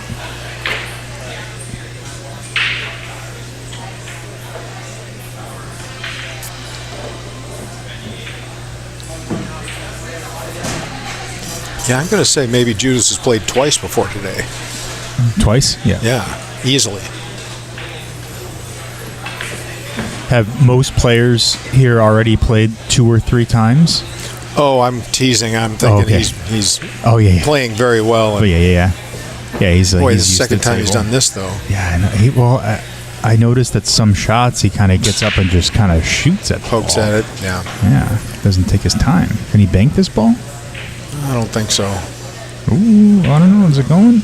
Oh, wow, almost. Very nice try.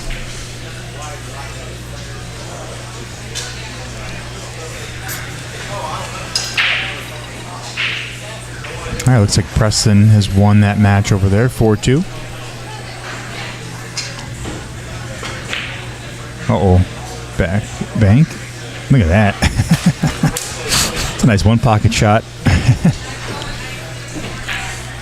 Yeah, if only they were playing one. Yeah, bar. right. Oh, Ryan on the hill. 3-1.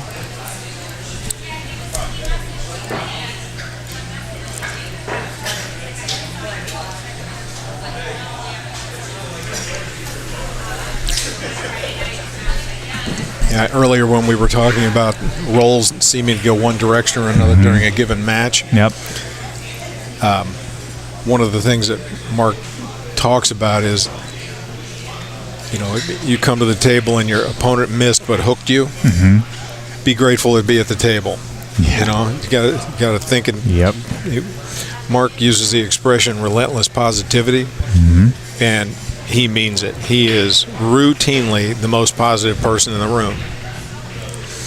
And even when things are tough or, things aren't necessarily going the right way, it's still better, right? So I picked this up from him at Lindenwood, and then like a year later, I'm listening to a podcast, and they're talking about performance. And the person speaking had done research and said that having a positive attitude can relate to as much as a 30% increase in performance. And I mean, we got swimmers and runners and that kind of thing trying to eke out 1% or a 0.5% of performance, right?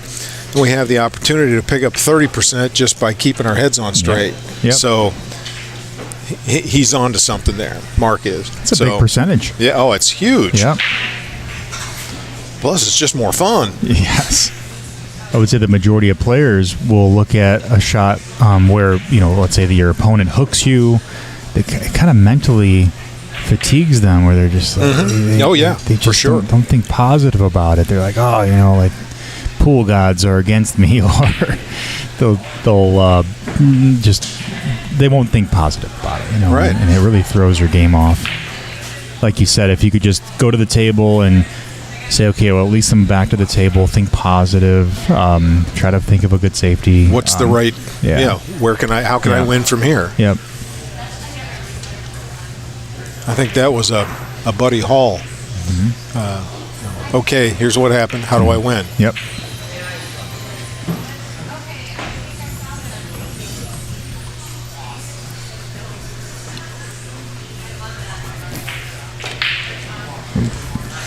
And a lot of times we get so hung up on running out or making it look good.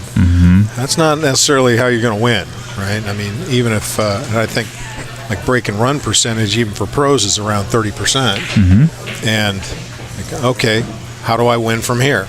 And so you miss, you break and you're hooked, or and pros have push outs, but the whole thing is not that you got to win. I mean, clearly winning in one inning is fancy and it's nice, and it's everybody wants to do that, but that's not every game. So it's real important to maintain that attitude, and then to be able to come to the table even when it's clearly a negative, the expectation of a negative outcome is high. Yep. You still got to approach that as though it's an opportunity to turn the tables, to work on things, whatever has to happen. That was a nice shot. Very nice shot. This will be for the win. Ryan will win 4-1 after making the 9. And all right, then. He does. 4-1, and it looks like Terry is already up 3-0 over here. Why do I find that hard to believe? Because they just started. I thought they. It's possible they didn't reset the score, but yeah. Oh yeah, maybe that's what it is then. I think. I mean, if they just started 3-2. Yeah, I think it's 0-0 over there. What's Dan's last name over there? Dan Kerner. Where's he? Oh, he's playing against Terry over here, and I believe it's 0-0.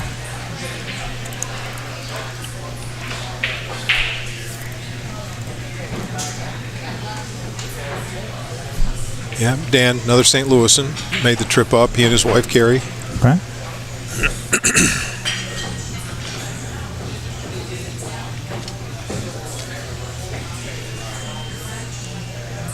So we have another match coming up here on table 3. Lance Chrisman and Darren Reeves. Get that one scheduled here.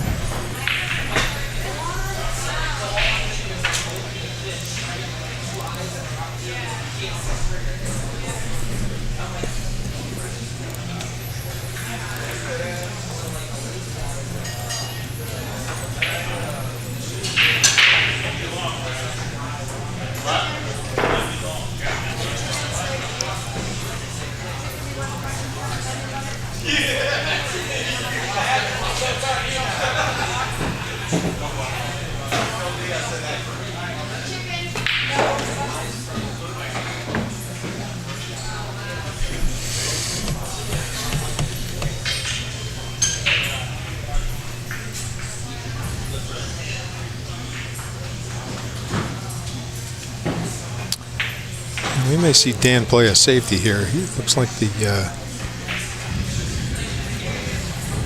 4-ball maybe has him blocked from the pocket, so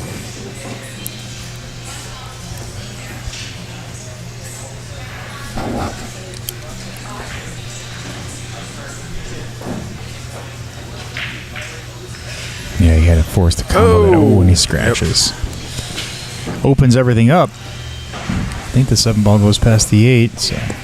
It does. Yeah.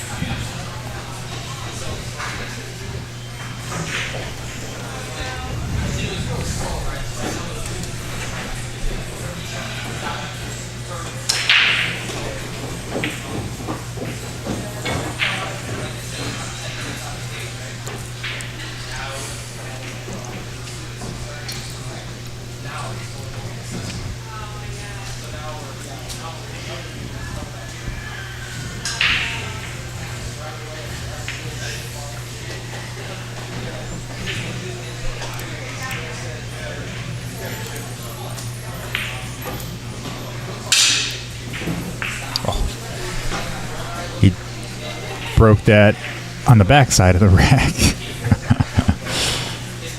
Sometimes I... Did it not hit the 1 first? No, it didn't. It miscued and hit the back of the rail and broke into it from the back. Yeah, so that's a foul. It'd be a ball in hand foul. Ball in hand foul, yeah. So is it a re-rack and re-break then? Or? I don't think so. No.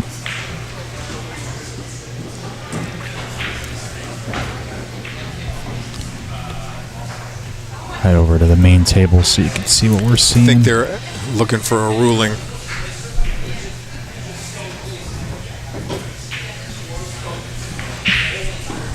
I see both of them looking over towards Mark. Yeah, trying to figure out what to do here.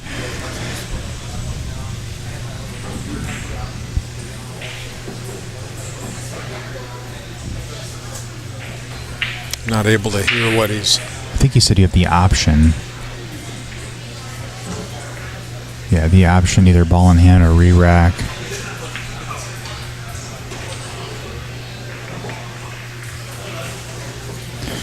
It's funny, that reminded me of a break in this game, this mini clip 8-ball game on a phone. So I don't know if you've ever played it before, but sometimes it's better to break an 8-ball rack behind the rack. Obviously, in this case, you can't do that. But it works in that game. What's the principle of... I have no idea. It's just you shoot off the foot rail and come into the back of the rack? Yeah, it's like you hit it on the side and it runs up the back rail and it runs into the back of the rack, so it explodes it all from behind. See. Okay. And you can legally do that in that game using playing 8-ball. Sometimes it works.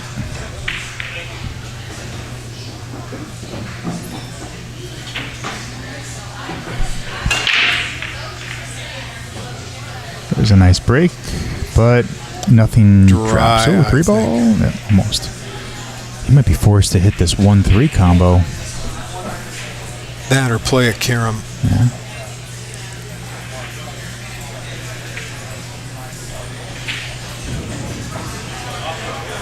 You think the carom is better? You think? I don't know. I don't really like either of those options. No, neither do I. You hit the combination, the cue ball's running like crazy. If you hit the, or you could miscue. That was the second time he miscued. I would not have chosen that. But if you play the carom, then the 1 ball is probably going to wind up down table, whereas the 3 ball and the 2 ball are up table. So, I mean, the 3 ball might be gone, but you might also leave the cue ball in behind the 8 ball, or 6 ball, I mean. Yep. All kinds of things go wrong, so. Yeah.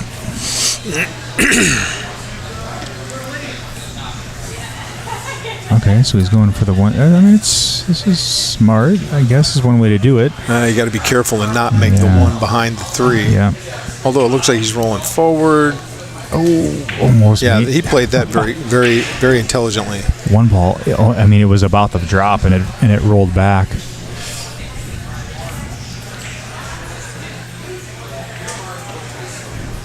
I have to say, I'm really impressed with this Racks on the Rock. The equipment's in top shape, and it's cared for.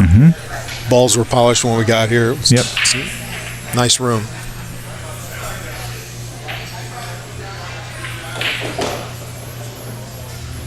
Does he get down for the 4? Sort of. Yeah, they really take good care of this place.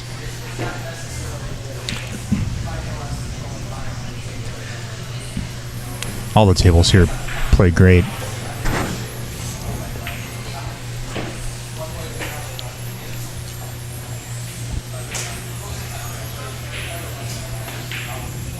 Wow, very nice shot. And he knocked the 5 ball out and got shape for the 5 on the side. That was pretty impressive.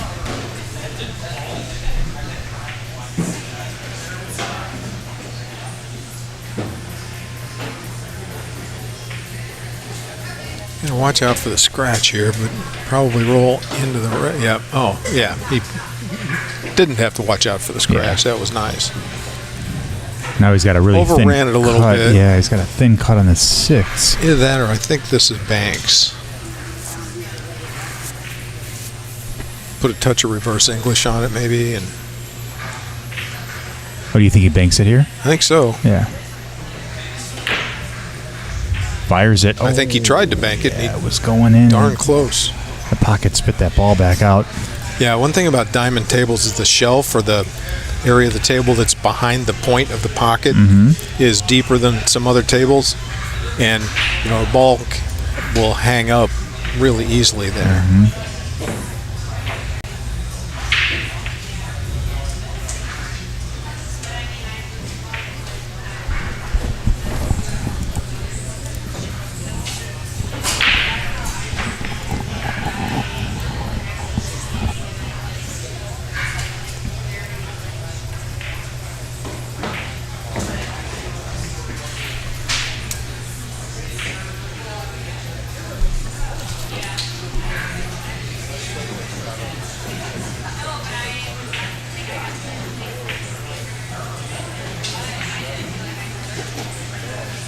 Very nice shot. Just a little too soft.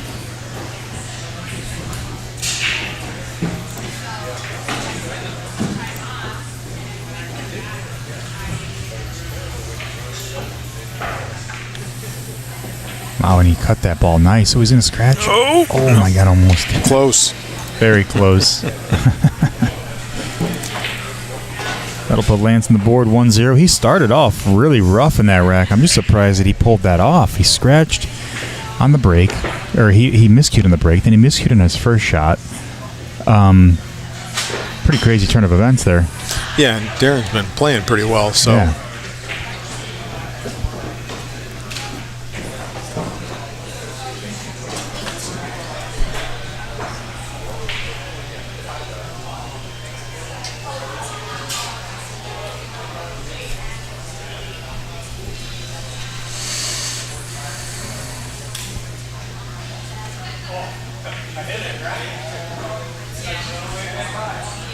Yeah, I watched Darren warm up, and he was just rifling stuff in. Was he? Yeah.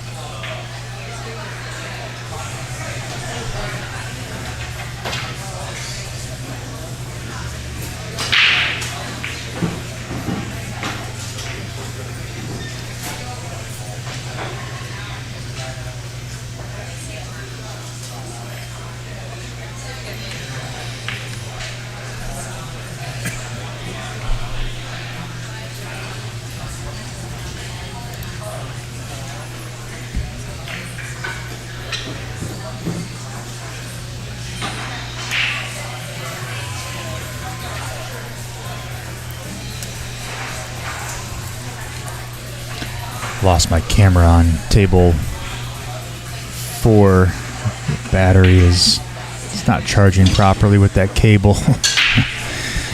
So we have tables 2 and 3. There's still string here. Oh, it's an eyeball first.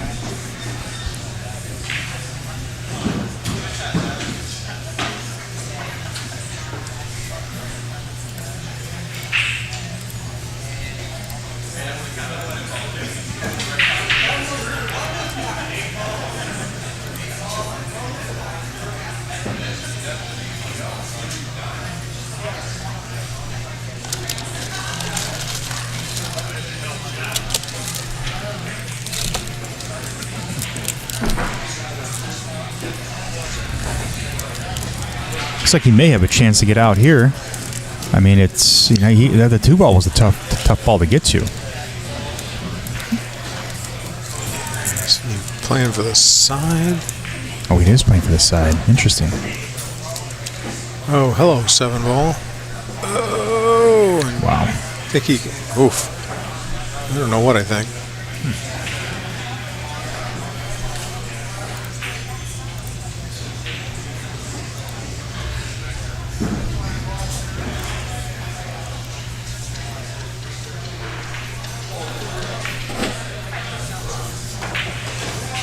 Oh no, he's gonna scratch. And he missed him. Oh, nope.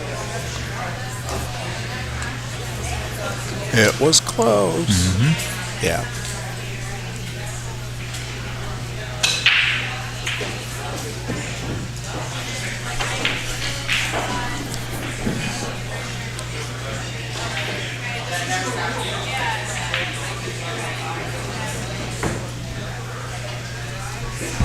Forced to bank this ball, you think? 4-ball, bank cross side. Mm-hmm. Yeah. So can you tell how many viewers we have? Yeah, so we have 4 right now on Facebook and 5 on YouTube. It's been kind of bouncing back and forth. There was like 18 at one time, and now we're down to like 9. All right, you folks on YouTube, share this so that your friends can watch and we can get some more viewers going. Share it up on Facebook. Share it on YouTube.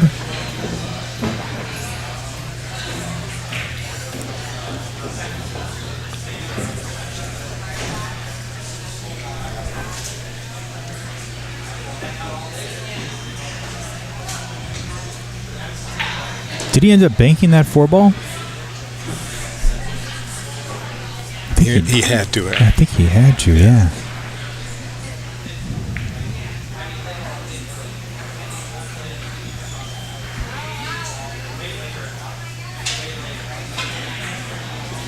Back cut the 7-ball into the side. Nice shot. Oh man, he's got to do something crazy now with his 8-ball. Yeah, and that's typically the way too. You get a little bit out of position, and it just cascades into a huge amount out of position by the time the end of the rack. It kind of just follows you all the way to the end, unless you can straighten yourself out somehow, but sometimes it's not possible. Banks the 8-ball and hits it clean. Very nice shot.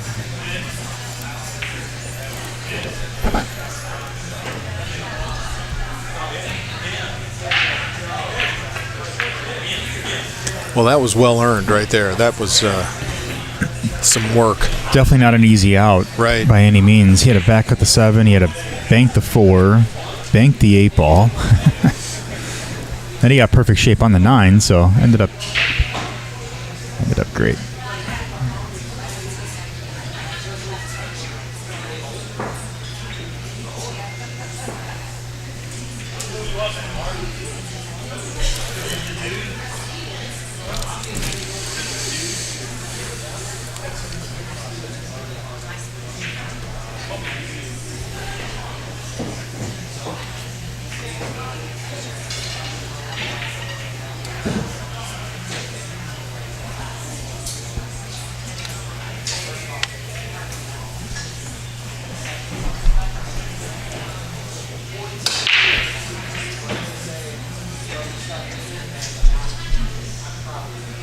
Try break. See the 1 ball, but might be forced to play safety.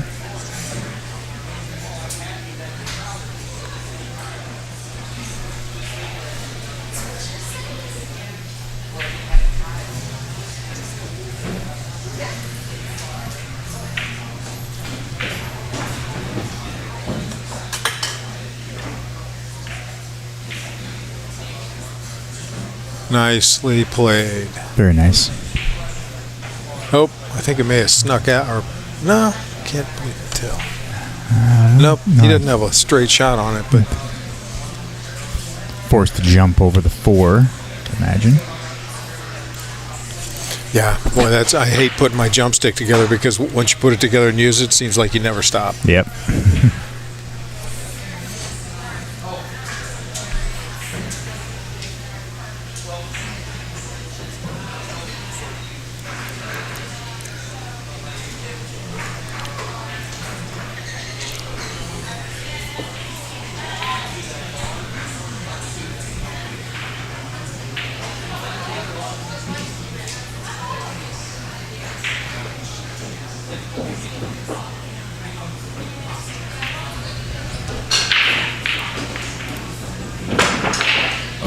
Hits it great, but unfortunately did not fall.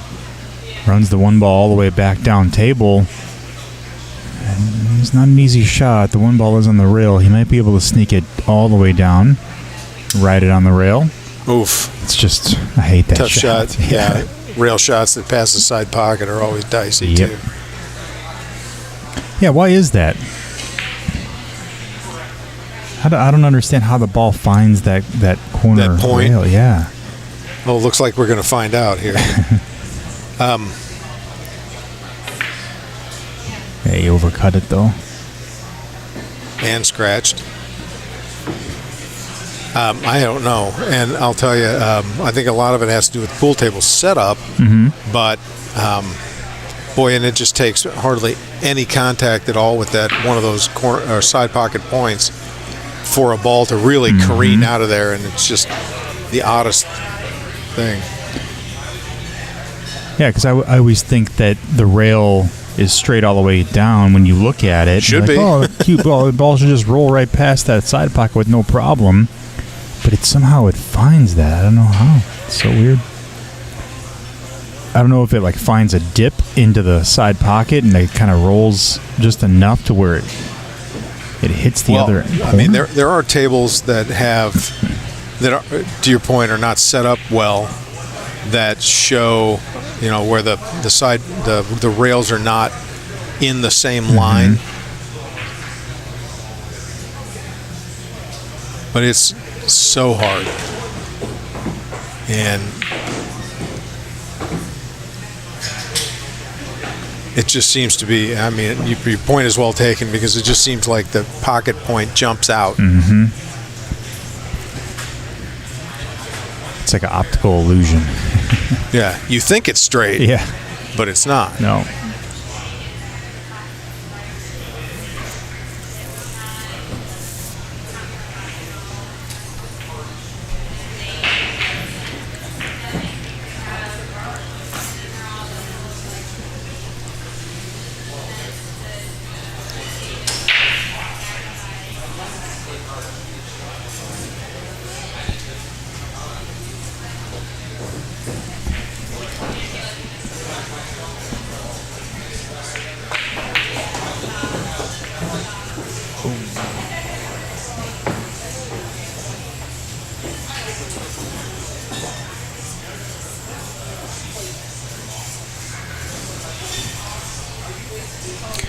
I'm wondering if Freedom Tier must be done with their matches. Well, I think that this one's a Freedom match here, Desiree and Jesse. Possibly, but I'm looking at the tables behind us, and there's practice going on there and not matches. So I'm. Oh, okay. So the Freedom team, they might be close to the end. Okay. Yeah, they had been. Yes. Okay.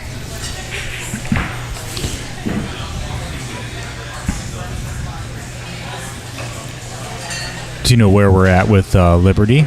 Not a clue. Not sure. Because I think I've seen players play at least 3 times so far.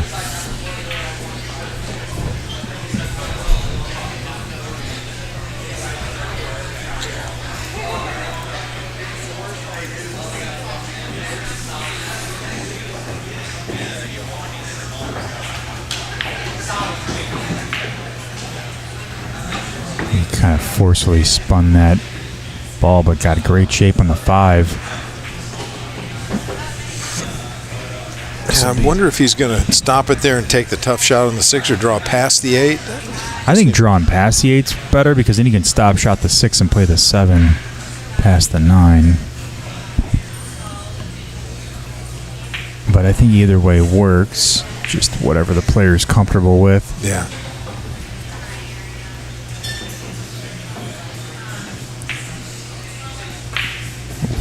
Put a little bit of spin on that.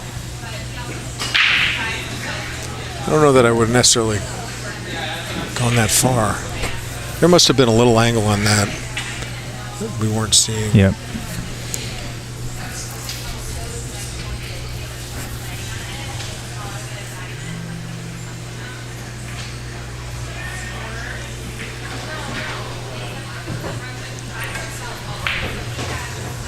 Follow the cue ball in. Oh, that's rough. Boy, if you tried to do that on purpose, you'd probably take you 5 tries. Hit that one straight.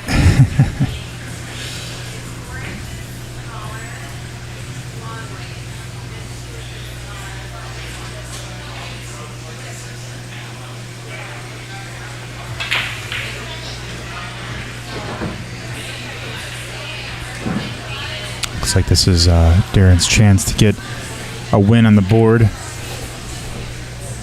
Yeah, I mean, there's a big difference between 2-1 and 3-0. There really is. Yeah, if that player is on the hill, all you're thinking about is you got to win 4 games in a row. Yeah. You know? Alternating break. Yeah. I mean, cards are stacked against you at that point. Yeah.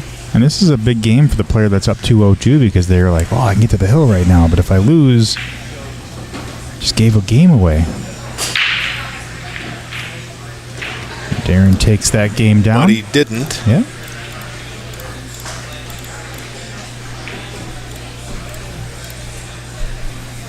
Two to 1.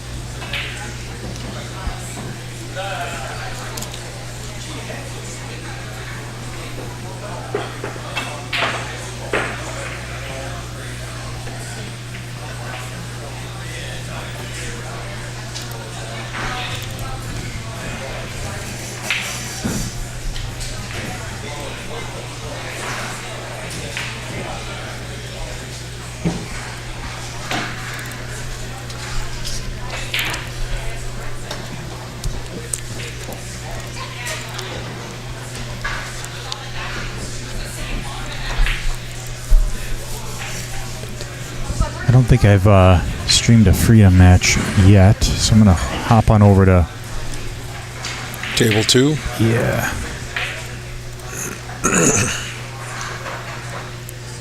I think that this is Hill, right? Because I think they go to... Did they race the 3? Yeah, that's correct.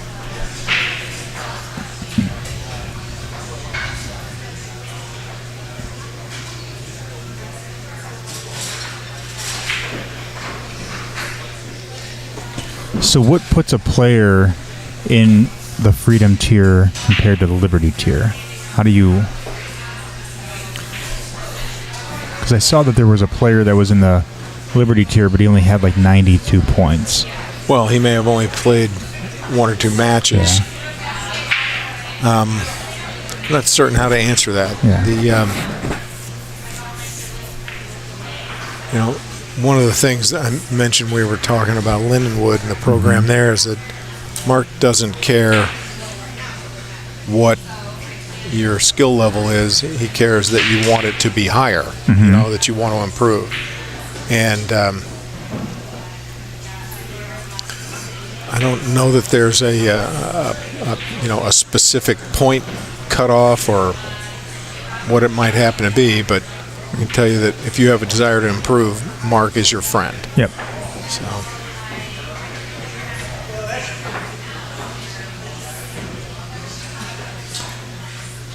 Yeah, I was going to say, this is dicey.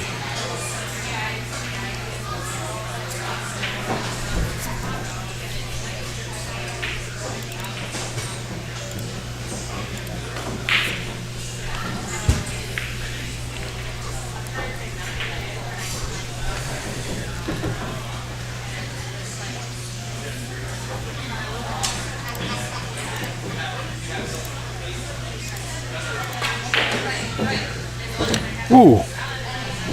You got a hold of that one. Put some juice on that ball. Yeah. I think if it didn't hit the 8 ball, I wonder if that would have scratched. It was heading over there. It's really close. Ooh. Kicked it a 2 ball. Interesting.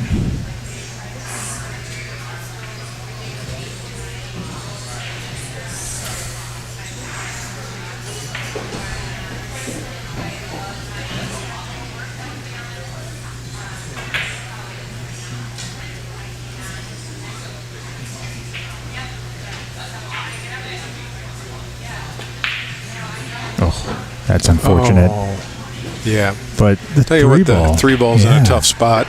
Yeah, how do you get back for that? I mean, you may be able to put the cue ball on the head rail here, cut the 2 ball in, come off the side rail, and run the cue ball into the 9-3, but who knows where that 3 ball is going to go. Cue ball could end up locking itself up on the 9.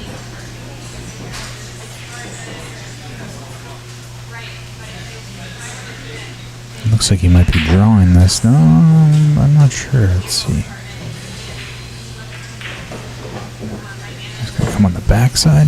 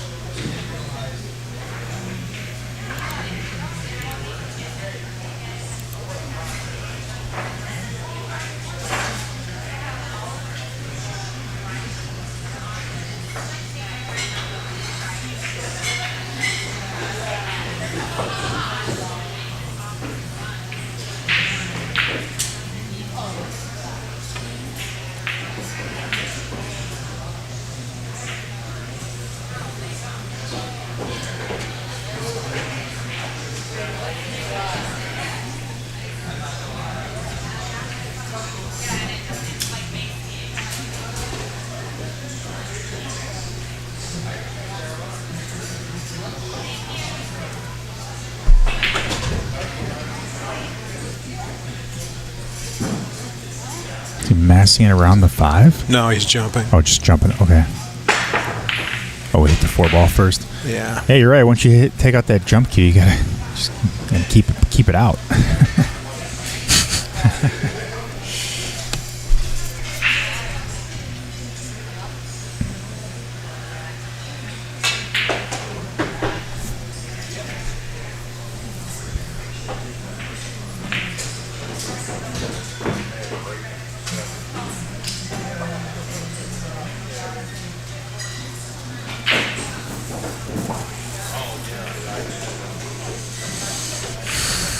Are all the players, are they playing on all the 9-footers?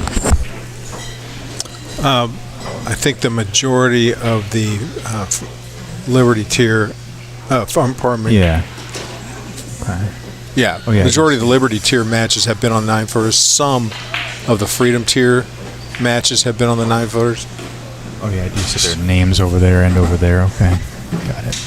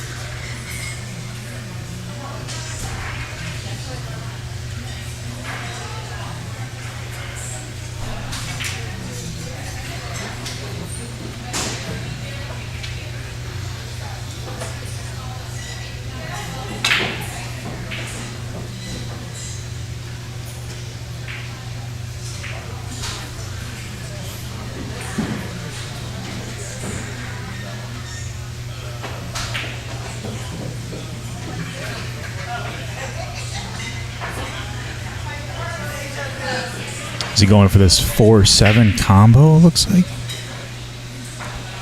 Or is he going to make the 4-ball past the 7?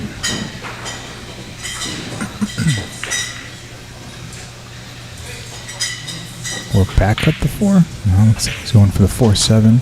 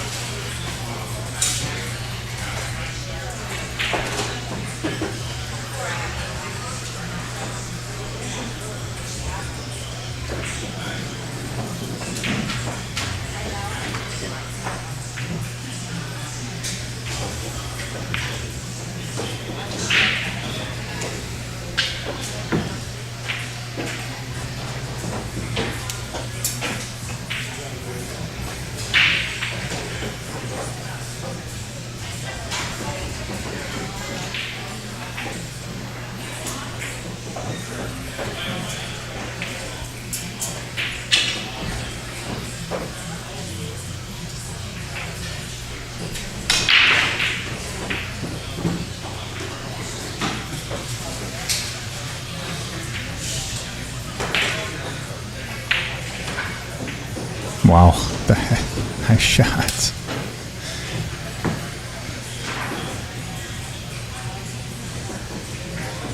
Two-rail bank. Very nice shot. Looks like he's going to try to go maybe for the 6 bank, but it looks like he's playing safe, yeah. Locks cue ball up behind the 8 ball. And again, this will bring Lance back with his jump cue. Jump over the 8 ball. Got to hit the 6.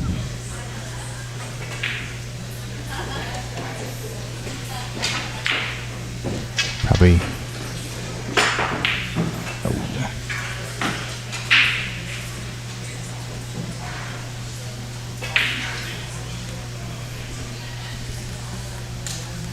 So this will be a open shot here for Darren. Shoot at the 6. 7 ball is a duck. Come back down for the 8. He's got a lot of back and forth to do here.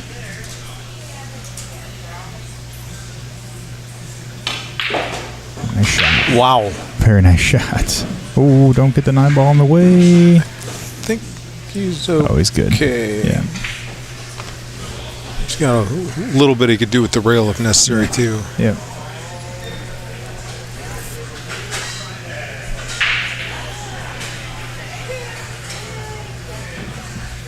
Ian Stetcher says, let's go Wayne Laurie. Wayne is playing over there on table 5. Not on the stream table, but he's over there playing. He's currently down 3-1. So hopefully he can come back and tie it up. Yeah, he's at the table now, so. Yeah.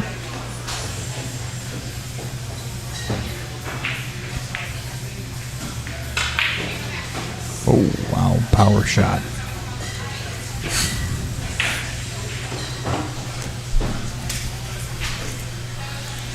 That was one extra rail I wasn't expecting there. Yeah, I know, right?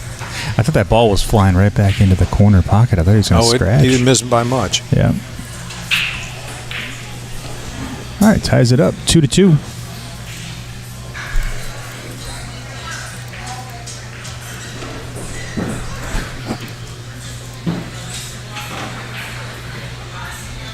Ian said he's good friends with my dad. They grew up together. We play a lot of tournaments together. Ian, which tournaments do you guys play at? Mostly in St. Louis or in other areas?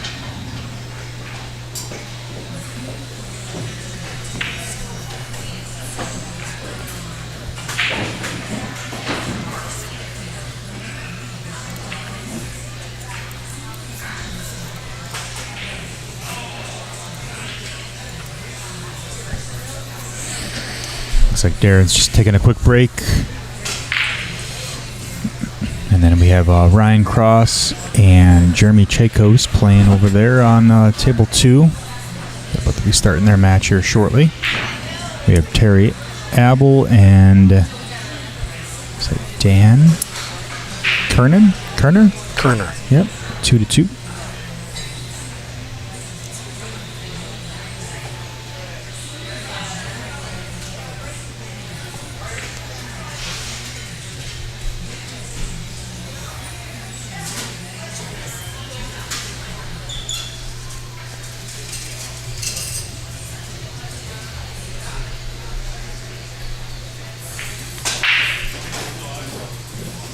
Ian said, Kenny's Bar and Grill. I play League here in my town, Hillsboro. I travel with the kids that play in the JIC every month. Wow, that's very cool. I've never been to Hillsboro before. Have you? You've been? Hillsboro. I've been past it. Yeah. I've been to Kenny's a number of times. Okay. Really nice, exceptional menu down there. Really good food. And Kenny's a fine player himself, and it's nice to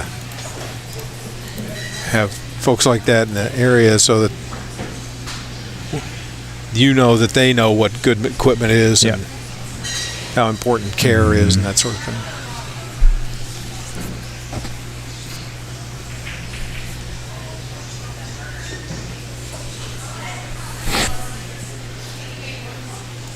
Said Kenny is an amazing player. Great food also. See? Told you. Yeah.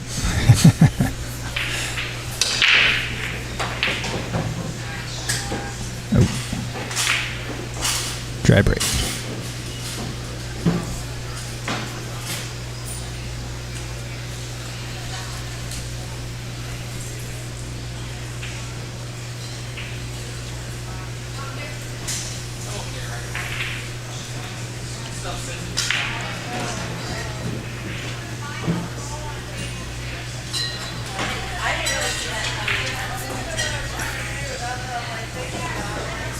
It's well played.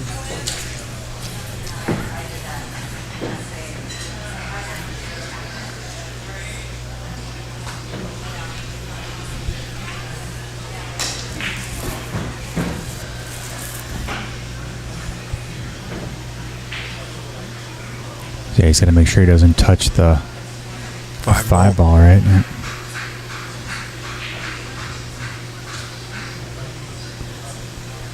It changes the aspect of the game. You know, you're worried about everything. Yeah, literally. Yeah, Darren has a better than even chance, I think, of getting out here. Six ball may be his toughest ball. Because he can make the 3 here, come back for the 4 or 5. He's probably going to have to come around for the 6 ball in the side pocket. Yeah, I can't tell if it passes the 7 ball going to the left.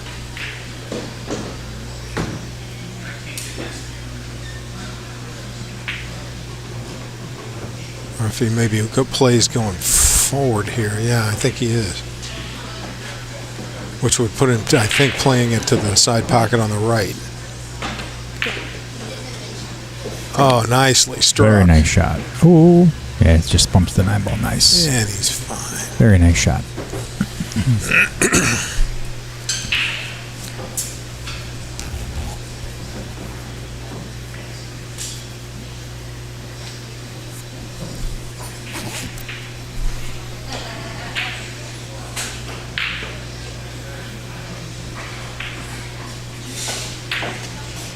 He must have a touch of angle here that will take him toward the 7 ball.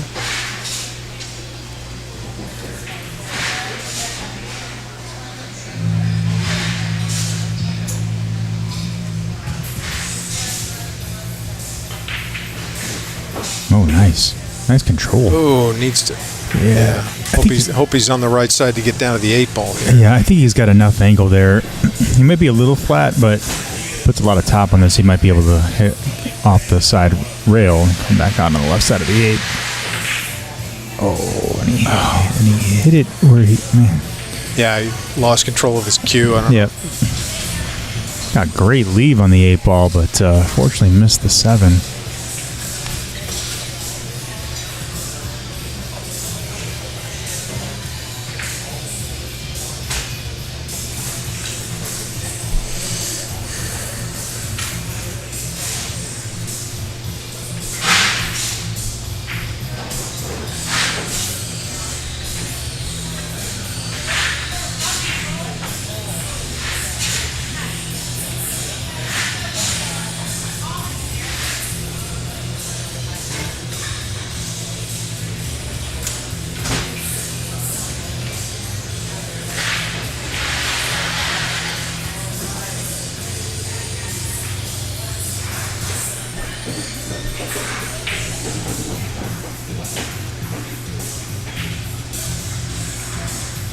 So, based on this list, will every player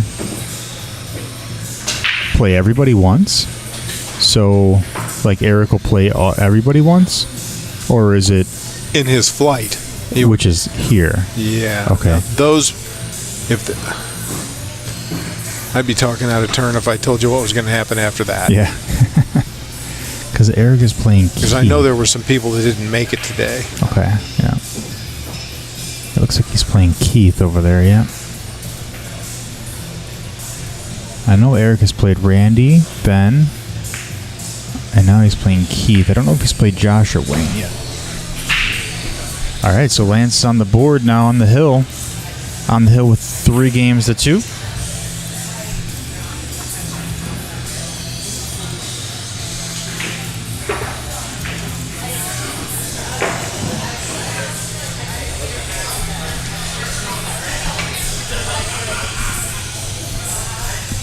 Yeah, so I think in all, each player plays 5 matches today. Oh, 5 matches. I'm not sure how that boils down within the flights, but yeah.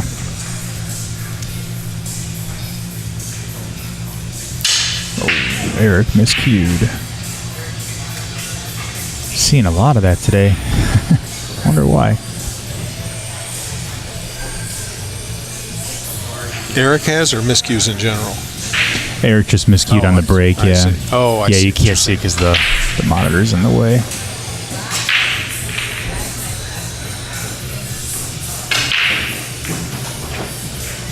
Made the 4 ball on the break, coming down for the 1. Made the 3 ball. 6 ball going to get in the way. Oh, look at this. Wow, look at that. Great. Tough on the 2, but good on the 1. Yep.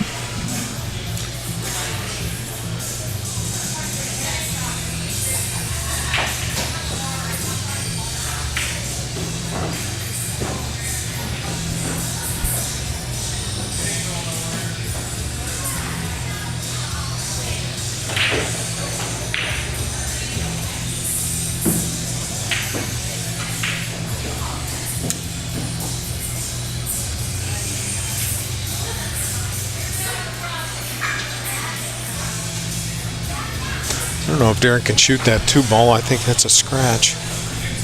Let's see if he's far enough past the point to play that or not. Yeah, he was a bit straight in on that 1 ball to try to get action to come back down table.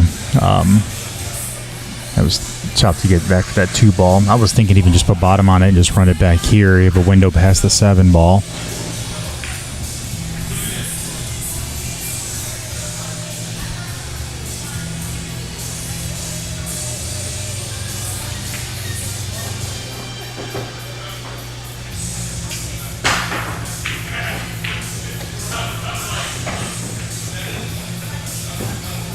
Ended up pretty good. That turned out really well. Very nice shot.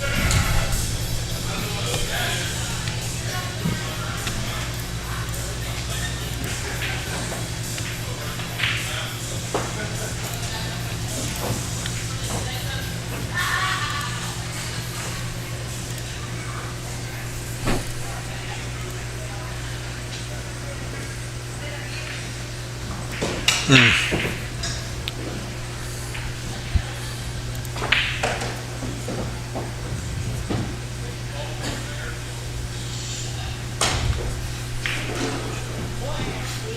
he scratch on that? Or Yeah. Lance did, yeah. It's unfortunate, but this will possibly bring Darren to the hill. To 3-3.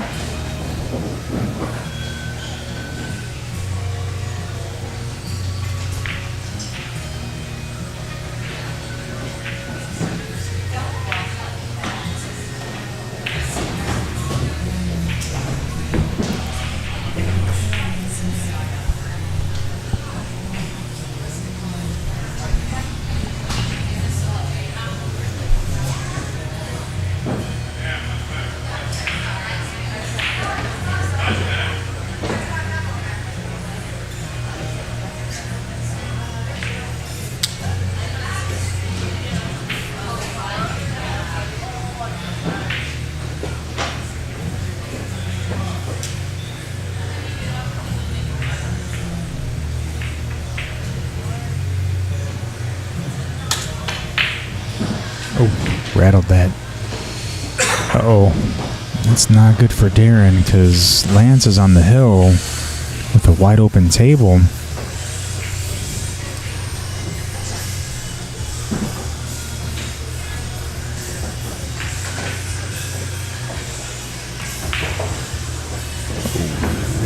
Pretty sure he wasn't trying to do that.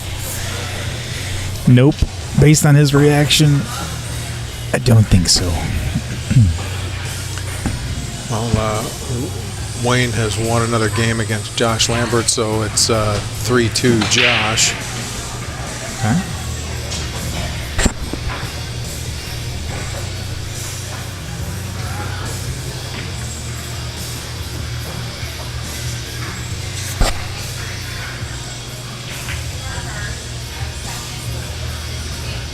He's just going to try to cut this ball all the way up table. Wow, what a nice shot. What a really great recovery that was.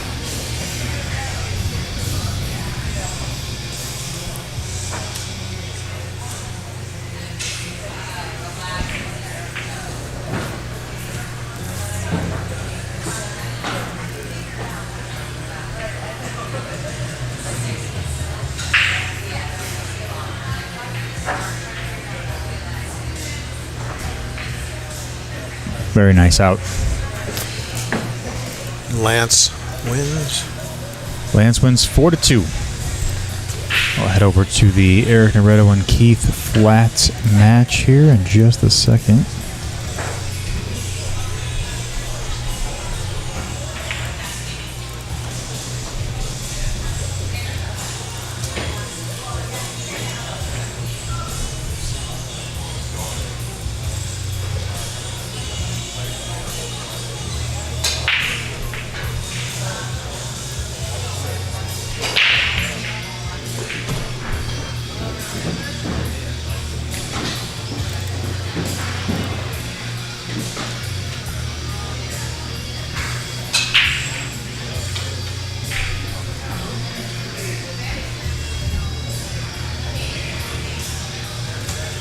Looks like Dan Kerner is coming to the table with ball in hand on the 8 ball.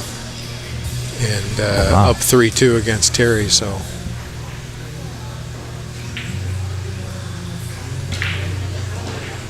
Makes the 8 ball, leaves himself shape for the 9 over there.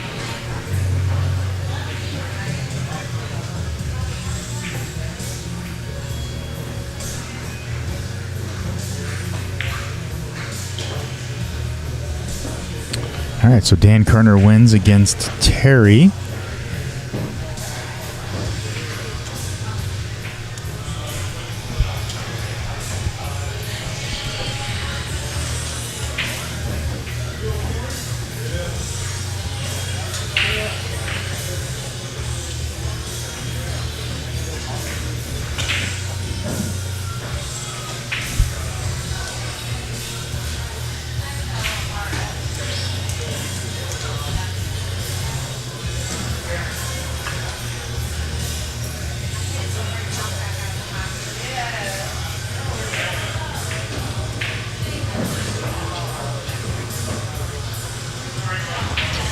risky shot there. Trying to hit that 2-ball, make it into the side pocket.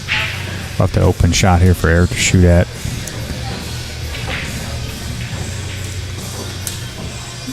Although getting back for the 3-ball is going to be a bit tough. I think he's shooting that to the corner. Yeah. I stand by my... Yep. He hit that really, really well. Just underdrew it slightly, yeah. But we're probably going to see a safety here, and there's plenty of balls to hide behind. Yeah. Yeah, just kills that key that ball. was Very nice. Diabolical right there. That was very nice shot.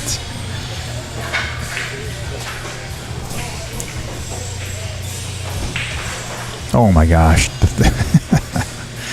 Keith just kicked that ball in. I glanced away. Did he kick that to the side, or how did he do that? Let's see. Let me go back. Oh. He's loaded for bear here. He's shooting some really good shots. Did he just shoot another one? This is yeah, he shot down to the corner, drew back, and get in shape on it. Here's the kick shot. Yeah. Just fires it.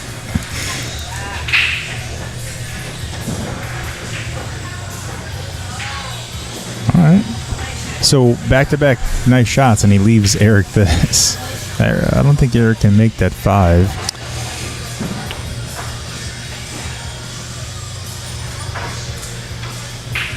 Came on the backside of it. Oh, almost makes the 8.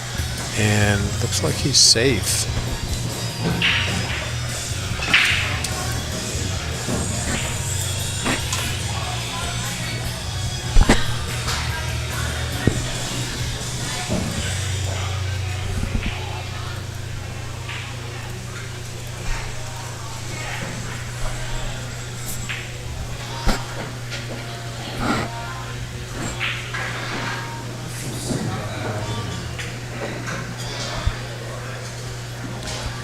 Keith's taking out his jump cue. Jump over the 6. Try to make the 5-ball on the side. If he does that, if he does make it, he'll have great shape for the 6 in the corner. Be quite the shot. Yeah. No, it's a narrow window on that side pocket. Yeah.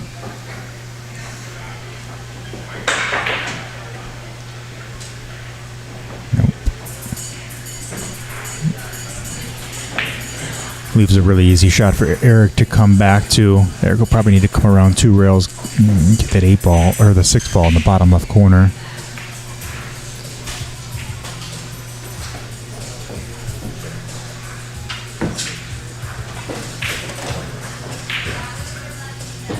Oh, nicely played. Mm-hmm.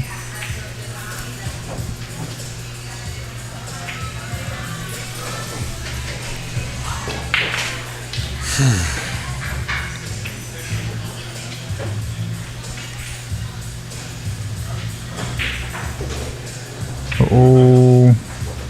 Oh, wow. Ooh. Did not want to do that. I wonder why he was... Oh, I guess... Yeah, I mean, he got to come down the table to get shape of the 7 past the 8-ball, I guess, but...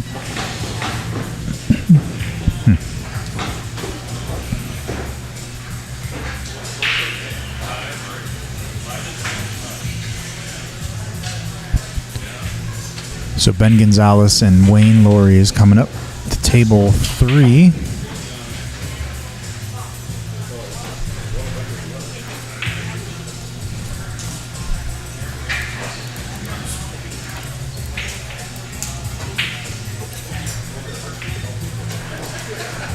Oh.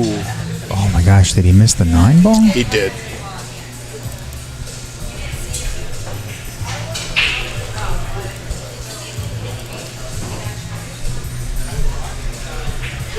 Yeah, I mean, it's starting to turn into a long day. Guys are going to get tired. This is when adherence to that shooting system and the fundamentals really comes into play. Yep. You got to rely on that. Deliver that cue the same way every time.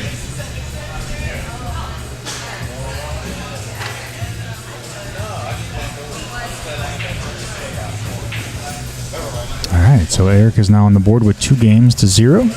Race to 4.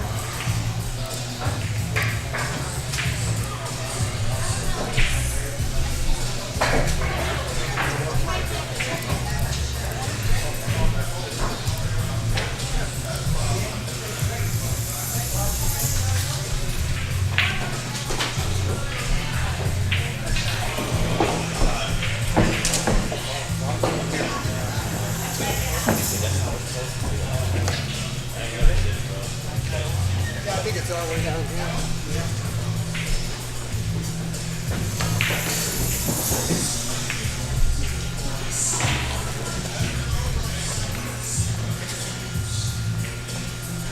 I don't know who it was, but the fan of Wayne Lowry, Wayne's back up and just put up, oh, man, a couple of really good lags there. Head over the I mean, table I think both of them were within a half inch of the foot rail there.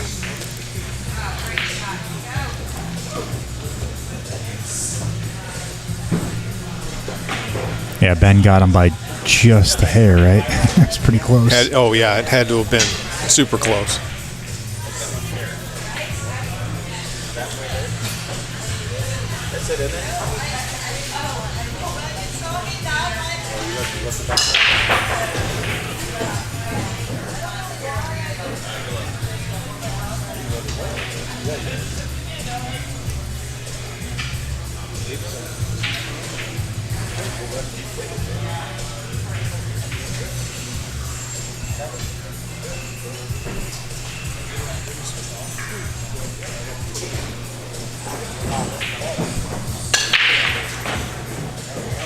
Yeah, wing ball went up, and the one ball's back up on the center of the head rail. So, yeah, I see Ben doing this a lot. One ball runs straight back. yeah, Nice break. Comes off the side rail, and some looks like maybe some spin on it that brings it right back up there.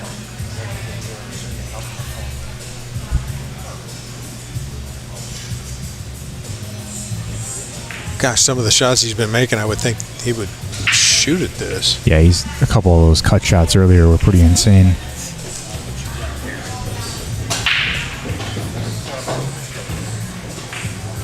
Just the safety. But Does he I'm get wrong. it? He's been cutting those shots all day, and then like, oh, we'll see him cut it, and then he plays safe. Well, I mean, it would run back down toward the 2 ball. I would have thought he would shoot at that, but he's up there and I'm not.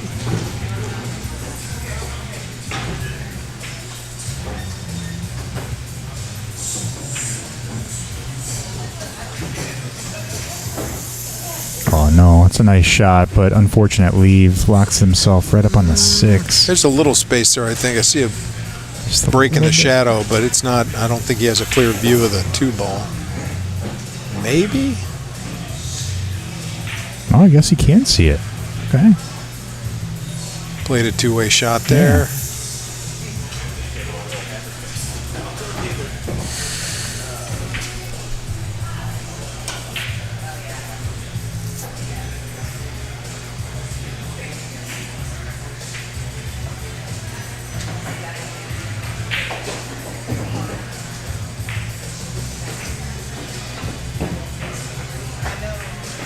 Oh, wow. I thought for sure that 2 ball was going to fall.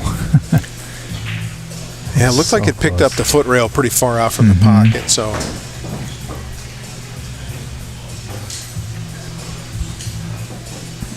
I've seen tougher tables, but they're pretty consistently at least difficult tables here, so. Talked about that a little earlier with the depth of the pocket, what they call the shelf. Yep. Yeah, my 8-foot diamond table has a really deep shelf. Even with standard pockets, you can rattle that ball with a deep shelf. Really easily, yeah. And the ball will sit inside of it, so you can't even cheat the pocket.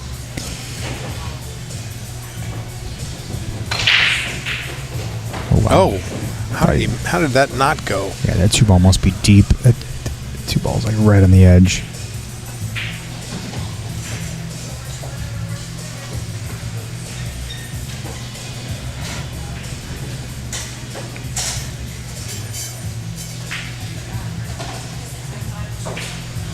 I like the way he had it set up before. Yeah, so did I. It looks like he's going to take this 3 ball all the way up instead of in the side, because he had the option to take the 3 ball off the 7 in the side.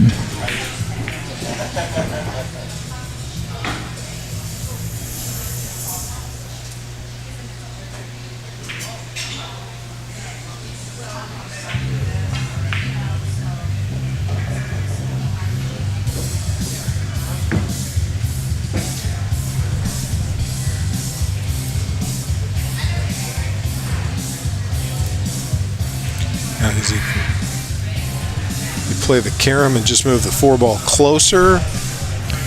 Yeah, I think so. Make the 7-ball now. Well, he's playing bottom on this, though, so maybe not.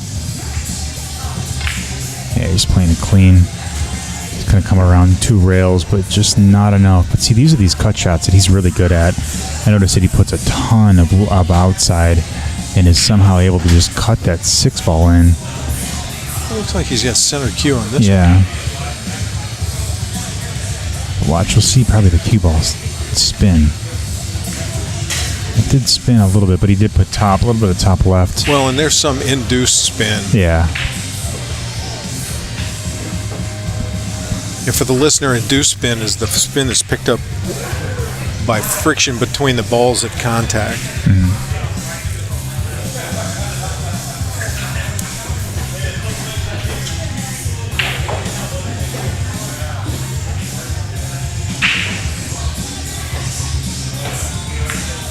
Nice shot. Was a good shot. He's got tons of leeway on this to move down for the 8-ball. Yeah, he's almost straight in on the 7-ball. Does it come around like, let's see, 1, 2, 3, 4 rails? No, I don't think so. I think he just backs up from it. Yeah. Just drawing it. Nice shot. Yeah.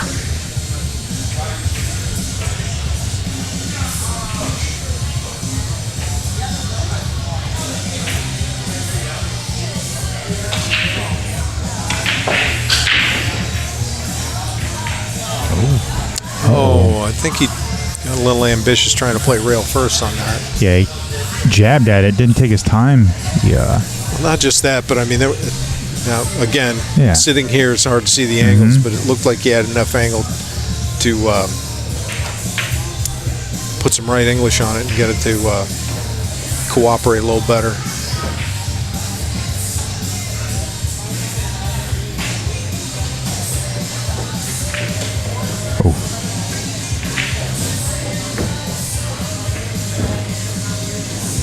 I think he intended to hit that ball on the other side. Yeah, like hit the far rail and come back down table. Yeah, hit the head rail and come off. And looked like he got on the right side of the ball a little bit.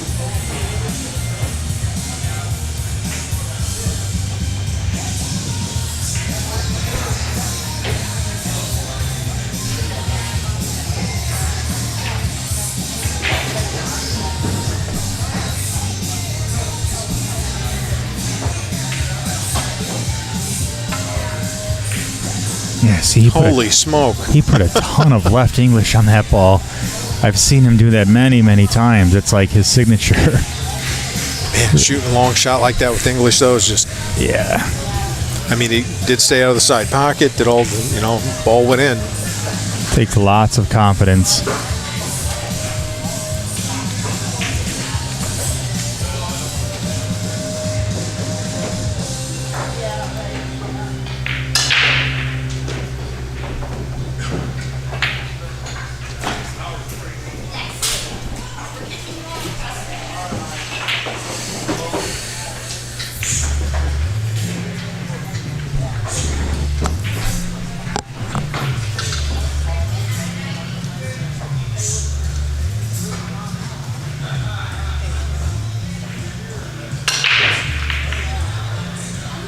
Ooh, narrowly avoided the scratch there.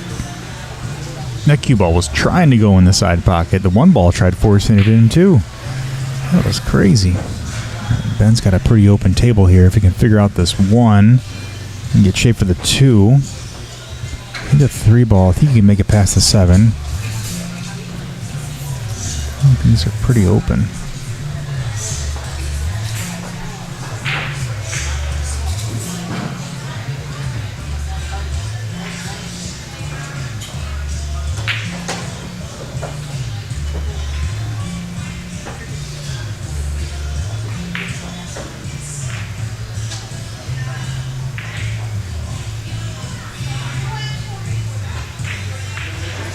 Oh, wow, and he made the 3 ball. I did not see that coming. I think he was trying to go around the 3 ball. Yeah. To get back down to the 2 ball. Yeah, I think he was too. It was just kind of fluked it in. I just didn't think that 3 ball would go in so easy. Can't tell if he's got a clear path to the side bank or... Yeah, this is tough. What the plan is.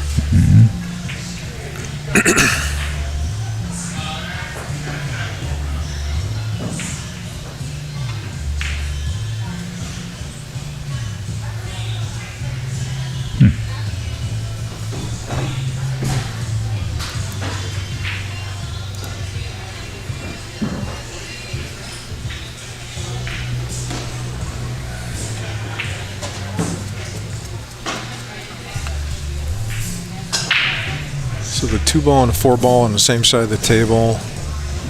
It's going to go up and down for the 5 to the 6 to the 7. Yeah, so everything else is up and down table. Yep. If he makes this, I think he's in good shape, though. Wow. Oh, close.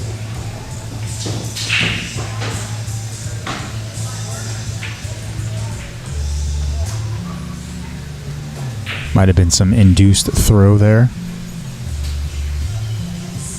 if that's correct.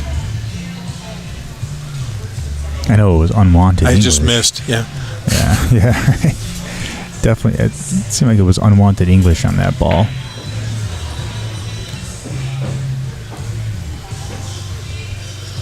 Very possibly he's trying to hold it for the 4-ball. Yeah.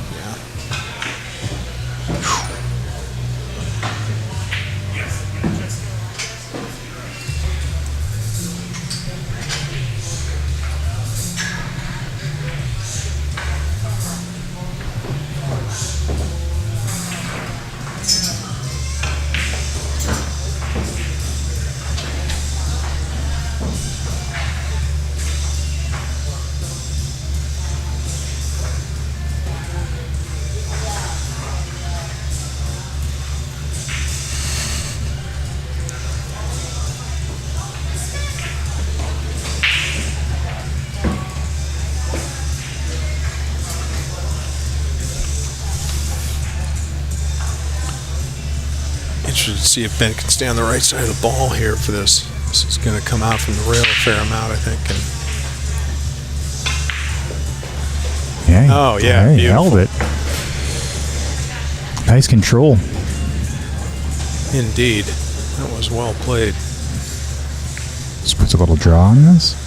Yeah. Stun shot, maybe? Maybe to the rail, but probably. Yeah, to the rail, yeah. Straighten himself out.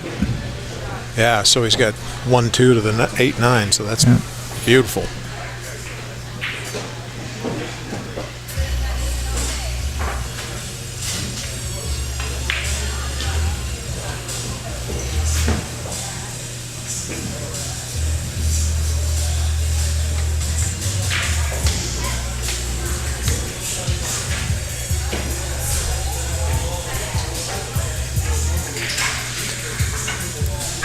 And I'll tell you, Jimmy, one of the things that I really appreciate this is that no raised voices throughout the day, no hard feelings. Yeah. It's just pool. Yeah, you know? And it's. I know I'm biased, but I just think this is such a beautiful game when people play it. How it's supposed to be played. Yeah, play it well and. Yep.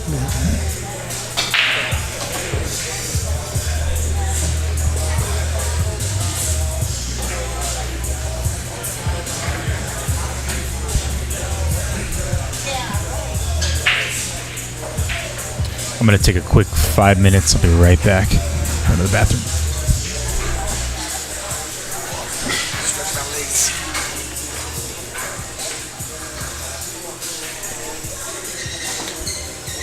Set, so Ben's back to the table. 2-0 against Wayne. We'll be looking for that wing ball on the left side of the rack to go in, and the 1 ball.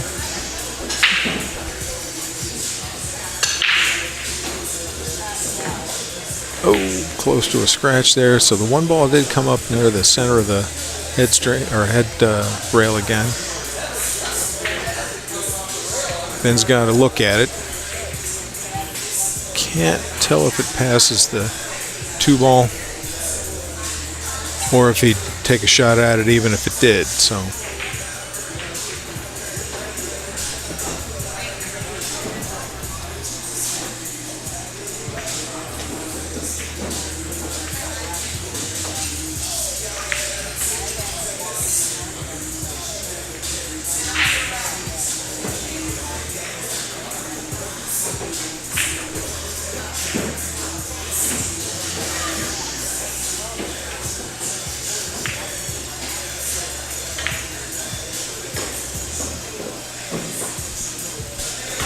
yeah, really good effort there. It looked like he might have Would have been, I think, really hard to get in there behind the 6 ball with a cue and still miss the 2 ball. So Wayne's got a shot to the side pocket here. Picks up the point, misses that.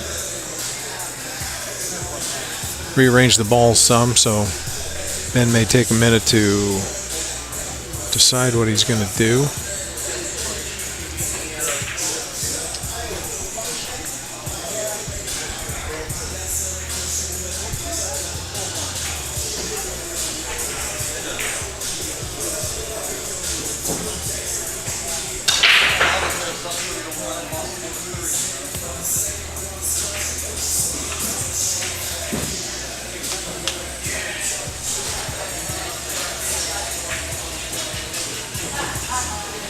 One ball just hangs up in the corner pocket. Be interesting to see how Wayne negotiates this with the 5, 8, and 9 down by the corner pocket. I doubt that he'll play rail first, but it's a possibility. He may just play 1 rail, come straight back up the table, play the 2 ball in the bottom right corner.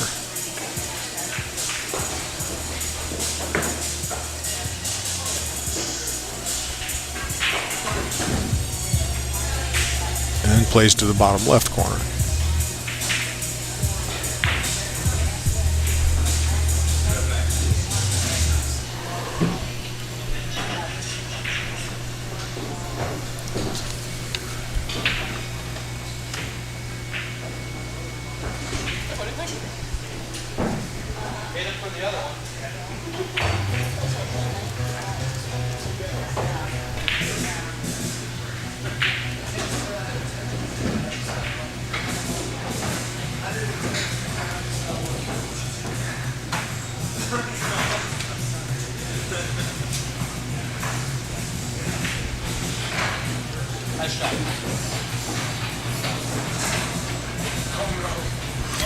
Ben's got a lot of work to do here to get a shot on the 5 ball.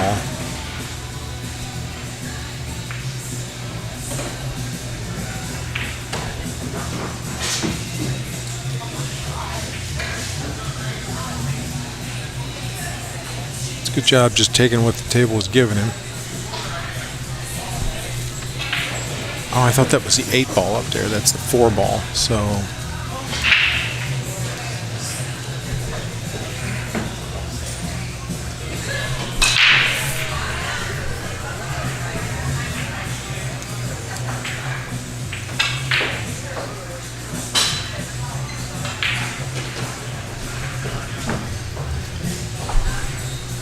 So I think the majority of the players have about 4 matches so far. So I think everyone's got about 1 more match to play. Check in with Mark. Yeah, I just very good. Went over there and check things out.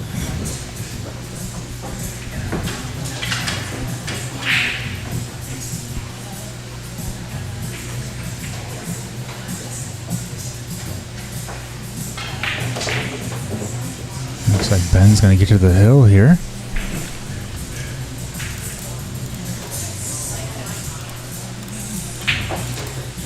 I don't know if anyone's undefeated though. I was trying to look and see if anybody was. I don't think anybody is.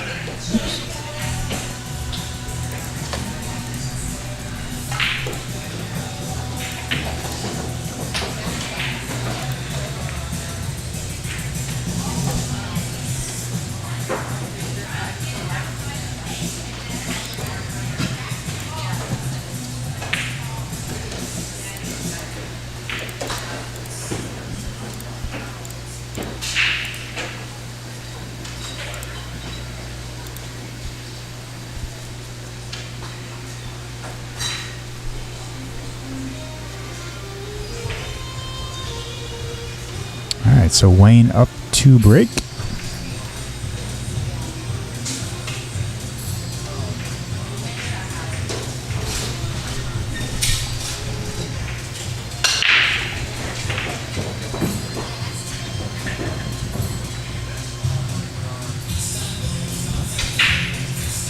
Oh, that's That's unfortunate.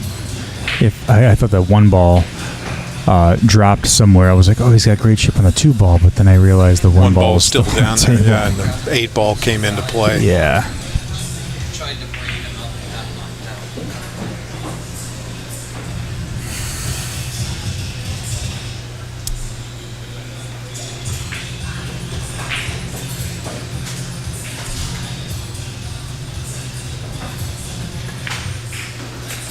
Wow, what a shot. That was a very nice Oh, shot. he's got to do another one. Lock himself up on the 5 ball now. Ugh. That's brutal. And this is tough, because Ben's on the hill and you're stuck with this. You made a great shot and now you're stuck behind the 5. Yeah, this is when you might look at taking an intentional foul and tie something up that makes it tough for your opponent to get out. But try to push the 5 up against the 2, maybe? Yeah. Something like that, yeah. Looks like he's going for a clean hit. Oh, I don't know. It looked pretty close. Can you play that back? Yeah, I can go back if they want to look at it. Let's see where we at here.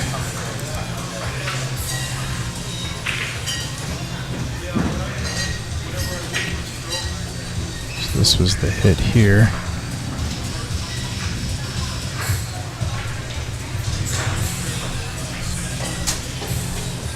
I hit the 2 ball first. Yep.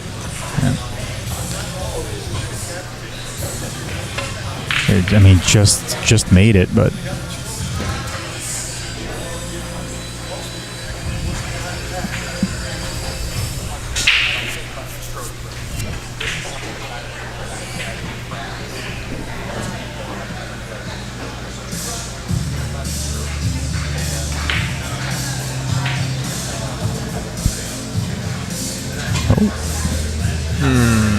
could have been a wide open 2 ball shot here.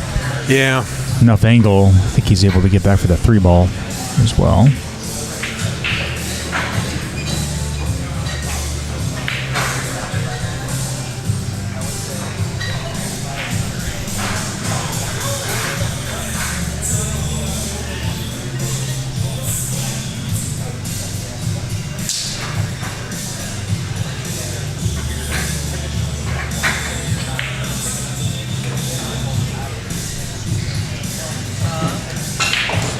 Wow.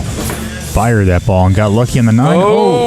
Oh, and he still got lucky. Not sure. Can you see that? It's really, really close.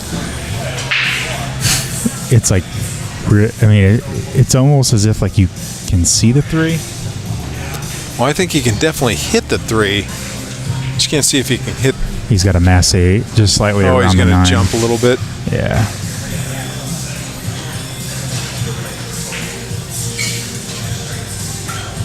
And it's not a full ball jump. It's just a fraction of the edge. Yeah. Unfortunately, we won't be able to see this.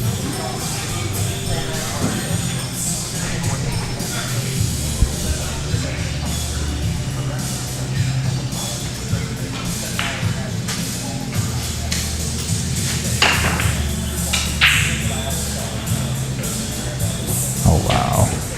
Rattled the 3 ball. Man. What a great attempt. No fooling. Yeah.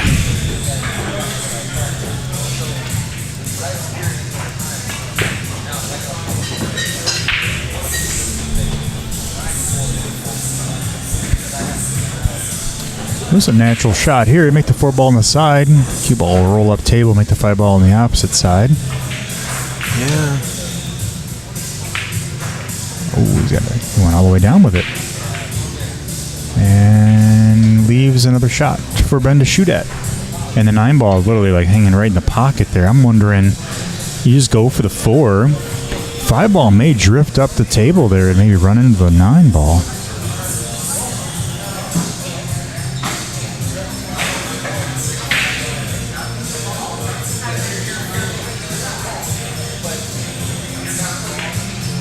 No, put bottom on it. Ooh.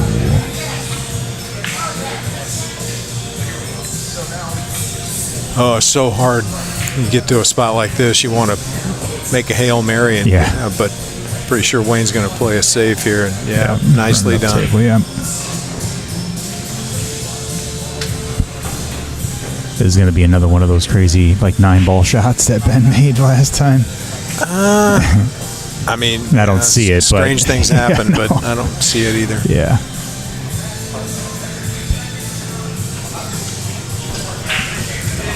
It's really interesting, you know, when you watch high caliber pool. I'm usually just happy to get a hit on a kick shot. Yeah. These guys are hitting the side of the ball they want at the speed they want. And interested to see. Oh, man! My gosh, what a safety!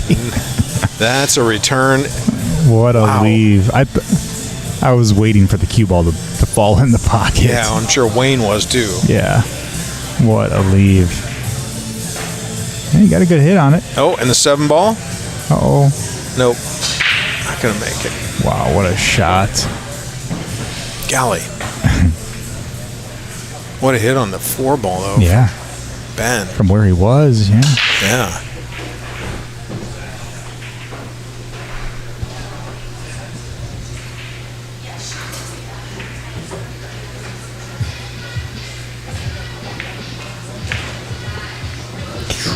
Tough shot.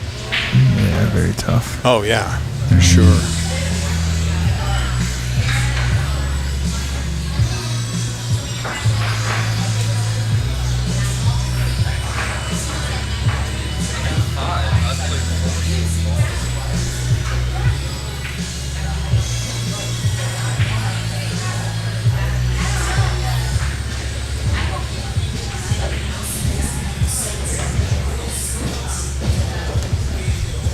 I think you just make the 4 and come up table and try to make the 5-9 combo. I think that's what he's going to try to do here. Ooh.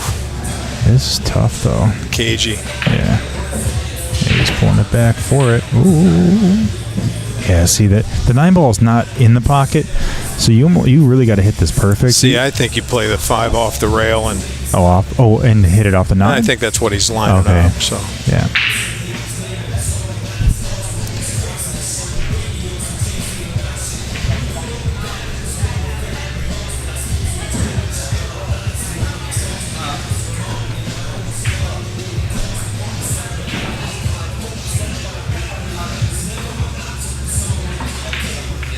Nice shot. Yeah. Perfect. That's smart. Take the longer route, but you have the 7 and the 8-ball like they're ducks, right? So come back Exactly. up. Exactly. Yep. And when you shoot a ball like that off the rail and contacts an intervening ball, it has such a wide margin and still able to go.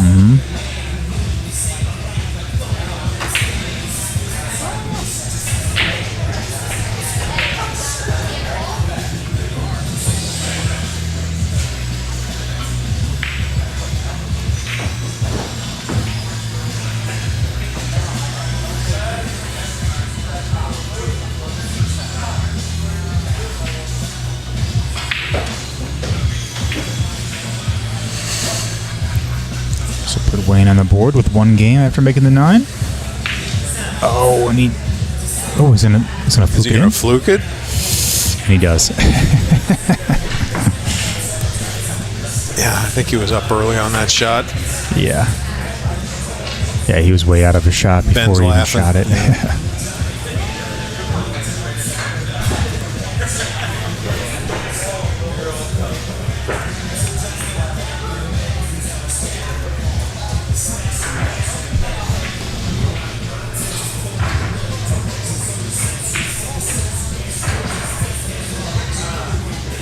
Yeah, you start getting late in the day on some of this stuff, and it's really easy to break down. And Yep. I mean, when I was playing at Lindenwood, I did have the distinction of being the only grandfather on the team, and some of those days get kind of long.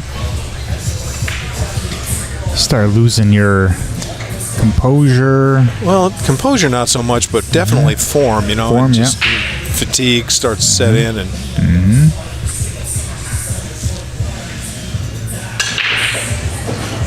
wing ball again. Oh, he's starting to get that 1 ball to come over towards the corner, but he's got like 2 intervening balls. So yeah, that 1 ball's locked up. I think we're going to see a jump shot here. Yep. But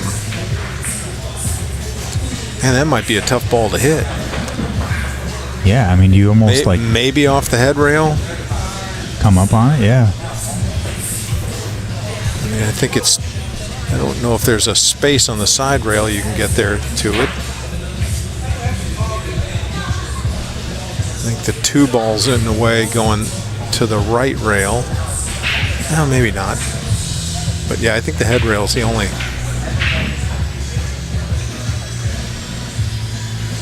I was about to say good option, but I don't think there is a good option. No. Probably the only option he's got. Oh yeah, he hit it. But nice hit. Really well. Oh. Uh-oh, one ball's going. Oh my gosh. That would have been something, huh? Yes, sir.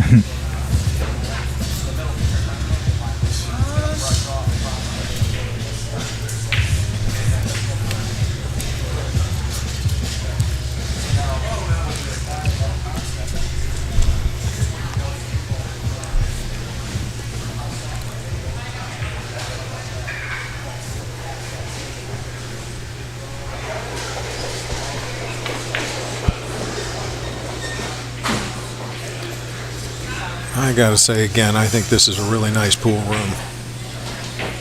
Have you been here before? Been here, yeah. I was here. I think it might have been last year when all this started. Okay. One of the first few matches was here. Okay. And I mean, it impressed me then. Impresses me now. Mm-hmm. So. Yeah, they really do take great care of everything in this room. I mean, it's like a true pool hall, you know. Bar vibes, but pool hall vibes too. It's like a Well, I mean, mix. Monitors on the wall. Looks like there's some gambling machines on the side over here. Menu's good. Food is great here, yeah.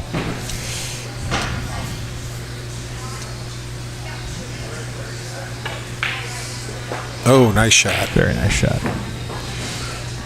Come 2 rails for the 8. Oh, Wayne.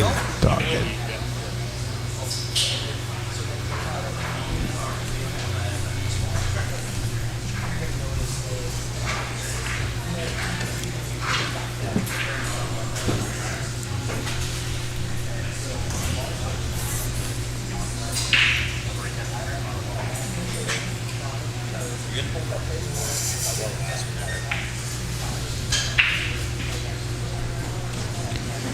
Didn't leave it easy. I mean, this is one of those shots where you can hit it good, but cue ball may run back and scratch.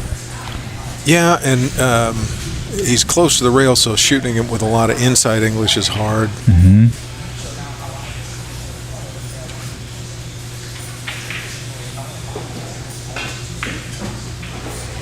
Hit it good, That is what he did, and hit it nicely, yeah. Yeah, if you don't hit it with that much speed, sometimes that ball would like slide and it straightens itself out and runs into that opposite corner pocket. Oh yeah, yeah. Or just off the carom does that. But be interested to see if he comes straight across here or he tries to get below the side or above the side pockets here. Oh, overcut it. Yeah. Forces a bank.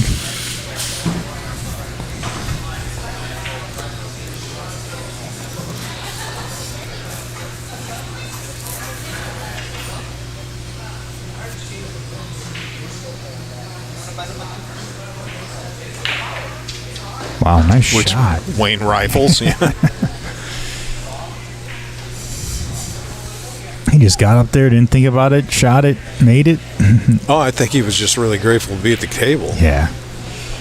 It goes that, positivity thing, it goes a long way. Right. It helps a lot. Yeah, it's not baloney, it's real. Oh, no. All right, gave that game to... Oh, Mark Wilson doesn't like that. He doesn't care for that, but... Yeah. Yeah. Yep. All right, Ben Gonzalez wins that one 4-1. And we'll wait for the next match here. Actually, Preston Hall and Ryan Cross are shooting over on table 2. We'll get the updated. It's 3-0 right now. Preston's currently on the hill. I've been doing that today, that's for sure. Hey, boss. Mark, How are we doing? How are we doing? Real good. Yeah. We're good. We're just most of the matches are underway.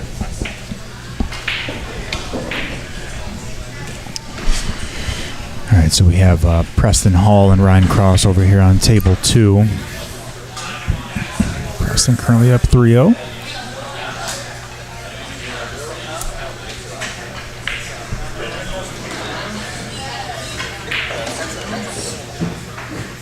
Good shot. Oh, he's going to roll it up too much. Nah, he's all right. And he's okay.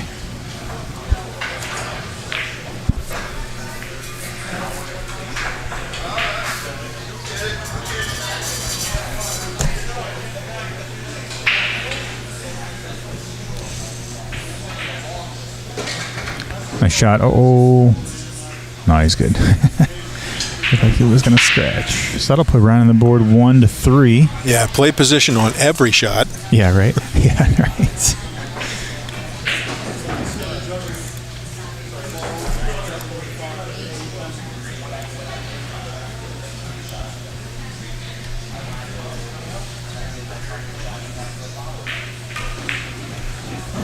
So I know this is Eric's last match. Coming up here on table 3, he's playing Josh Lammert. And Eric is currently he's 3 wins, 1 loss.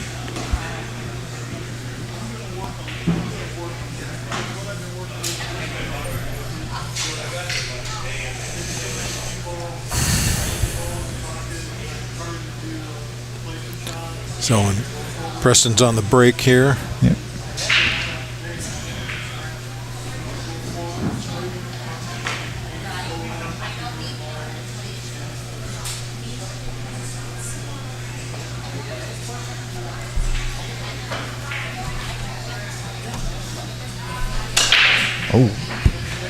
Oh, lost it.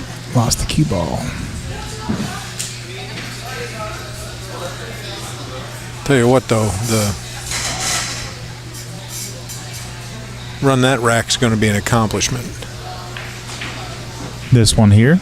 Yeah, the one we're looking at with Preston and Ryan. Yeah. And Ryan's coming to the table with ball in hand. 1 ball's on the head rail. Yep. 2 balls partially hidden by the 9 ball, and the 3 balls below that, I don't know, looks like it might be able to be played to the lower left, but you'd have to be dead on it. Yep. And getting from the 2 ball across to where you could play the 3 ball to the lower right would be pretty impressive position play.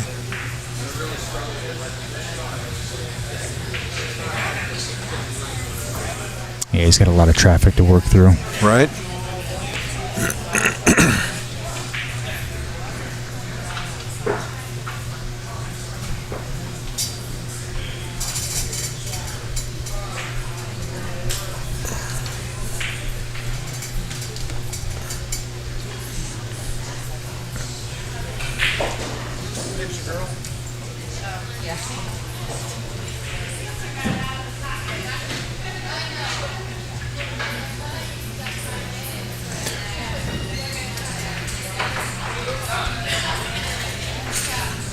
He's looking at the 2 ball, trying to figure out how to get there.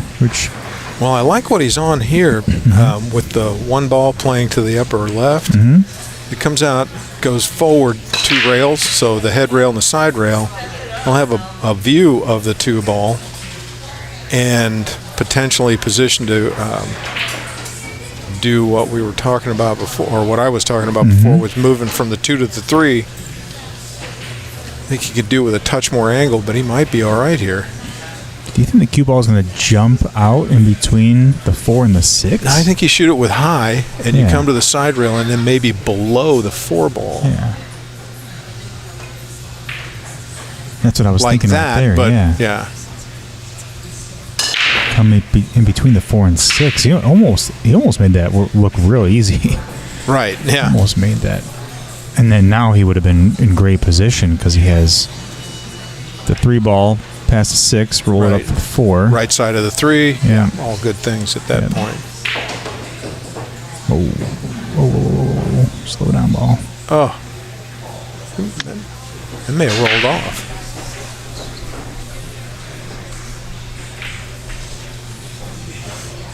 They struck that ball well.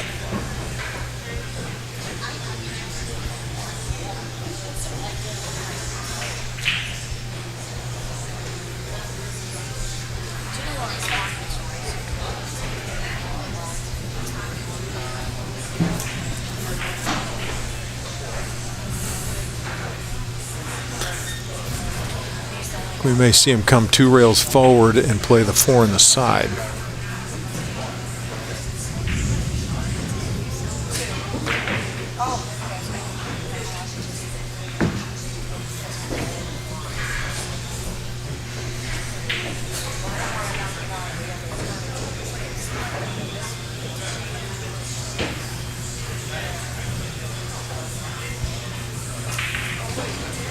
Ooh, nice shot. Oh, that worked out well. Very well. Got a great shape on the 5. He's got to come back down now for the 6.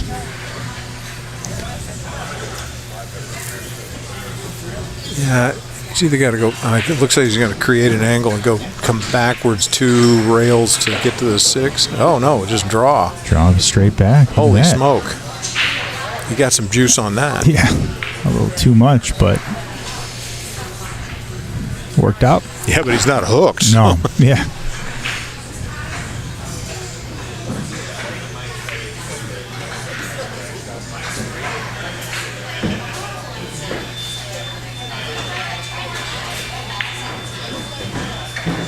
Oh, hit something. Yeah, it's going to come back around for the 7 ball on the side or all the way up.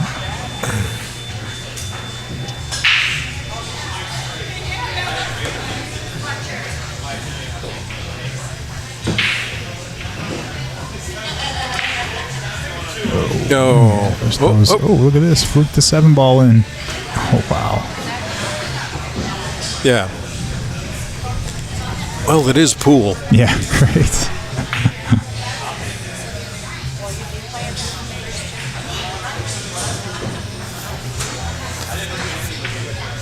Although, as you improve, that happens less and less. You know, fluking a ball because more balls go in intentionally. Yep.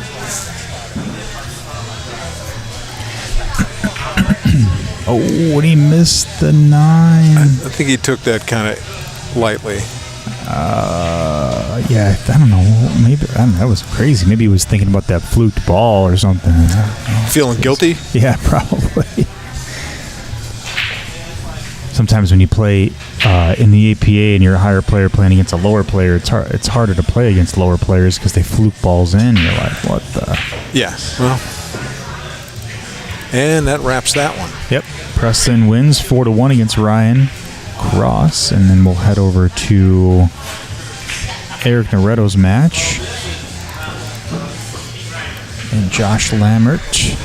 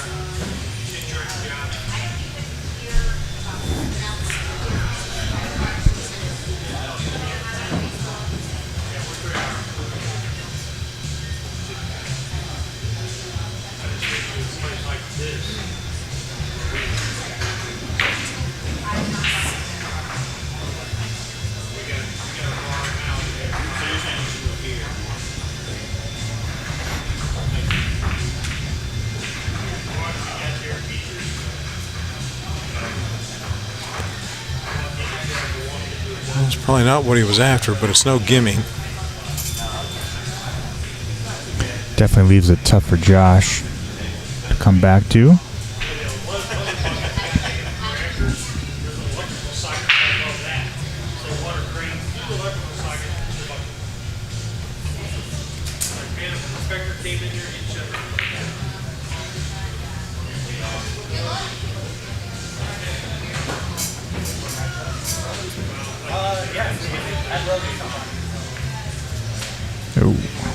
overcut that ball. I think that Eric can shoot this in between the 7-9. Maybe come off the rail, come around 2 rails, back for the 6, maybe? I think you're right. I think that's exactly what's going to happen here. Okay, so we just hit it full, came around 2 rails, same idea. Hit it really good.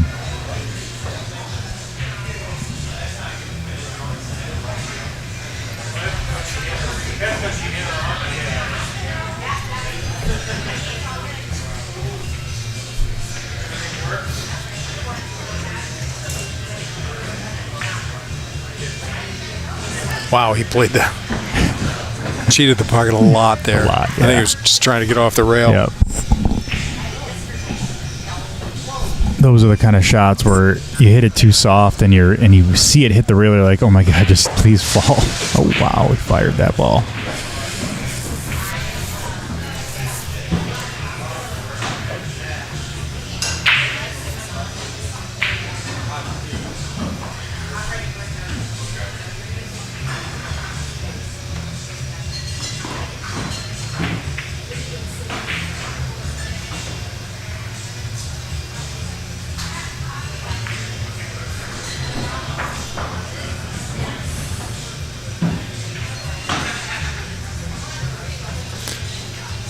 Wow, this is tough. Shooting out of a corner. Object balls in the center of the table. It's one of those high precision focus shots. Yeah, just really deliver a smooth stroke. And yep. Oh, see, it's tough. It's so tough to hold that. See, and look at the action you got on the cue ball. Yeah. It's really doing well. Yeah.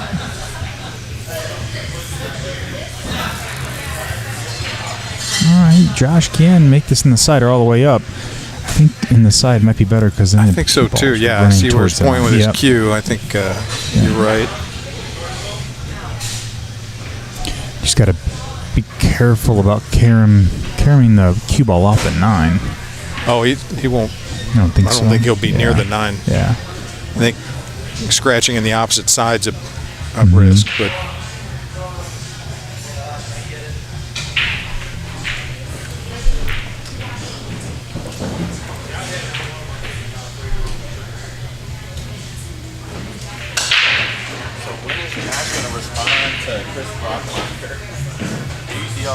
Yeah, there you go. Nice. He actually stunned that ball out.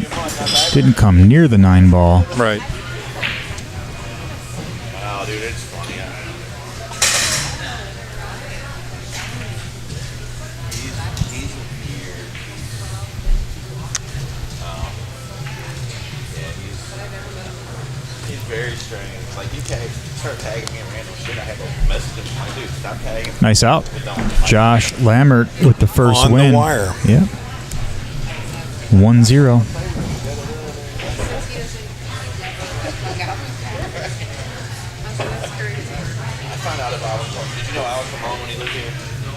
So Alex is the one that finally showed me that. Look, this guy keeps on texting me. Next thing I know, I meet the guy one time, and he adds me on Facebook, and now he's like tagging me and all this crap. I just want to give Josh shit about it, but.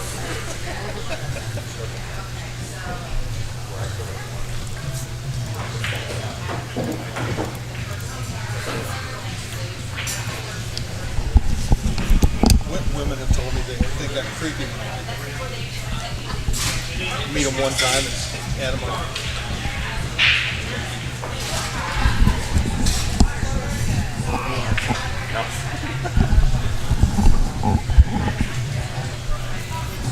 All right, so Josh up to break.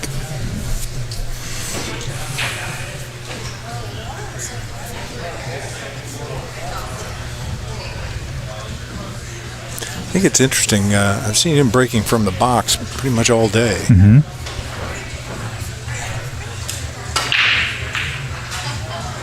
But it looks like it works well. One ball certainly worked that time. Yeah. Don't know if that was the wing ball, but a ball did go in the upper left. Yep. 2 ball shot straight back.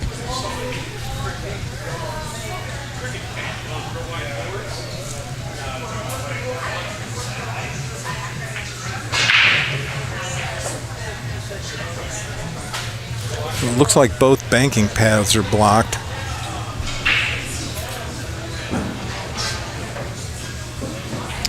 Jeremiah Tice says, love how he's thorough with that pre-shot routine. Let's go, Lammert.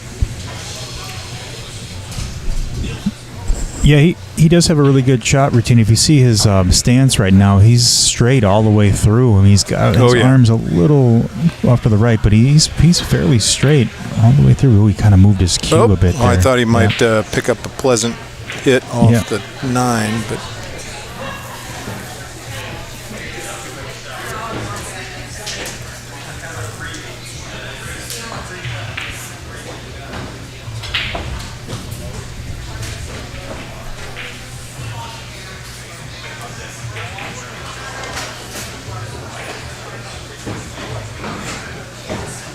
Nice controlled shot by Eric. He leaves himself shape for the 3 ball. Be able to come back out middle of the table for the 4.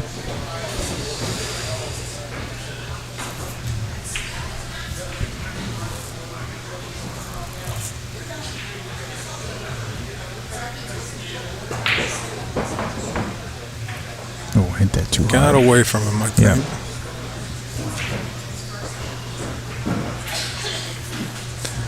Yeah, if he can get to the second rail just below the side pocket, I think it'd be okay. But he didn't do himself any favors there.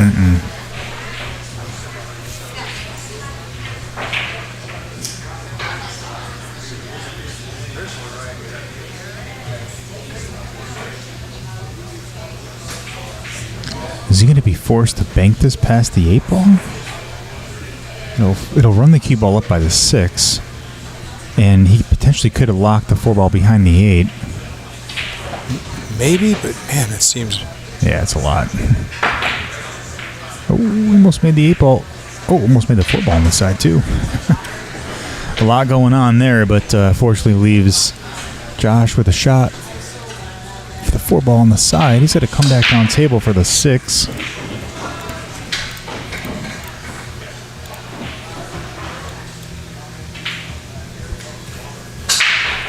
Yeah, so I think he'll just roll to the head rail and back down. Oh, no, he's shooting in the corner. It's all the way up, huh?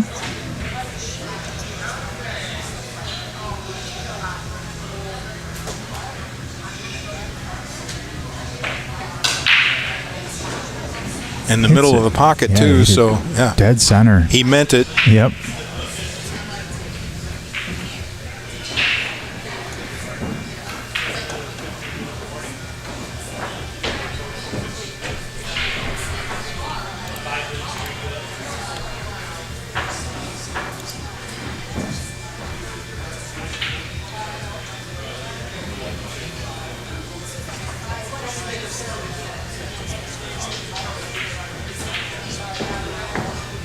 Ooh, came out a tad short there. Now this one he may bank.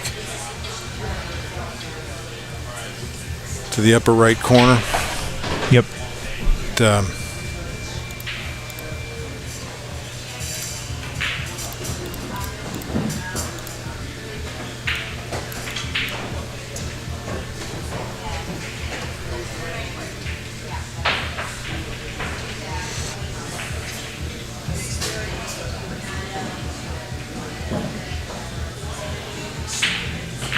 Oh, wow, he cut that ball. Dear Lord. Wow. Sliced the teeth off that ball. Certainly going to need a fresh coat of paint. Gosh. I did not expect a cut shot on that Neither at did all. I. But man, he sure delivered that smooth, and man.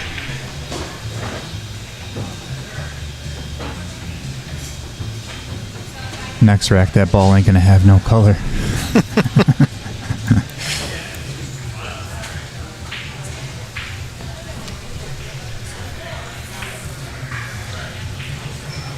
Just nice and easy.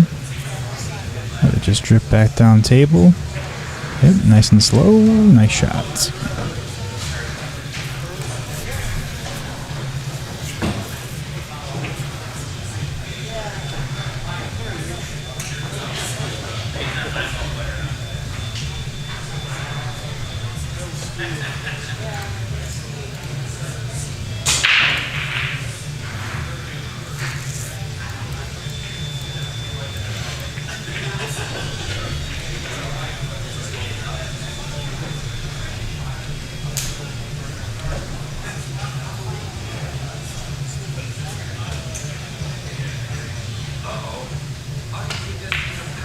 Nice shot. Looked like he may have tried to steer that a bit after contact, but it sure did go in. I noticed that a couple times, previous shots where he's kind of spinning his cue, like he's curving it a little bit, where he's not. He's in line with his pre-shot, but when he follows through, he's kind of diverting that cue stick a bit off to the right or off to the left. I don't know if it's intentional.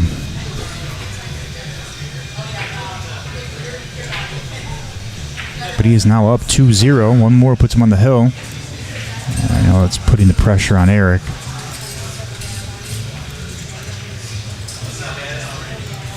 Yeah, no, we've seen a couple of comebacks, but I think in the cases I've seen anyway, the comeback didn't pay off. Yep.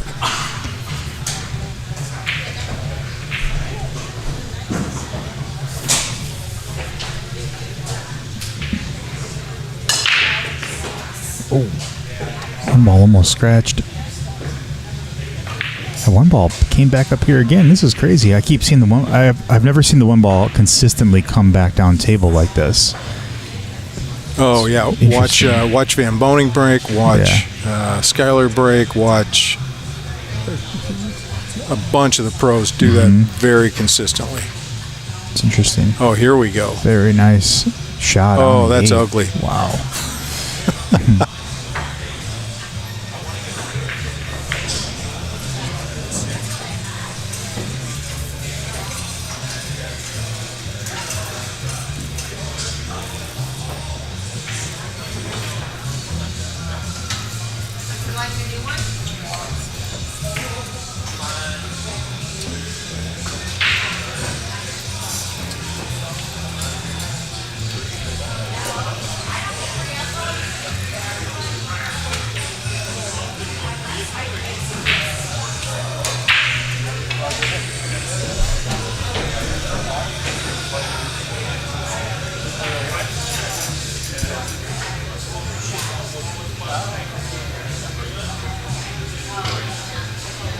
Just missed it.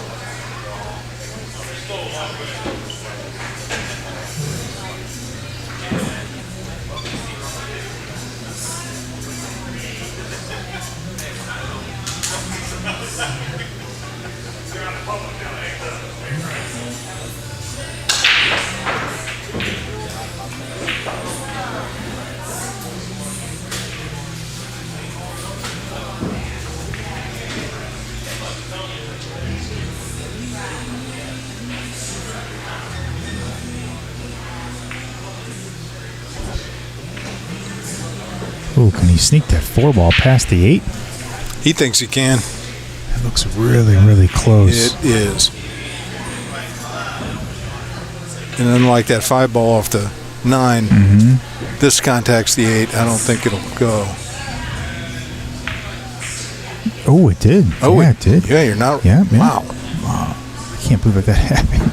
Man. Usually, if you hit the ball, like it will not deflect it enough to push it off the line. Yeah. Wow. Just hit it with the perfect speed, I guess.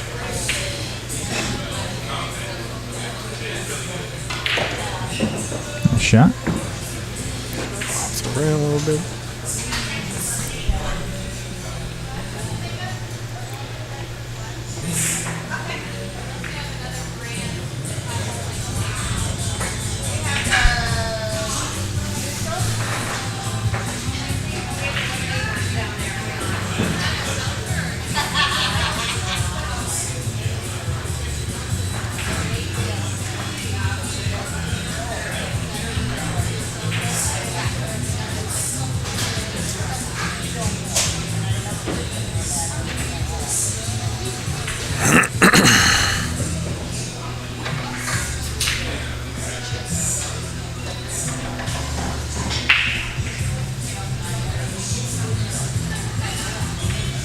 bunch of bottom on this. Probably going to power draw this back. Oh, no power draw, but... No, I think he just created enough angle that he can move back across above the side pocket where he just put the chalk, I think is where he's headed there.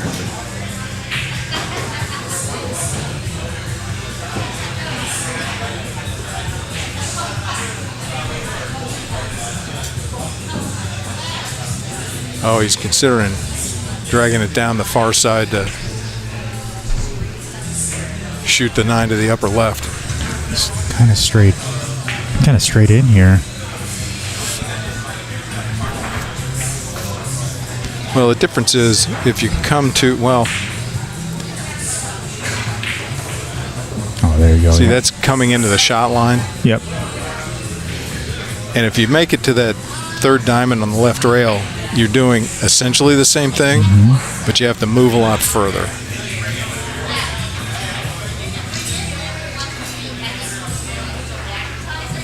Nice out. That was a nice out. All right, Eric's on the board, 2-1. Josh currently up 2. And up to break. Yep.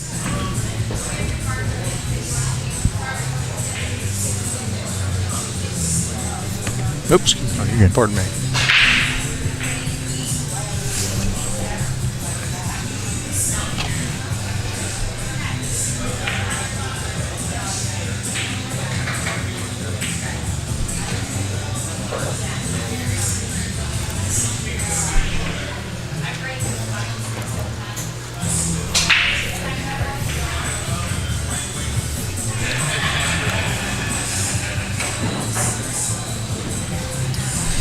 All right, Josh up 2 break, game 4.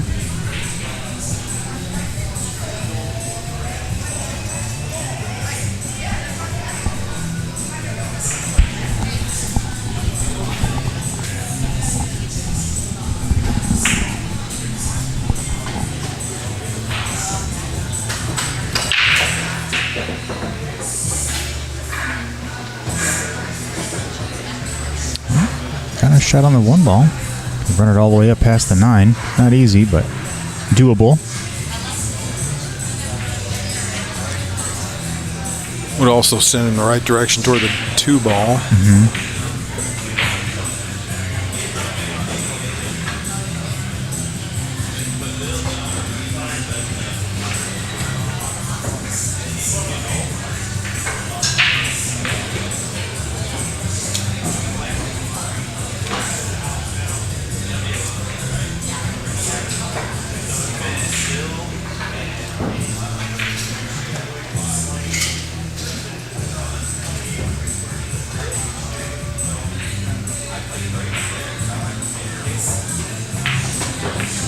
Wow, hit that really nice. And he held it there for the 2 ball. That's a great shot.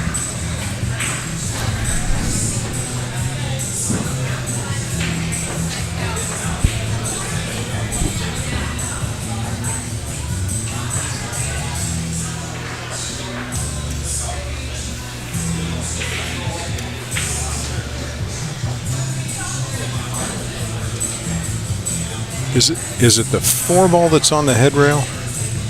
This is the 4 ball here, yeah. Thank you.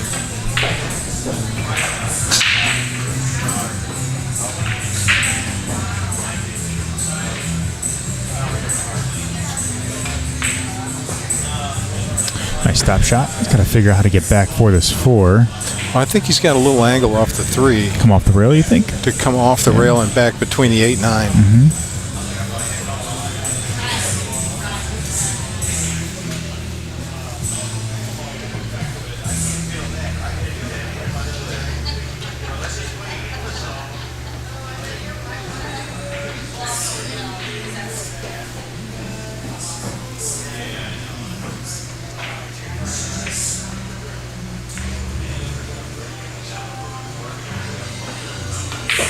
Yep, very nice control. Oh, he's got the good angle to get back for the 5. Yep. Yeah, he's in good shape here. Yeah. But does he come on the upper side or down here? No, he shoots it where he's looking there. Yeah. Right there, yep. Yeah. so he just needs to put a little bit of bottom, you think? Yeah, draw off the 4. Mm-hmm. Probably touch the side rail and come out a touch. And it kind of doesn't matter as long as he's got within a couple of degrees of straight in either side.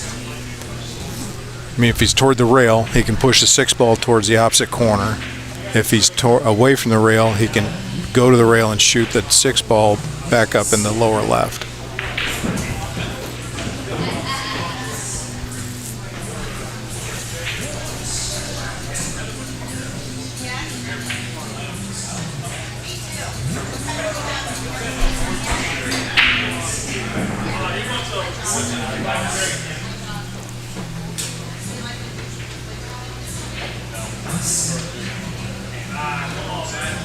Very nice control. Yeah, see, so I think at this point he shoots and follows into the 6 to push it toward the corner. Mm-hmm. Yeah, he has the angle. Run it right into the 6-ball. Yeah, I think the 6-ball already passes the 8-ball. Oh, he's backing up from it, though. I guess this is another shot. He could pull the cue ball back and shoot the 6 in the same pocket, I guess. See it? And I think that's dangerous. Yep. Even if he makes it, he's on an angle like that. Yeah, I think worrying about the leave kind of affected toyed with that him. shot. Yeah. Where he could have just rolled it up, put top on that ball, just focus on making the 5, and then naturally push the 6-ball up. I wonder. Yeah. So I think at this point maybe. We'll see him. We'll see Eric try to put the cue ball behind the 8-ball. Okay. Yeah, it's a good option there. But that's not what he's doing, I don't think.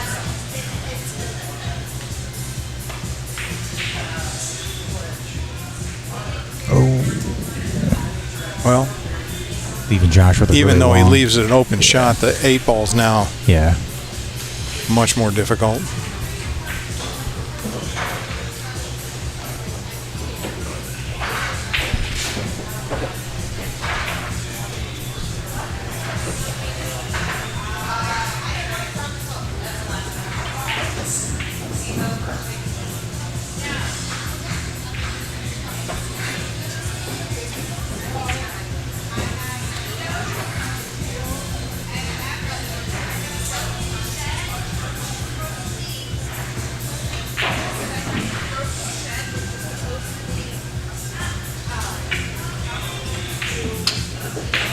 Wow, very nice shot. Nicely struck.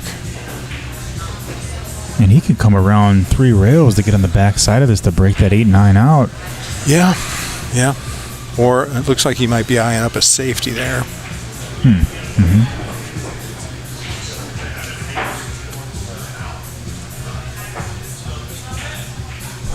Or does he come on that side and then maybe make the 8-9 combo? No.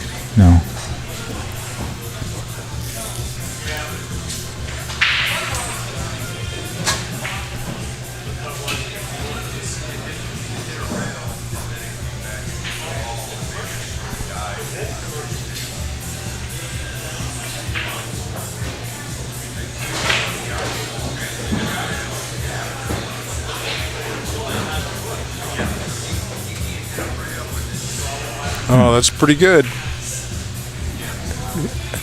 He might be a little too far for shooting the safety, but I think he's eyeing up the combo here. Yeah. I think if he was more on the right side, it would have worked really, really well. He's got to back out that 8-ball, which makes it a lot harder. I mean, it's possible, but it is possible. Man, that's asking a lot. Yeah.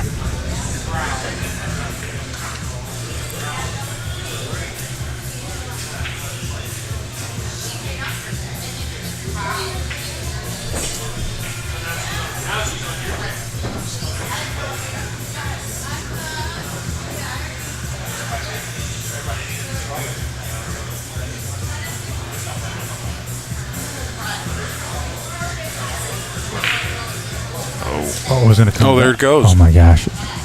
And it went in. Jeez. Oh, we've seen a lot of shots like that. Pool gods. Yeah.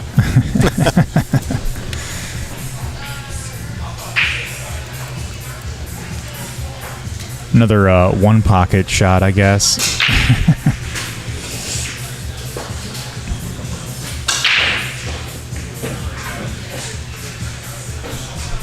Well, that puts Josh on the hill now. Eric's got a couple games to tie it up and get to the hill. Puts a lot of pressure on Eric after that win by Josh.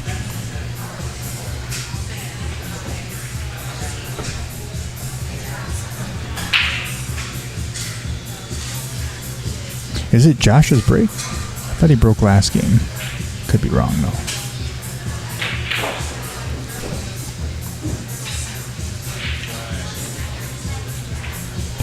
I thought he did too, but yeah, fourth game he did break he did last. break in the fourth game, yeah. And it looks like they just came to the same conclusion. Yep.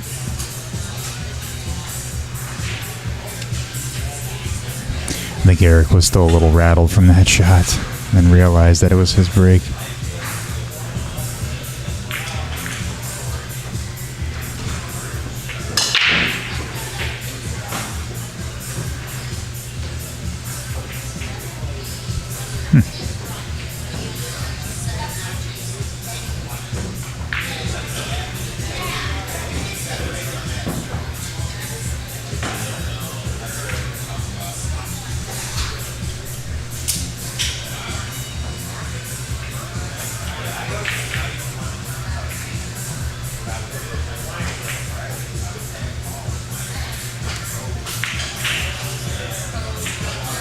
Puts it right back behind. That's good. Oh. Yeah, that's pretty good. Thought the one ball was going to lock up like right below the 4 ball. That would have been great. Eric can still see a piece of this, I think. No, this is close. I don't think so. Oh yeah, looking at it from that angle, it looks like, yeah, I don't think so. He's lining up. I don't know. Oh wow, I was able to just see that ball. I mean, he just missed the 5. I mean, it was like a hair past the 5 ball.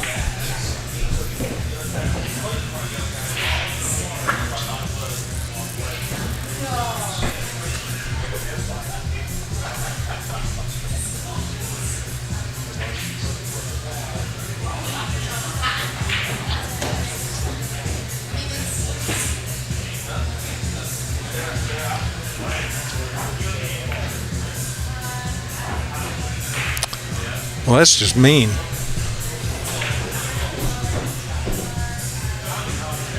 So I don't think anybody's in a real hurry to get to the 3 ball. So no, not at all. So whatever happens, right? You just try to go for a good hit. Well, even at that, I wouldn't go for a hit. I mean, I'd go for a hit, but not a good hit. Not a good hit. Yeah. I don't want to pocket a ball or. Is that the 8 ball in the corner, hanging in the corner? This is the 6 ball. This is the 4 ball here, bottom right corner. Oh, look at this! Almost made the 4 ball. Nice try at it.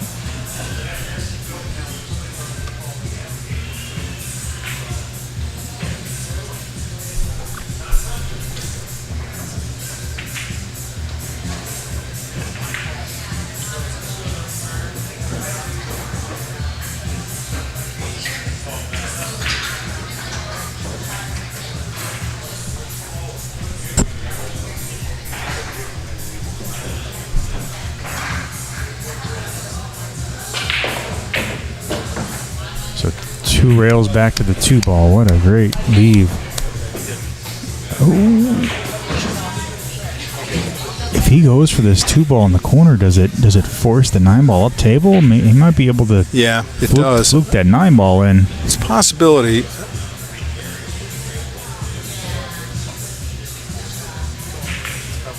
Okay, 9 ball did go. There. That worked out really well. It did, yeah. He's got a straight-in shot for the combo. Just pull the cue ball back, put a little bit of bottom on this. Make the 6.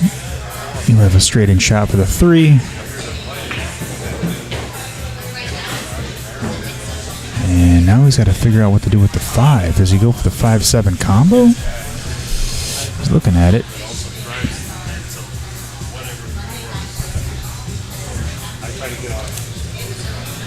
Well,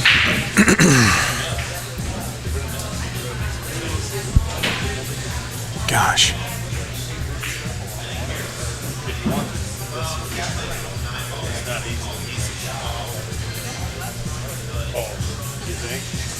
I mean, it's a close second. He's number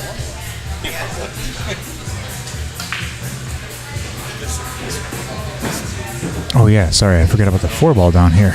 Yeah, but getting from the 4 to the 5. Yeah. But you come off the rail, come around 2 rails. Yeah, 3. Yeah. Hit rail first, come 2 rails, come around. But I mean, it's deep enough in the pocket. I don't think you risk scratching in the lower left. If you can somehow get the cue ball back to the other side of the table, make the 5 ball in the same pocket where the 4 ball is. Does the 5 ball pass the 7 to the side? No, I don't think it does. Does not look like that goes. He'd be forced to take the combo. He's putting a lot of bottom on this. Looks like he's drawing out of it. Yeah.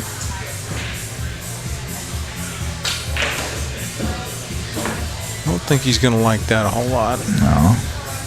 He might be able to pick up an edge of it there, but I don't think he's doing much with it.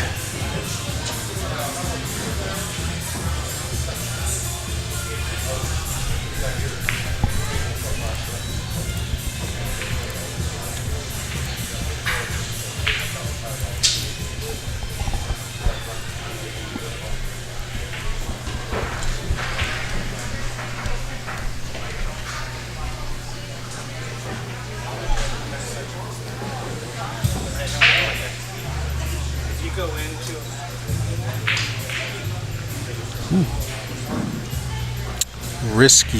Very risky. I think Eric's forced to shoot this in the side. I guess he can shoot it all the way down, too, past the 9 ball. It's really close.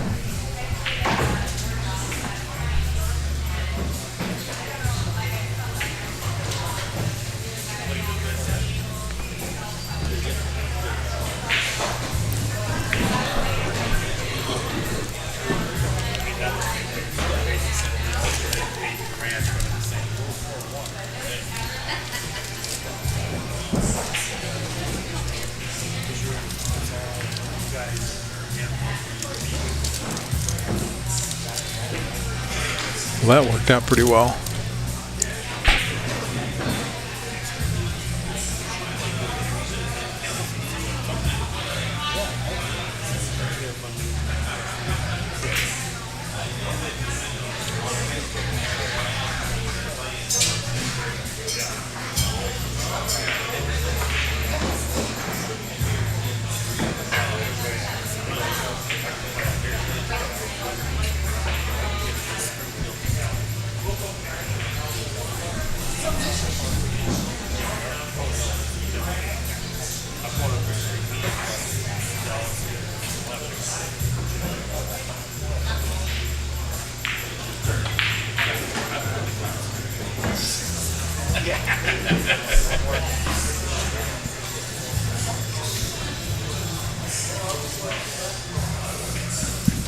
Just take your time, follow through, make the 9 ball, put yourself on the board 2 games to 3.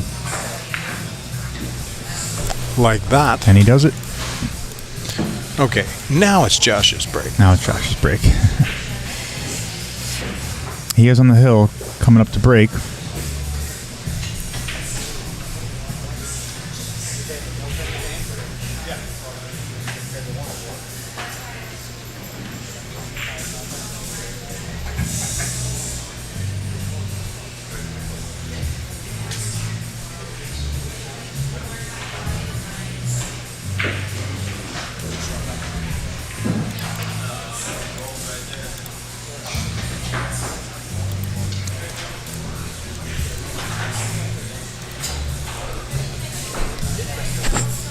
So we'll be looking for the wing ball to go and the one ball to come up table.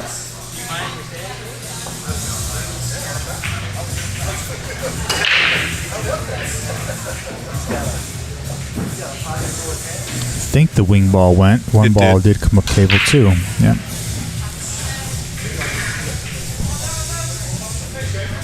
Looks like we're starting to wrap up some matches here. Yeah. I see some balls back in trays and Mark returning some. And yeah, we're on our final matches. I know that Eric and Josh, these are their last matches here.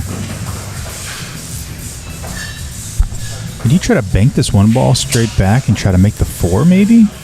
I mean, I don't know if that's an option. Like, will that one ball carry him into the?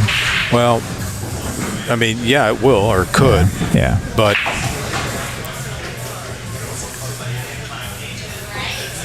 yeah. I mean, it looks like that's what he was looking at.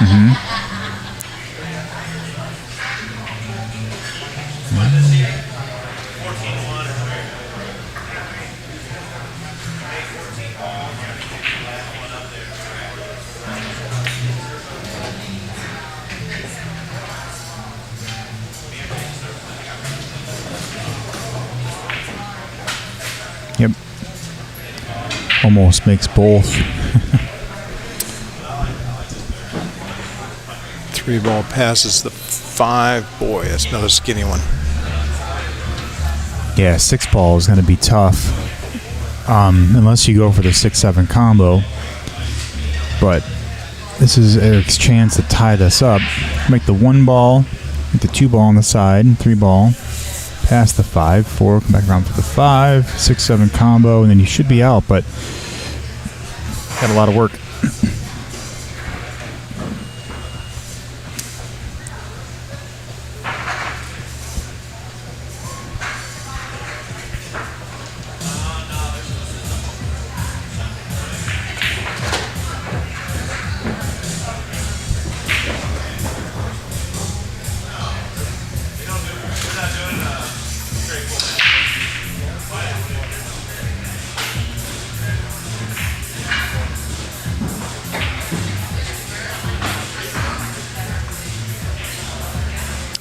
See, I think he's going away from the 2 because of the angle. I think he wanted to be.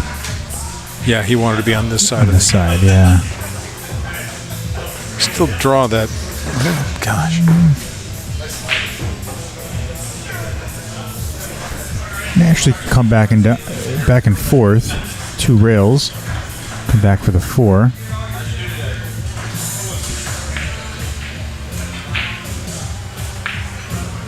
Oh.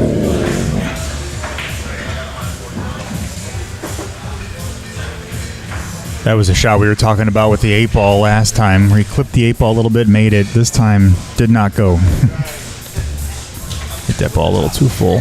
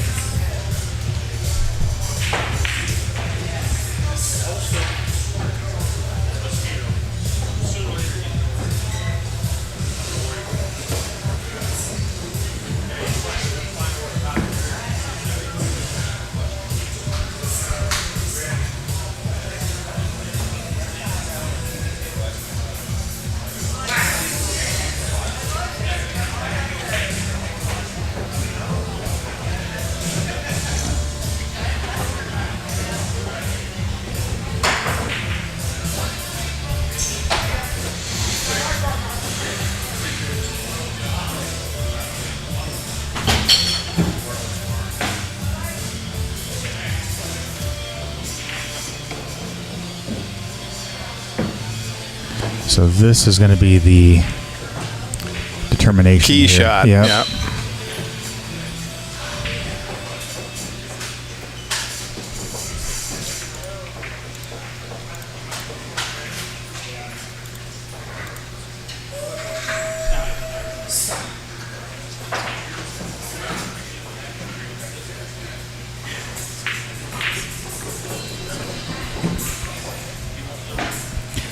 going to try to put that cue ball in between the 7 and the 9, maybe. Try to take the 6 ball down here in the bottom right.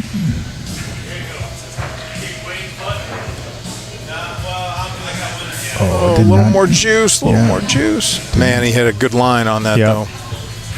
Just a little harder. We might see a jam up safety out of this, too. That would have been perfect, I think, on a 7-foot table. Yeah, if only. Yeah.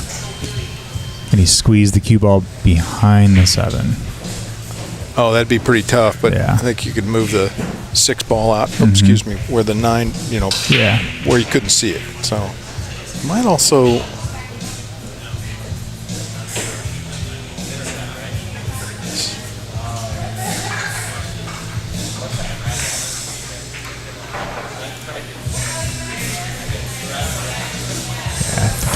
I think that's what he tried doing. That was tough because it was really, really tight. So skinny. Yep. Yep. This is Eric's chance to tie this up, which I think he's able to. Make the 6 all the way down, play the 7, come around for the 9 ball in the same pocket. Sam's your uncle. Oh, wait, it's Bob's your uncle. Bob's your uncle? Nope. Commentator's curse. Oh, wow.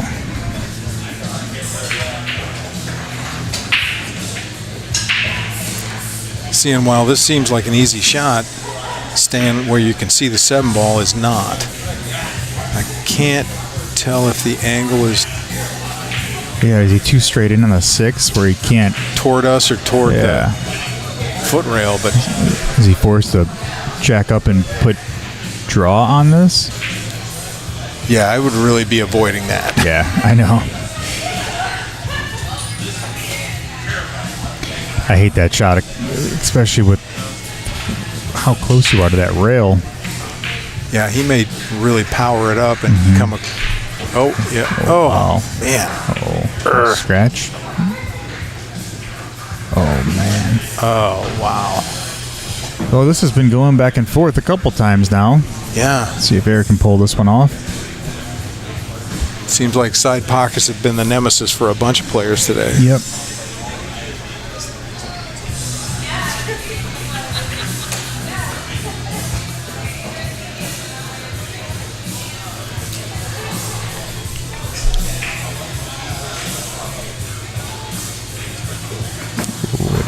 He wanted to roll up that much, but he's fine. He's okay. Yeah.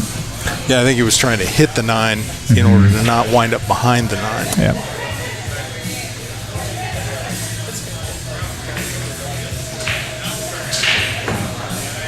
Very nice control. Pretty good. Yep. It's a nice recovery. It's like he's playing Scott doubles with me. Yeah. All right, there you have it. Eric on the board. On the hill. We are Hillski on this, yeah. 3-3. To race the 1. Yep. Eric's break. That's actually how Eric wanted to end this because, he started off a little shaky, but now it's hill, and he has the break.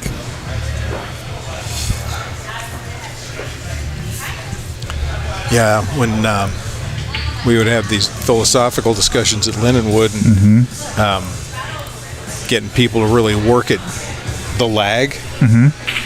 Hey, you win the lag, it sets the tone, and if it goes hill, it's you at the break. Yeah, true.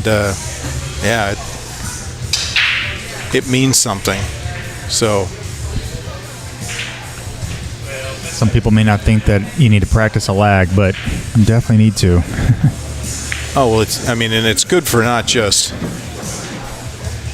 winding up close to the rail. Lagging is a real good measure of speed control.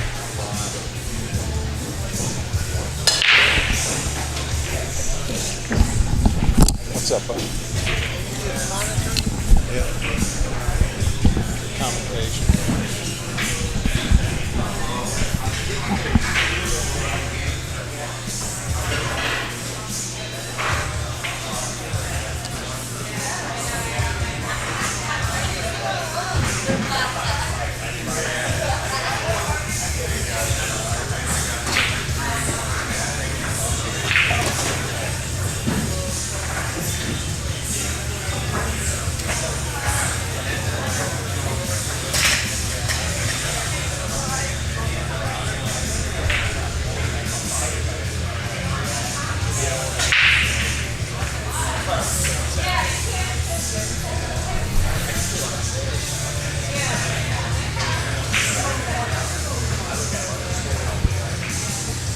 That's pretty good. Yeah, it takes the jump out of the way, out of the equation, I think, because 7 ball. Yep. I think there is a 2-rail path between the 8 and 9. Definitely a path going the direction that Josh is going.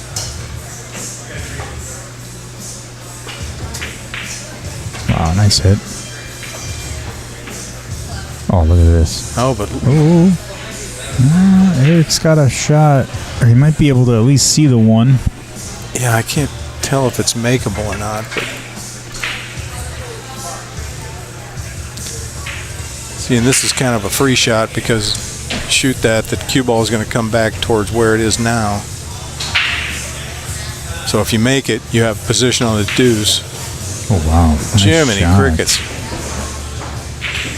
What a shot. Oh, boy, that was close. Yeah, that was a great shot. That could be the game winner right there. Making that shot builds your confidence back so much.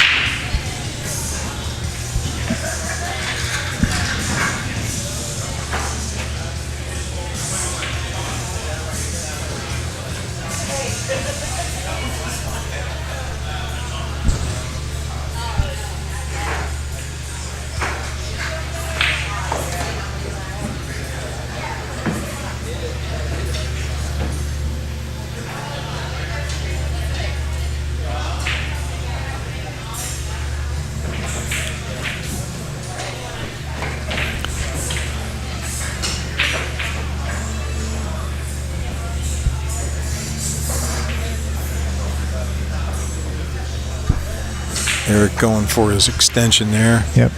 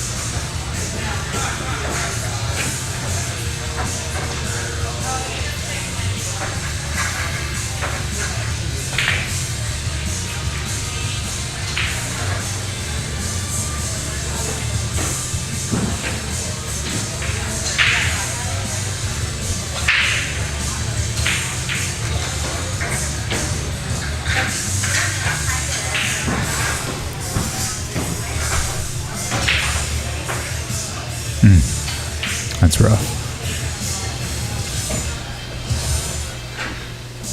Did not leave it easy for Josh to come back to, though.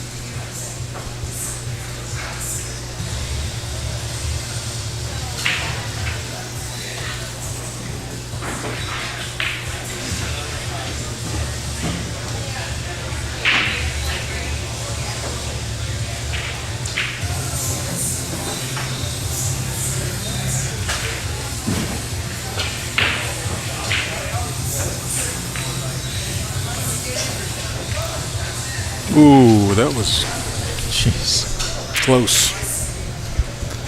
I don't think it was what he was after, but boy, now the 5 is tough again. But it forces Eric to massey around this 5 ball. I don't even know if he can kick at this 3 ball. With where the 8 and the 9 is. Oh, if you were going to kick at this, I think you'd go to the left side rail. Left side, yeah.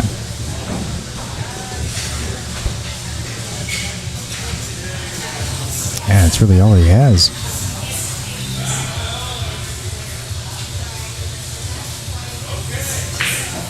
High hit He had to hit that ball a little harder, tighten that angle up. Well, I think he was just trying to make sure he didn't, so if he hits it, makes it, rolls down toward the 6, the 5 ball just gets harder and harder. Yep.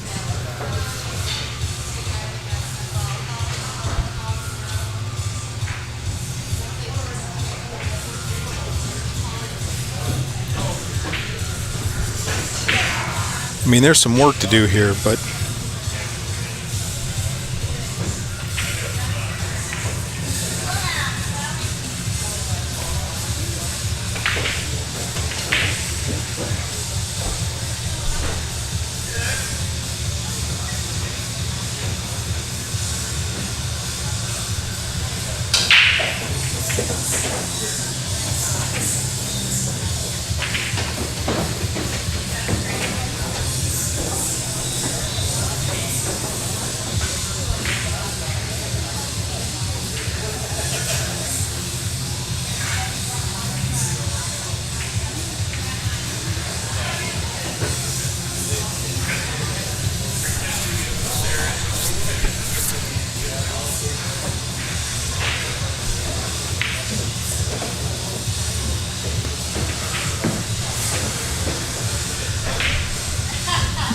Try to come around 3 rails here, back for the 7?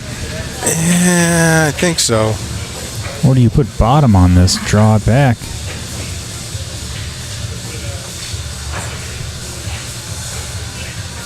I mean, there's a fair amount of angle to handle for what you just said. But you can also, you go forward, you risk getting behind the 8 ball. Yep.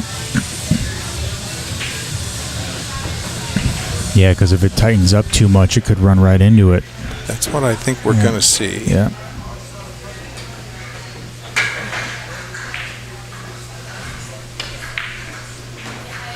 Yep, here it comes, right behind the 8. Oh, makes it past the 8 scoots by. Exhale. Yeah, right. Just like, ooh.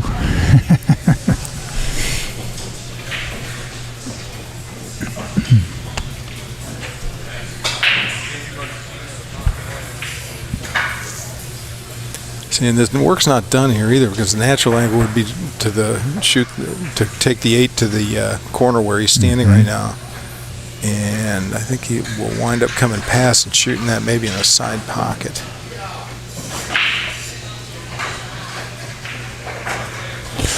If he makes it. Oh, man. Gosh, just made that ball. I think he's forced now to take the 8-9 combo. Oof. Gosh, that's dicey. Yeah, I know. It's not really what it's not what you outcome, want. Yeah, but it's really all you got. Oh, there's almost always a safety somewhere. Yeah, but clearly he's eyeing it up. So. Yep. It's not too far off, but it's too far away. It's just crazy. Combinations just suck. Yeah.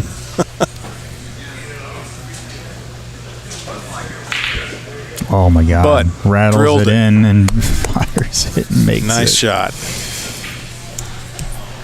Josh Lambert wins 4-3 against Eric Nareto, and I think that's the last match for those guys. And I think Penny and Steve over here are. I think that they're the last match. Freedom. Yep. Yeah, freedom category. Yep. And that camera over there has died, so I can't flip it. By the grace of God, had to shoot a combo. I didn't want to do it, but we were saying the same thing. Oh yeah, nicely done. Thank you.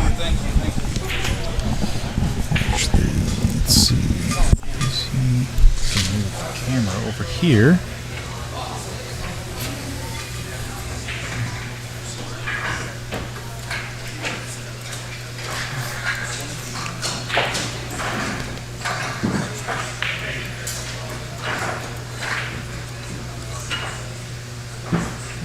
And we gotta flip the.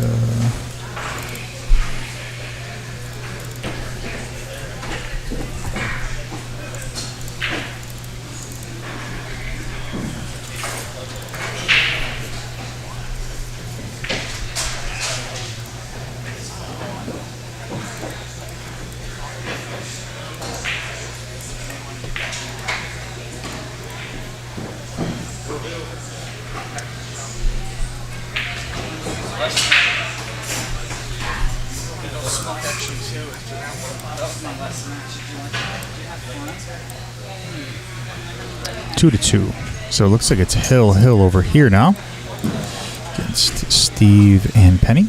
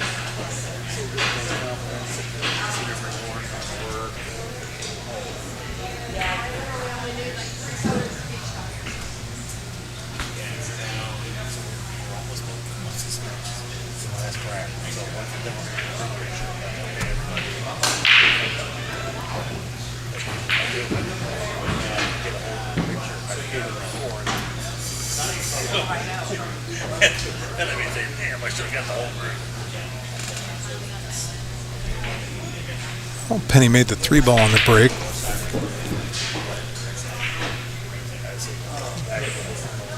Kind of a delicate shot here to get from the 1 to stay down table for the 2. Or am I seeing? Oh, that's the 9-ball. Just cut the 1 ball in here. Yeah. Got to run the cue ball back. Just going to get tied up on the 6. Oh, wow. But she's able to see it, so.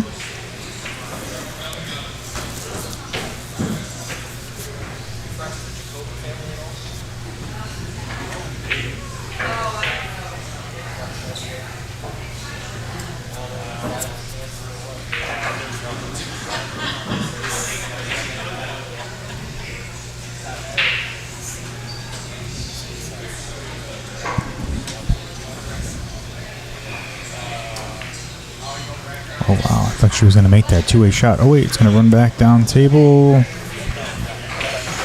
Don't know if Steve can make that, though. Where that 2-ball is, maybe. It's a possibility.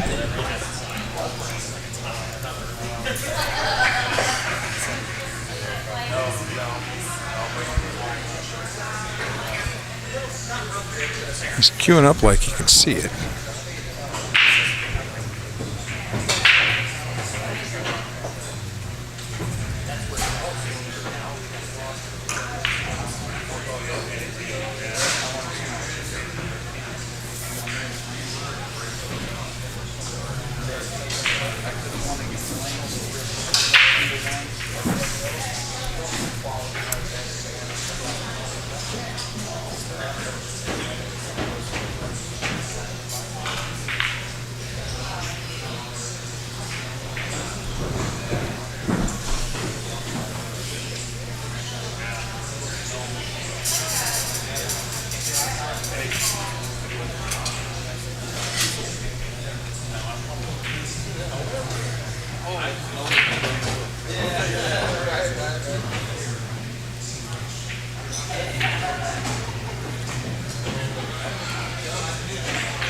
Wow, nice hit. What a hit.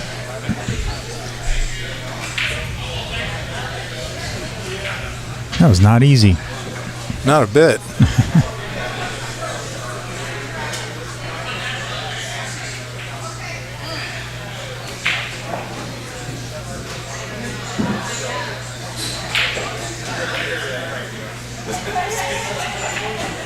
Wow. Oh, man.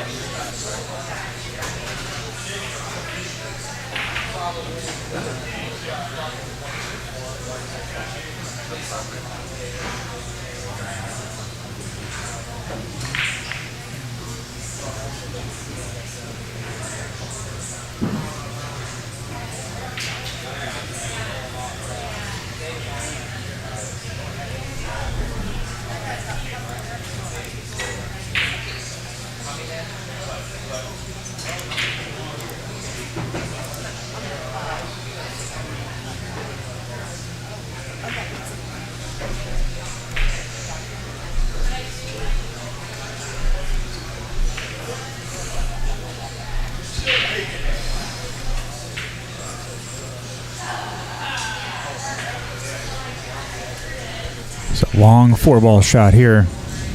Take this 4-ball all the way up table.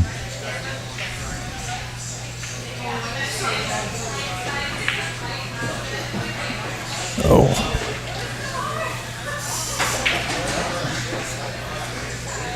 Well, makes it easier for Penny to shoot at it. I don't know.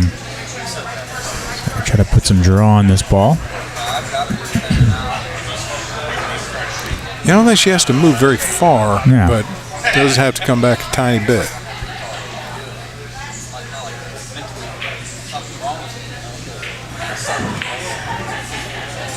She did so just fine.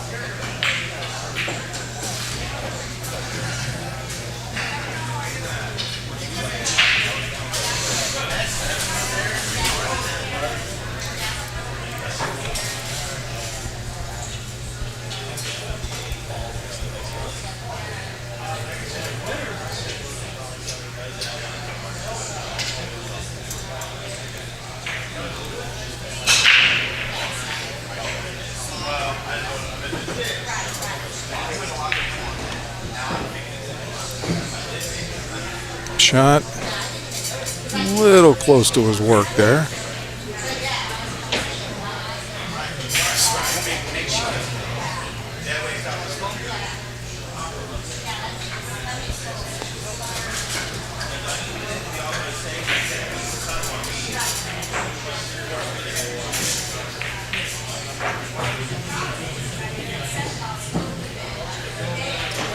Wow, that's a nice leave there. Worked out really nicely. Yeah. Came up on the short side.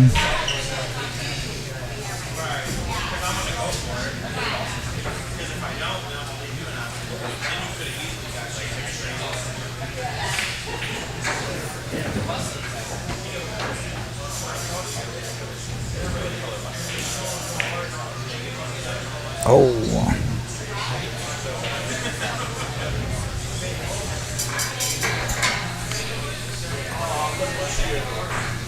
Smells like somebody ordered the cheesesteak. I think so. It smells great. Doesn't it? And I'm not just saying that because I haven't eaten since 2. Yeah.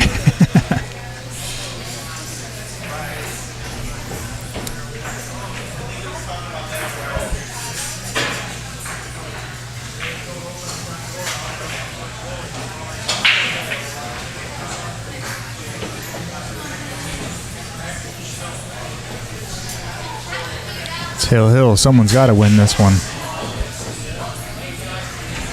Try to bank this, maybe? You think they'd be in a bigger hurry, but no, I think you cut this in just gently and should naturally come up table. Right. Made it well. Like Made that. it look easy. Whoa, Nelly. Ooh.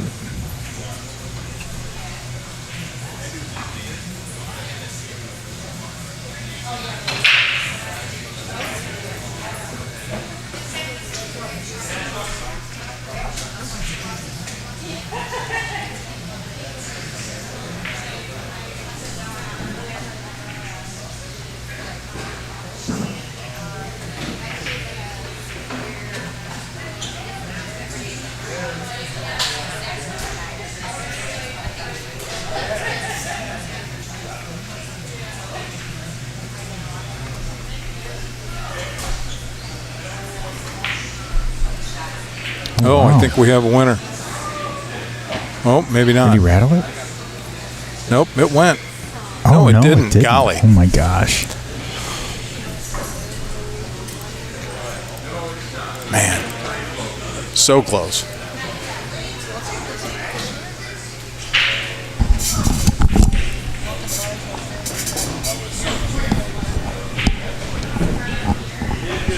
Penny closes it out. Penny got that one, huh? She did. That one up.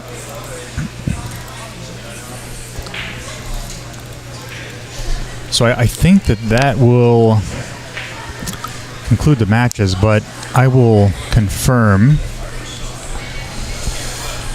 Go and take a look at the scores. Yeah.